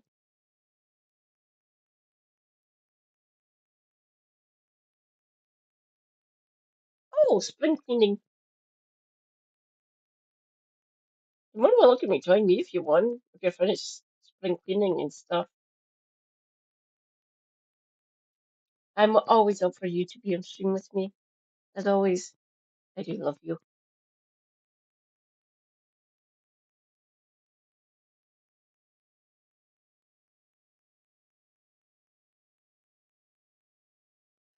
Oh, the things you've accrued throughout life. I've got lots of it. I'm looking at all the boxes. We'll be buying the bookcases next month. Super Hubby is kind of getting pissed off, so he's went, fuck it, we're buying the bookcases and getting all the books back out of boxes and onto bookshelves. Which will be better. I think I might actually see if I can change away from the window. I'm currently sitting next to the window where my setup is. I quite like it here. I think I'll go closer. I'll go further up to the wall up there. About 15 feet up in that direction towards the wall and closer to the living room door. Might be easier. Then I'll be surrounded by bookcases, which will be fun. And I can show people all my books. Oh, my poor sweetie. How bad is his eyesight, actually? I do so love him. He always looks so chill when I'm on stream and stuff, seeing him. I do love him. I want to give him a big hug. He's a lovely little. Simon is Shanna's dog. So blind in one and partial in the other. Oh, poor Popper. Simon is a little cutie. Check out the Cappy's constellation, the Discord. Oh, sweetie, put the post the Discord link for the constellation, and they can go and see.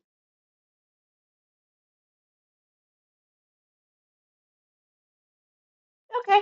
Ooh, nice one. I will check it out.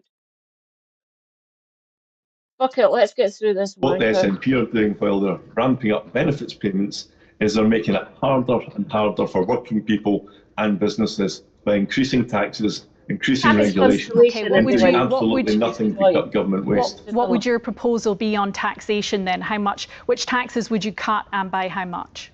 Well, we've said in the last budget, where every other party fell into line behind the SNP, we said that we would reduce income tax. People in Scotland earning just over £30,000 a year pay more income tax, and we think that's unfair. It's deterring. Wrong. Wrong. We pay more in national insurance, which essentially is a kind of tax. Actual income tax for anyone earning less than 52,000 is the same as the UK standard, coming from HMRC. Anyone earning above 52,750, I think, is paying a higher rate of tax. So that's so the medium level, and anyone earning above 80, 83 or something, 82,000 are paying 46p in the pound, whatever the tax bracket is. So no, Russell, you are lying. We are paying more in national insurance, which goes to Westminster, and actual income tax up here is the same levels as what the rest of the UK workers pay. So no, you're talking bollocks. Oh, it is so much fun debunking a Tory. I love it. No, you are telling lies. And how do I know that? I can read. I have people. I talk to people. I have a team economist I talk to. He is rather delightful. He is in my Discord. I will not give his information away unless he wants to say. If you're here, feel free to say. I don't think he is. I think he's probably in his bed. That's his bollocks. For more financial information, especially about tax, check out Richard Murphy. He is good. YouTube. People from coming He's to a this country to work, and that's accountant, entirely on the tax SNP. economist. Okay, Russell Finlay, well, we will have to leave it there. We're out of time there. Thank you very much Thank you for joining us. Well, Graham Stewart is here to tell us what's coming up on BBC Radio Scotland after 10:30.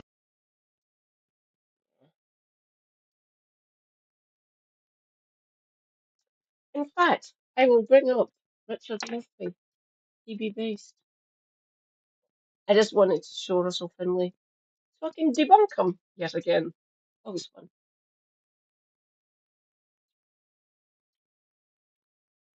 Let's go with the human rights one. Oh God.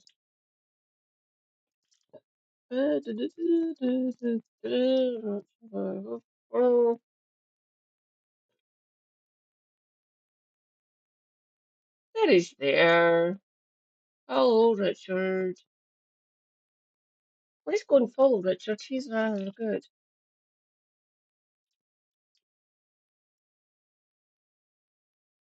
Videos. There's the one on human rights. What is fascism? I'll get on to that next.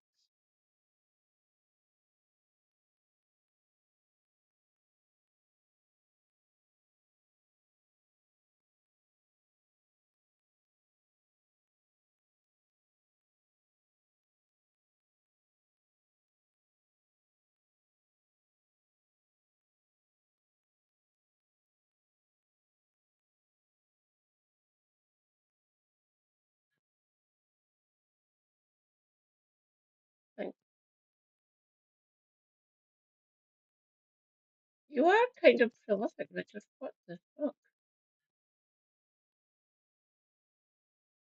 If anyone's seeing any decent video, I want to say that I I appreciate, I respect Richard Murphy. He is really good.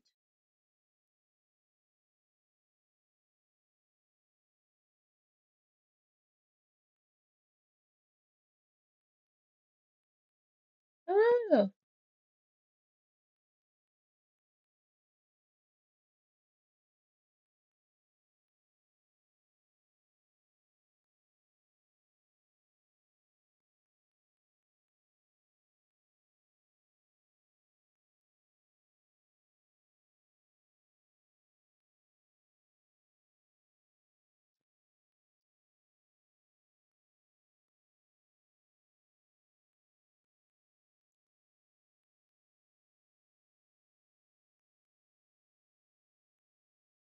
oh, there we go. Found it.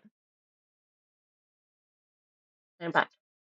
Nigel Oh, wait. Farage wants to create a British Bill of Rights to replace the 1998 Human Rights Act that we have at present in the UK.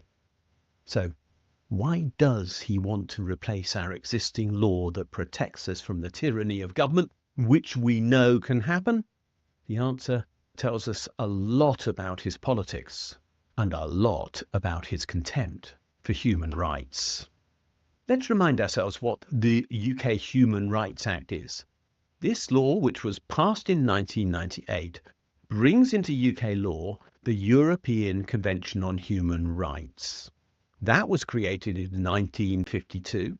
It was based upon an initiative by Winston Churchill, which most modern conservatives and right-wingers forget.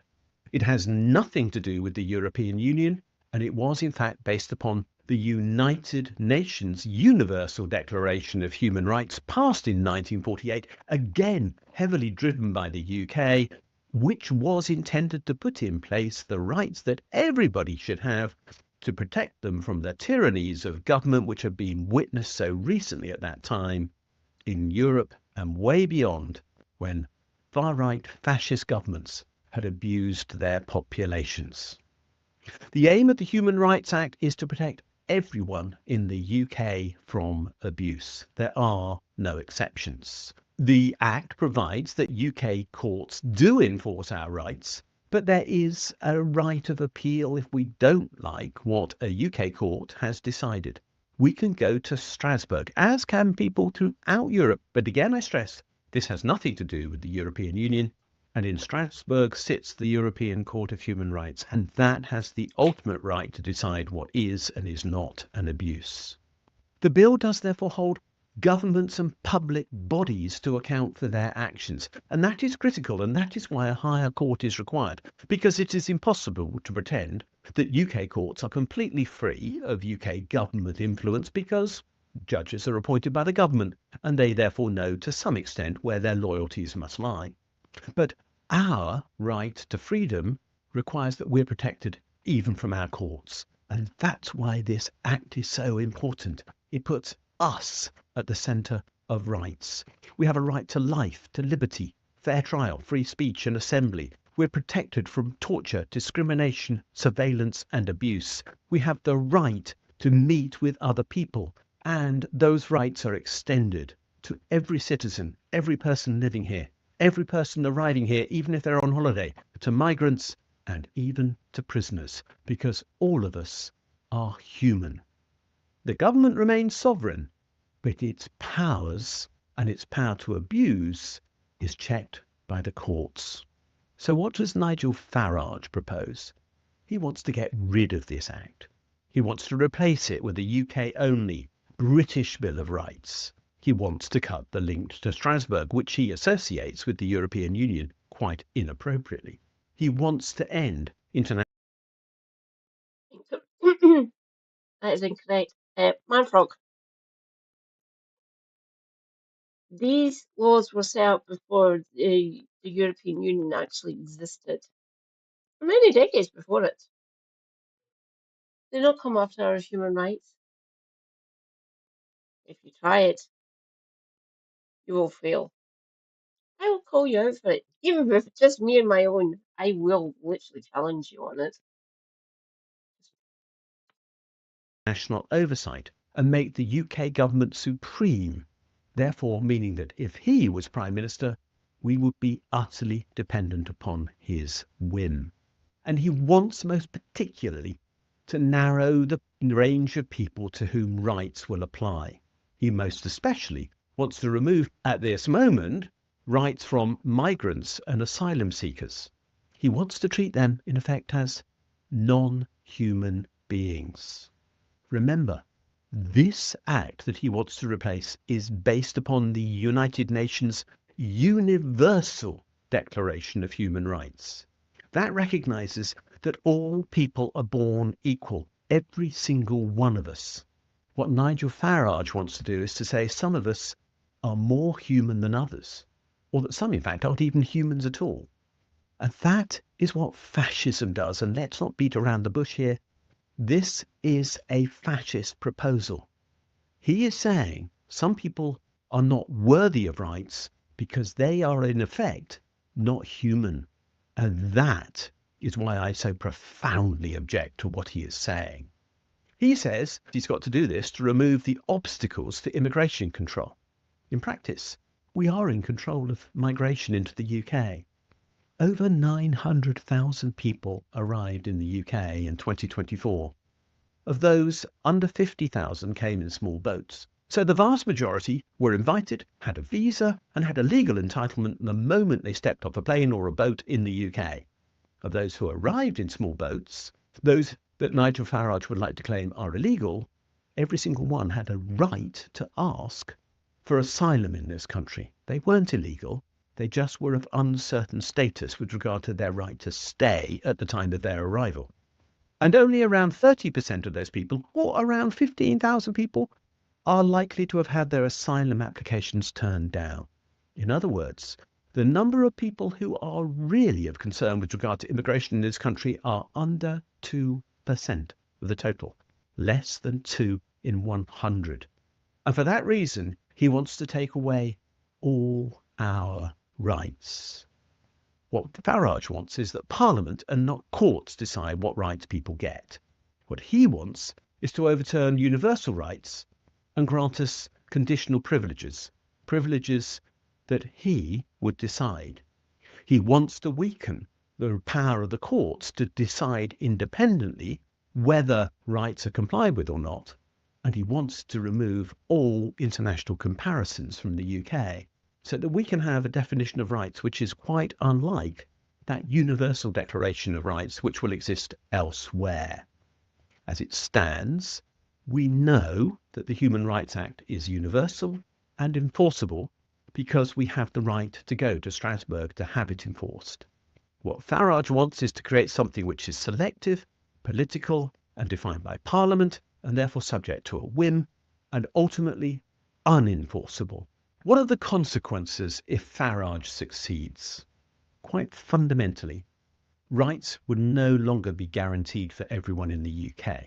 Now, you might think, well, so what? He's only talking about people who've arrived here illegally. But that isn't true.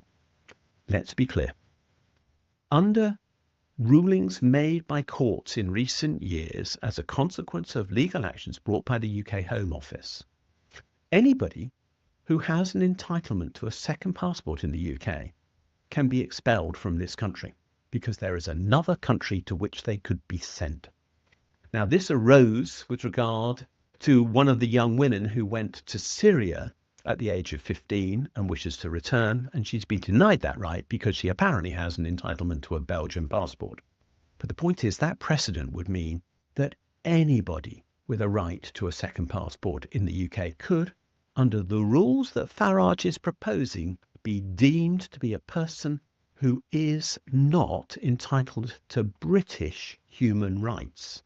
And some people in reform have talked about people until the third generation of migrants into the UK has been reached, not being allowed to even stand for public office in the UK because they have not shown their commitment to this country until that point of time.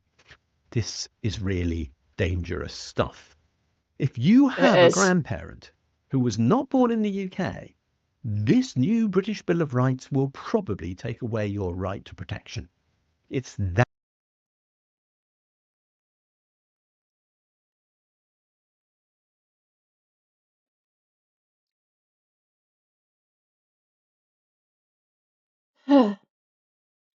Both of my parents were born in Scotland.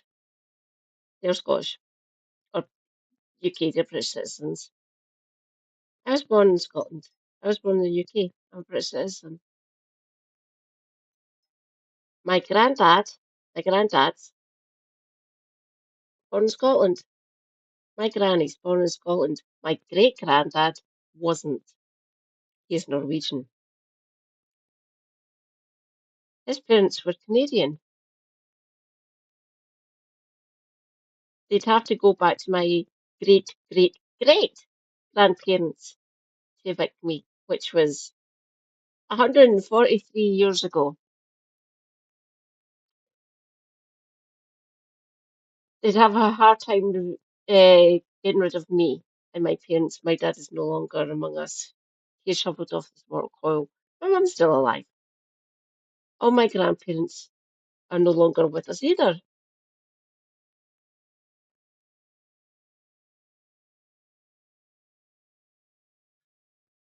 My granddad, my dad's dad, was considered a Canadian citizen, but he was born here in Scotland. They could maybe finagle it. Good luck with that one, especially where Scottish was concerned. Ah! But both my parents and my grandparents are essentially Scottish or British. Can't get rid of me. I will call them out for this. Good luck trying to get rid of me, Nigel. And the vast majority of my ancestry are all Scottish. Some of them Norwegian. We're going back over we're going back over 800 years in my family, essentially. All born here, all lived here. You ain't getting rid of me, Nigel, you fucking lunatic. That's why I keep on saying Manfrog and his band of merry fucking lunatics. You're not getting rid of people like me. I will always call you out. Bring it on. I am here for this battle. Ah. That's serious. And what I mean as a consequence is that the government power to consider whether you have an entitlement to live here is going to be massively expanded. It isn't just migrants who are going to be impacted. Anybody who's considered to be part of a group that the government in the future does not like could lose their legal protection. The UK is going to cut itself off from international norms. This change will make the preservation of peace in Northern Ireland almost impossible, because that is based upon the UN Declaration of Human Rights and the European Convention on Human Rights. This change is going to make almost all our agreements with European countries on everything from defence onwards almost impossible to maintain, because the European Convention on Human Rights is implicit in all those agreements. We are going to see the power of the state to abuse growing in this country. The British Bill of Rights is not about rights at all.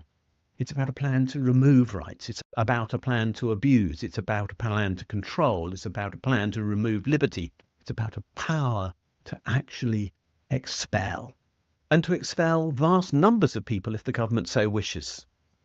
The reality is that this is a pathway to the divisions that fascism always wants to create. We have to insist on the preservation of universal, enforceable human rights in the UK for everyone who is human, or everybody's rights will be eroded, and that probably includes you. What do you think? Should we replace the UK Human Rights Act, as we now have it, with the type of British Bill of Rights that Nigel Farage is proposing? There's a poll down below. Let us know your views.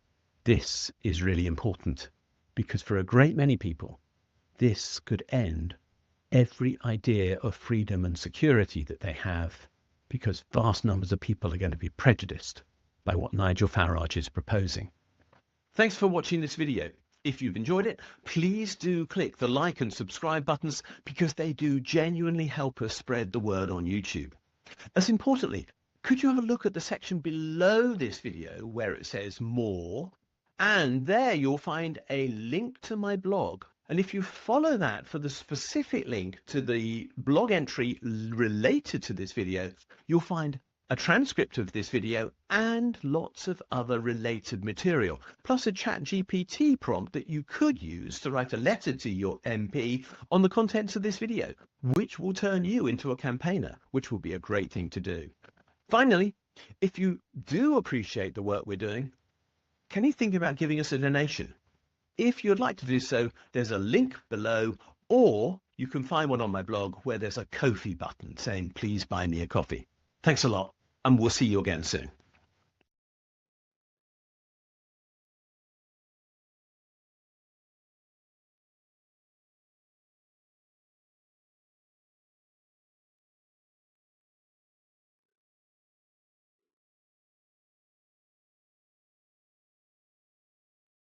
I am up for suggestions, anyone?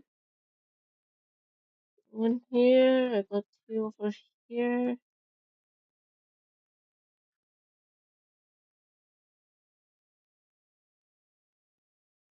Feel free to direct me, my comrades.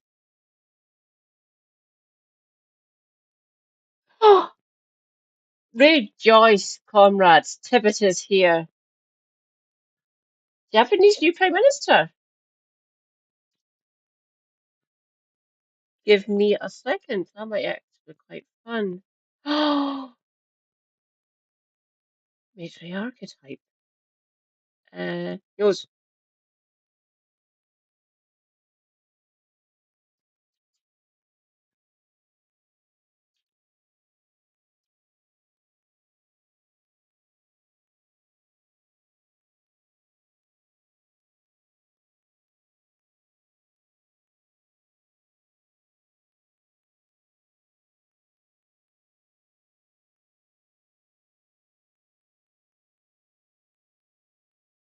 Hmm. Yeah.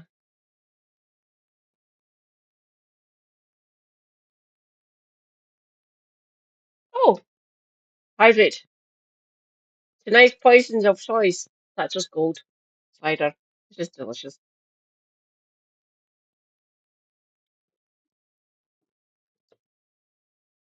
How goes it, Tibbet?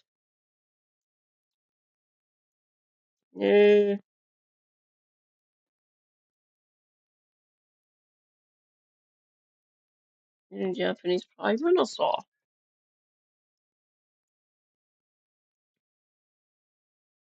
And Tibbet, what one would you recommend? The BBC News one or DW News?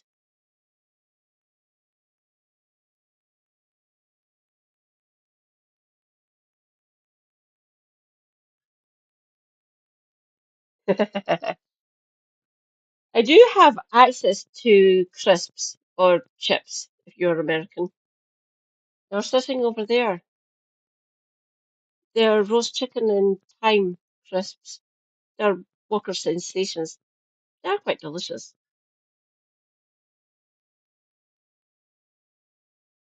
The longer one. So that'd be good. Japan's ruling Liberal Democratic Party has elected Sanae Takaichi as its new leader. The China hawk, seen right here, won the leadership vote, putting her on course to become Japan's first female prime minister. She's charged with reviving her ailing party as a new anti-immigration grouping makes gains in the polls. Takaichi beat her closest rival in a runoff after none of the 5 candidates won a majority in the first round. A vote in parliament to elect the next prime minister is expected to take place later this month.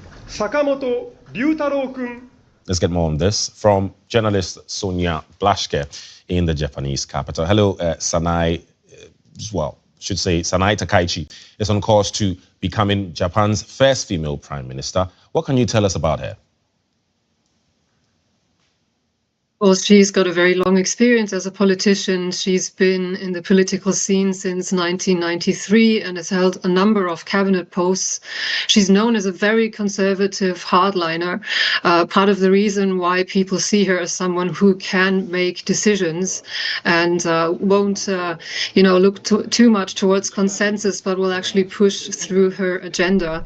She's a member of a nationalist lobby group called Nippon Kaigi, who wants to return or lead Japan back to more conservative values, traditional values, especially when it comes to the family, for example. I mean, she is on track to becoming the first female prime minister in Japan. However, her political agenda is far from being feminist. On the contrary, she opposes, for example, separate family names.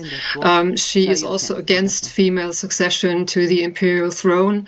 So the new female prime minister, if that happens, is a woman in the post, but her agenda is quite different and very much dominated by her conservative stance. Interesting. Now, one of her main tasks, right, will be to revive her Liberal Democratic Party. It's not doing so well in the polls. Why is that? I mean, for the longest time, people have been complaining about the big gap between the policies and real life, so to speak. Prices have been rising in Japan. When you go to the supermarket, there's a clear difference. And people are just feeling that, politicians, they don't really care about us. They don't really care about the regular people, are only interested in themselves. And that was compounded by scandals surrounding slush funds and kickbacks for politicians. And people lost a lot of trust because of these issues. Right.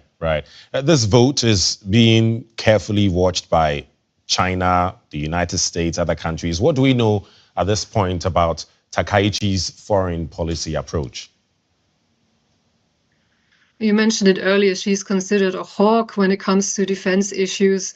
Her visits to the controversial Yasukuni Shrine in the center of Tokyo have raised eyebrows in China and South Korea because Class A war criminals are enshrined there. And it remains to be seen whether she will continue visiting the shrine as a sitting prime minister. The only one that's ever done that in that position was Shinzo Abe in 2013, and that has caused big issues in East Asia. So yeah, also with regard to, for example, Japan taking the responsibility for things it's done in the Second World War, she is against official apologies by Japan. So it remains to be seen whether she will soften her stance once she becomes prime minister or not. Right. Another key issue, migration. I know about that shrine, by the way. Rejoice! The Scottish last reads history, especially with the Second World War where it's concerned. Delightful! She's visited a shrine, basically celebrating Japan imperialism. Delightful. Oh, fucking.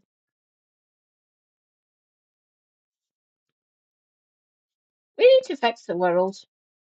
We really do. I'm trying my best. At least if I can educate people. People have the physical capability to do shit. I have the will. I don't have the physical capacity, unfortunately. I will try my best.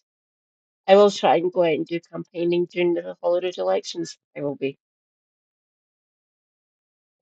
How many is all? Mad Scottish eco-socialist come your way.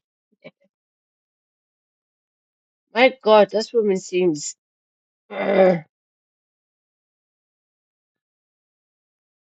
but oh, have fun video playing your Chronicle. It's been a key issue for her and the right-wing populists. But how significant is the current influx of foreign nationals into the country? Why is that a big deal? I mean, compared to other countries, it's still really small. For example, in 2000, the percentage was 1.2% of the population were foreign residents, and now it's gone up to 3%. That is a lot for Japan, but still compared to other countries, quite little. I think it's what is happening at the same time is the influx of tourists, leading to over-tourism in certain areas, and it's just something that Japan has not seen before. It's not used to, and some populist politicians have used that to further their agenda and spreading wrong information about crimes being perpetrated which are not backed up by actual data. Right. Journalist Sonia Blaszka in Tokyo. Thank you. You're welcome. Thank you. That was awesome. Good. More information. Always appreciated. Thank you, Tibbet.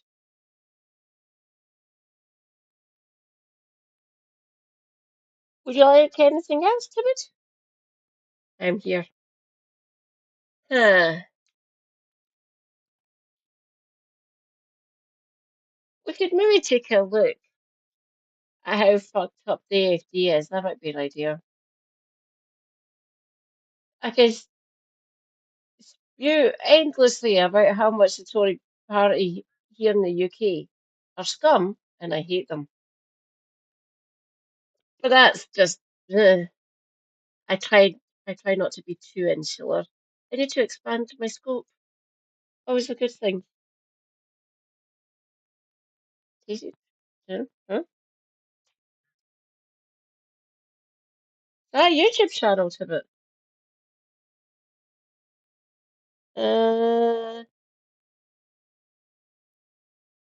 Just this one.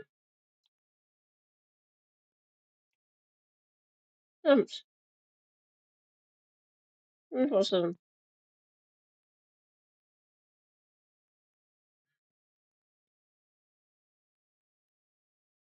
Oh God.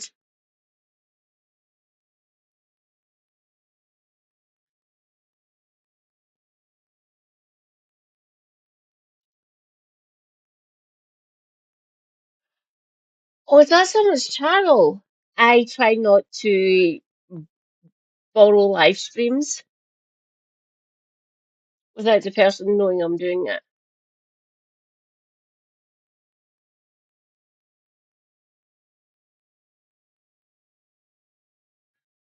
Uh,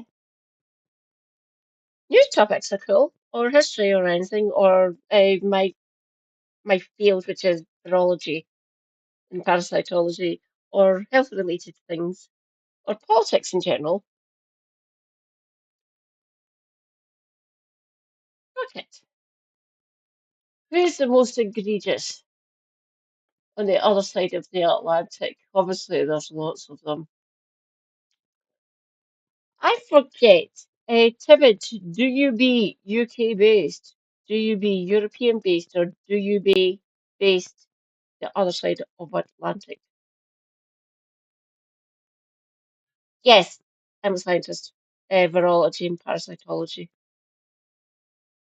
And health related issues, disability, autoimmune. Science. I'll do science. Oh, it's changed. Oh, Underworld now. Have fun, Mindiel.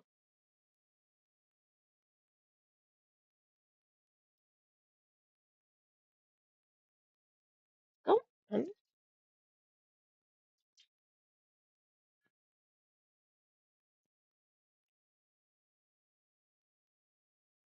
wait.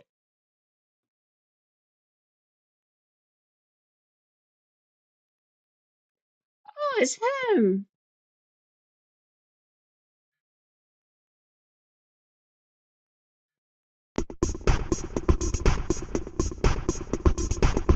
Hello, it's Scott Manley here. If during this video you hear sounds of drilling, hammering or sawing, it's because we have people at the house. I need to record videos, so I can't wait for them to go. There's been a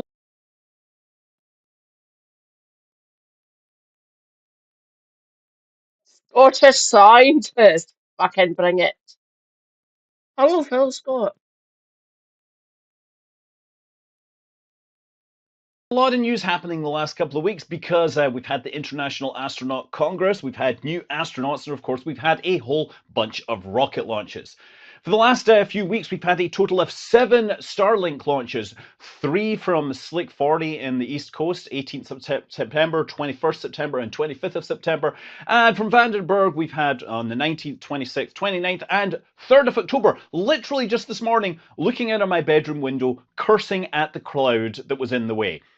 But on the more interesting launches, on 16th of September, we had a Long March 2C with YZ-1F's upper stage carrying a Huang Jishu Xi'an, where again, it's a test satellite, secret research, whatever, launching from Jichuan. This is actually, by the way, the first flight of YZ-1S high energy upper stage after its failure in 2024. Speaking of failures, Iran had a launch, a rocket, I believe, called the Zuljana or something like that from Semnam. This was a failure in the second stage. Now, it's probably an orbital rocket launch attempt, maybe a suborbital test of this. It's a all-solid launch vehicle developed by the Revolutionary Guard. They, of course, have been far more successful in the rocket program than the scientists who were using liquid fuel. These guys, of course, working from a weapons background, and as such, this rocket is a lot closer to an ICBM. Indeed, there's plenty of people calling it an ICBM, including, Iran's own politicians. But generally, whatever, it failed. 22nd of September, SpaceX launched a batch of Starshield NROL 48. That's number 11 in their series of launches for the reconnaissance agency. It looks like there are 8 satellites in 470 kilometer, 70 degree orbits. 24th of September, Geelong 3 launched 12 GSAT for Geely. Again, this is offshore barred the Dongfang Hang Tiangong platform in the Yellow Sea. These satellites launched into sun-synchronous orbit. 24th, we had Falcon 9 launching IMAPS, the Carruthers Geocorona Observatory, or GLIDE, and SWIFO L1. So yeah, if you are a computer nerd, you might be wondering... Oh, I'm lost. Fuck.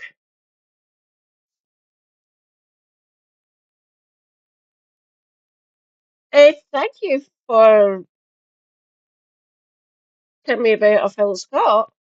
I like that. Yeah, I'm not physics or astrophysics or rocket engineer enthusiast. I don't get it. That science goes over my head, unfortunately, Josh.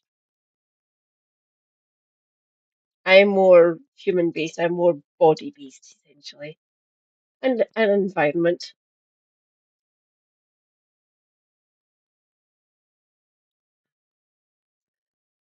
Well, I show it. I'm tempted. Yanis Varoufakis was back and downstream. Did we did we show it? You know what? Well, I'm just like, oh God.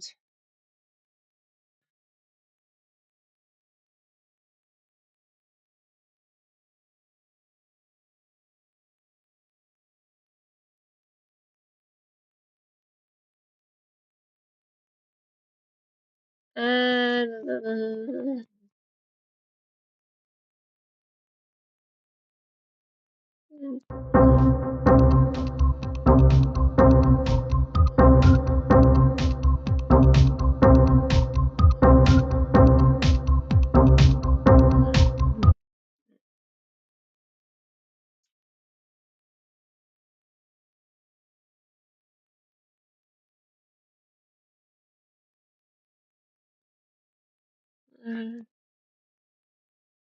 uh,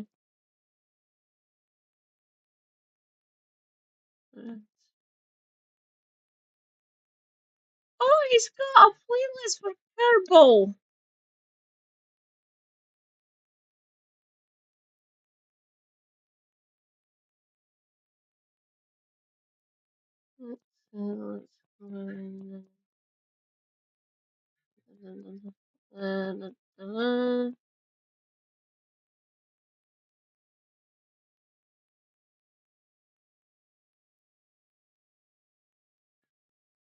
That one?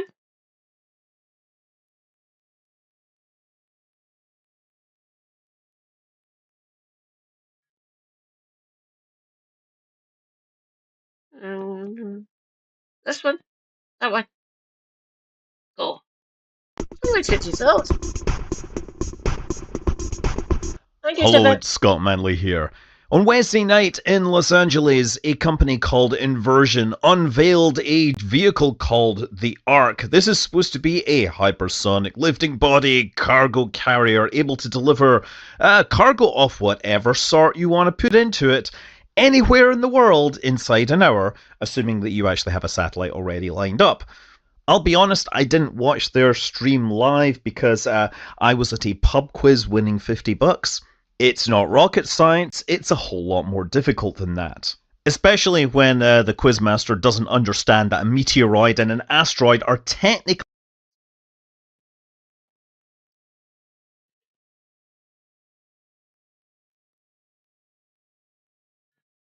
This technology, as far as I know a little bit about the science behind it, just a little bit. I've talked to physics in the past as physicists.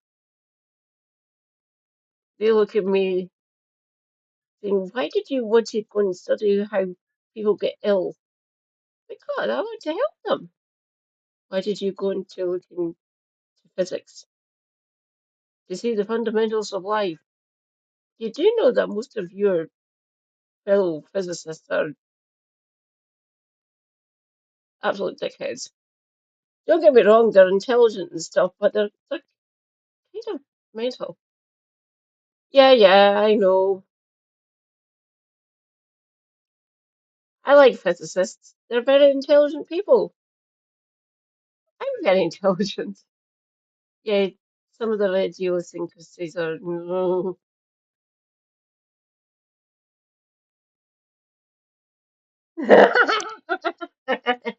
Naughty. Real life Venom incoming. Sorry, that's one of my favourite characters. I love Venom so much. Especially with Tom Hardy. Those two Venom. Oh, God, I love it. Watch out! Venom coming to Earth soon. So many space horror movies. Kind of fascinating. I do like them. I do. Laughable if they think that's going to happen here. Whereas what Super Hubby calls it, we're at the arse end of the galaxy. Technically, he is true. He is accurate in that depiction. We are at the end of our galaxy. Might what you call where the position of Earth is. The butthole, really. There's a wide open galaxy for us to search. But we humans, we seem to be insular for many different reasons. I want to change that. I don't want to explore space. It'd be fucking amazing.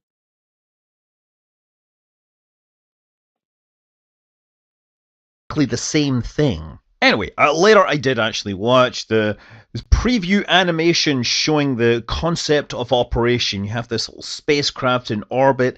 It's sort of a lifting body shape. There's some dude with a fancy laptop sending a signal to the satellite, which then jettisons its cruise stage, performs a 180 and then fires its engines. And I'm going to say, I think you should probably change the order of operations here. Then fires up its onboard engines, slows down, and then starts descending through the atmosphere. And by the way, apparently this animation was done by the team behind Real Engineering. So anyway, by being a hypersonic lifting body, it is able to maneuver, it's able to perform S-turns to control its range, to get cross range, to bring itself over the target, and then once it gets close, it can pop out a power glider and glide gently down to its target on the ground.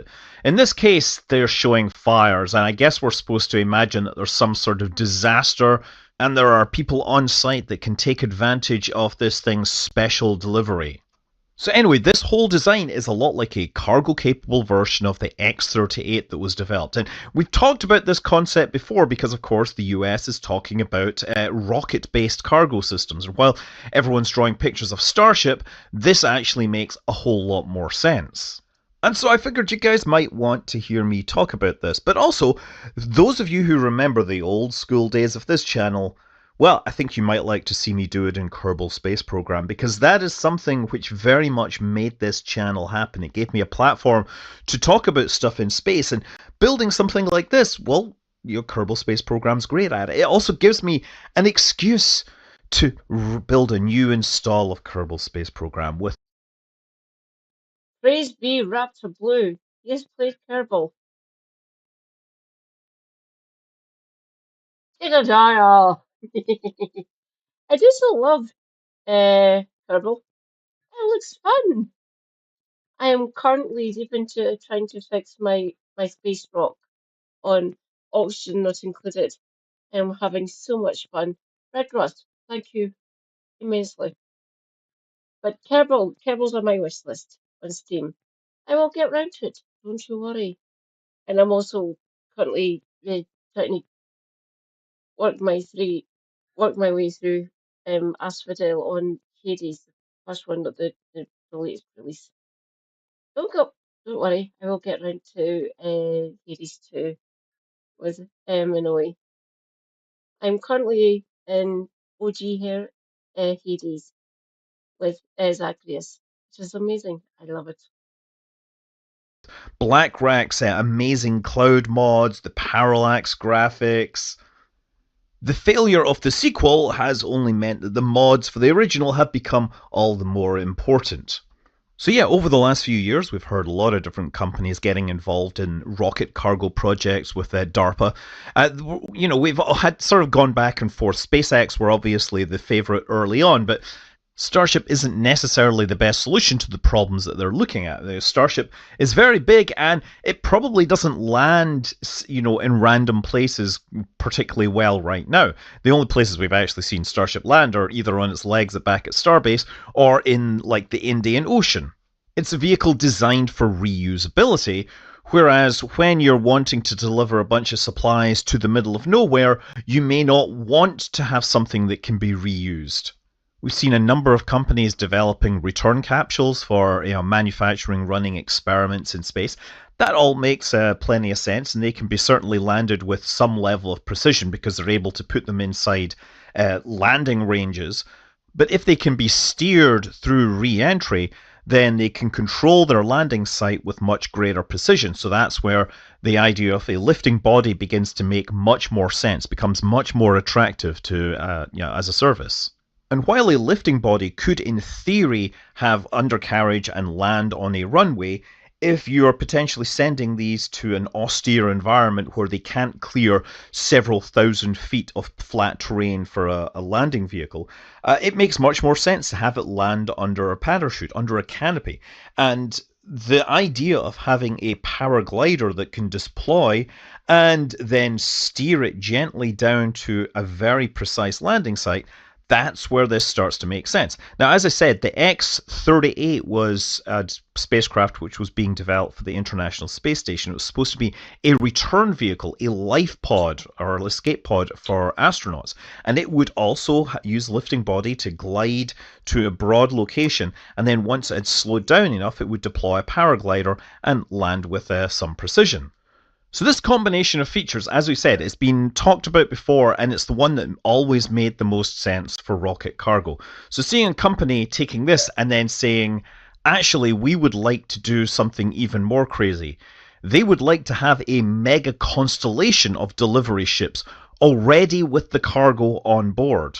And hypothetically, if you had enough satellites up there, you would just find out which one was going to have a pass within its cross-range capability, then order it to fire its engine so it would come down over, and then it would guide itself down and land the cargo exactly where you want it to. And by the way, yeah, this parachute, this paraglider in Kerbal Space Program is way overpowered. It's part of the Kiness mod and should not be considered realistic at all. So how big a constellation would you need? Well, imagine you have 1,000 kilometer cross-range capability, left to the right of your orbit. If you consider that the circumference of the Earth is about 40,000 kilometers, that's 2,000 kilometers per spacecraft, and then of course you have to account for inclination. It's no more than 20 planes of satellites. If you want to have 1 hour delivery, you would need at least 2 satellites per orbit. So for one specific product, you would need about 40 spacecraft in orbit. And then that means, in theory, the first one could come within an hour, but then you could have up to 40 over the next 24 hours. And the kind of payloads that they talk about carrying, well, they put up this nice, slide showing a list of things, and that list seems to go on forever, but actually, if you look very carefully, they just loop it. And I am sure that if you ask the US military, would you like the ability to deliver this equipment anywhere in the world with 1 hour's notice, they would say yes. And then you would tell them the price, and they might think a little longer. They had a great little video showing the precision guidance of their paraglider systems. They basically drop a couple of them off the back of a plane, and then they choose to glide down to this individual target sites. I think it's interesting that they flew 2 at the same time. I guess, they're imagining a future where you have multiple of these things all coordinating and coming down together. And of course announcing their arrival with sonic booms and big parachutes. I'm not sure how reliably this could be put into an area where, the area was not secure, but as they show at least they can put these things down with some precision. I don't doubt that These things are usually paid by the taxpayer, usually from government spending, especially in the military industrial capabilities in the global north or Western nations, if you want to call it that. So yeah, uh, there is tenets you have to stick to. You can't tax what happens in space. You can tax what happens here on the planet in the globe across countries and stuff, but you can't profit from space, which is bollocks because they're already doing it. Starlink, anyone?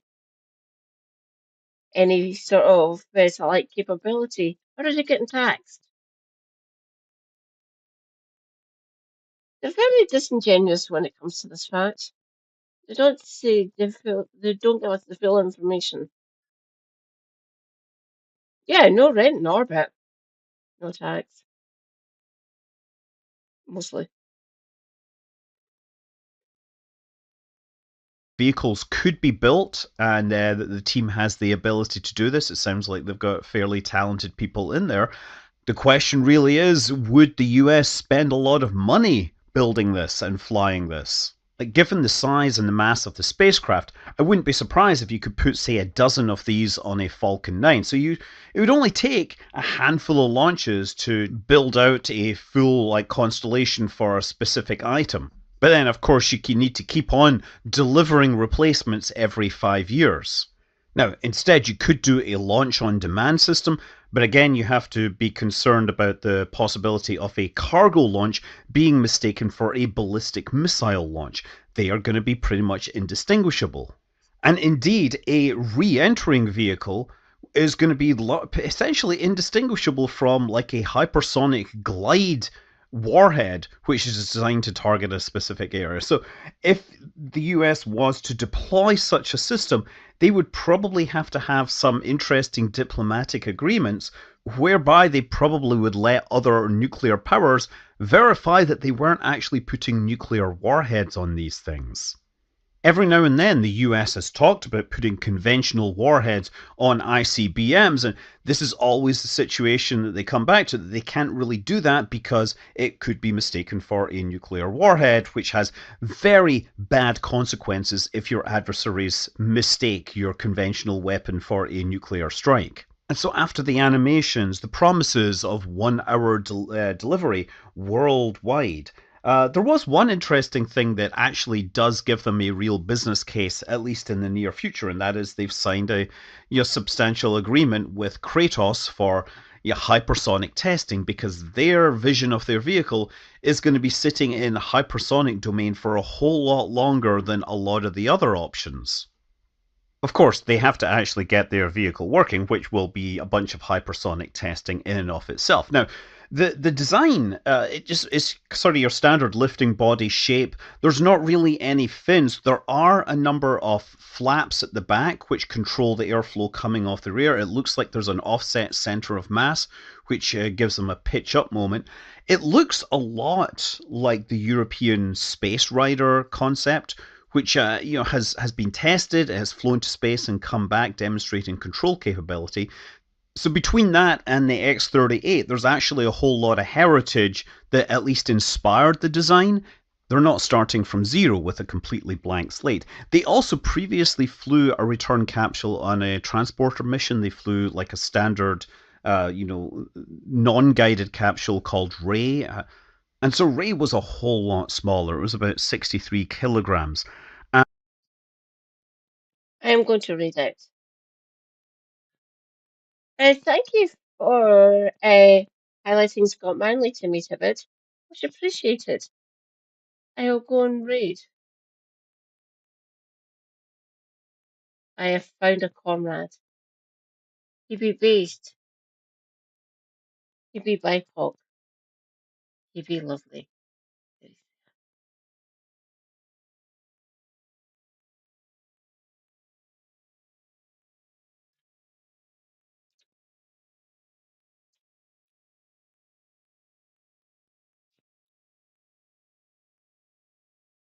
Let's go and raid Raptor Blue.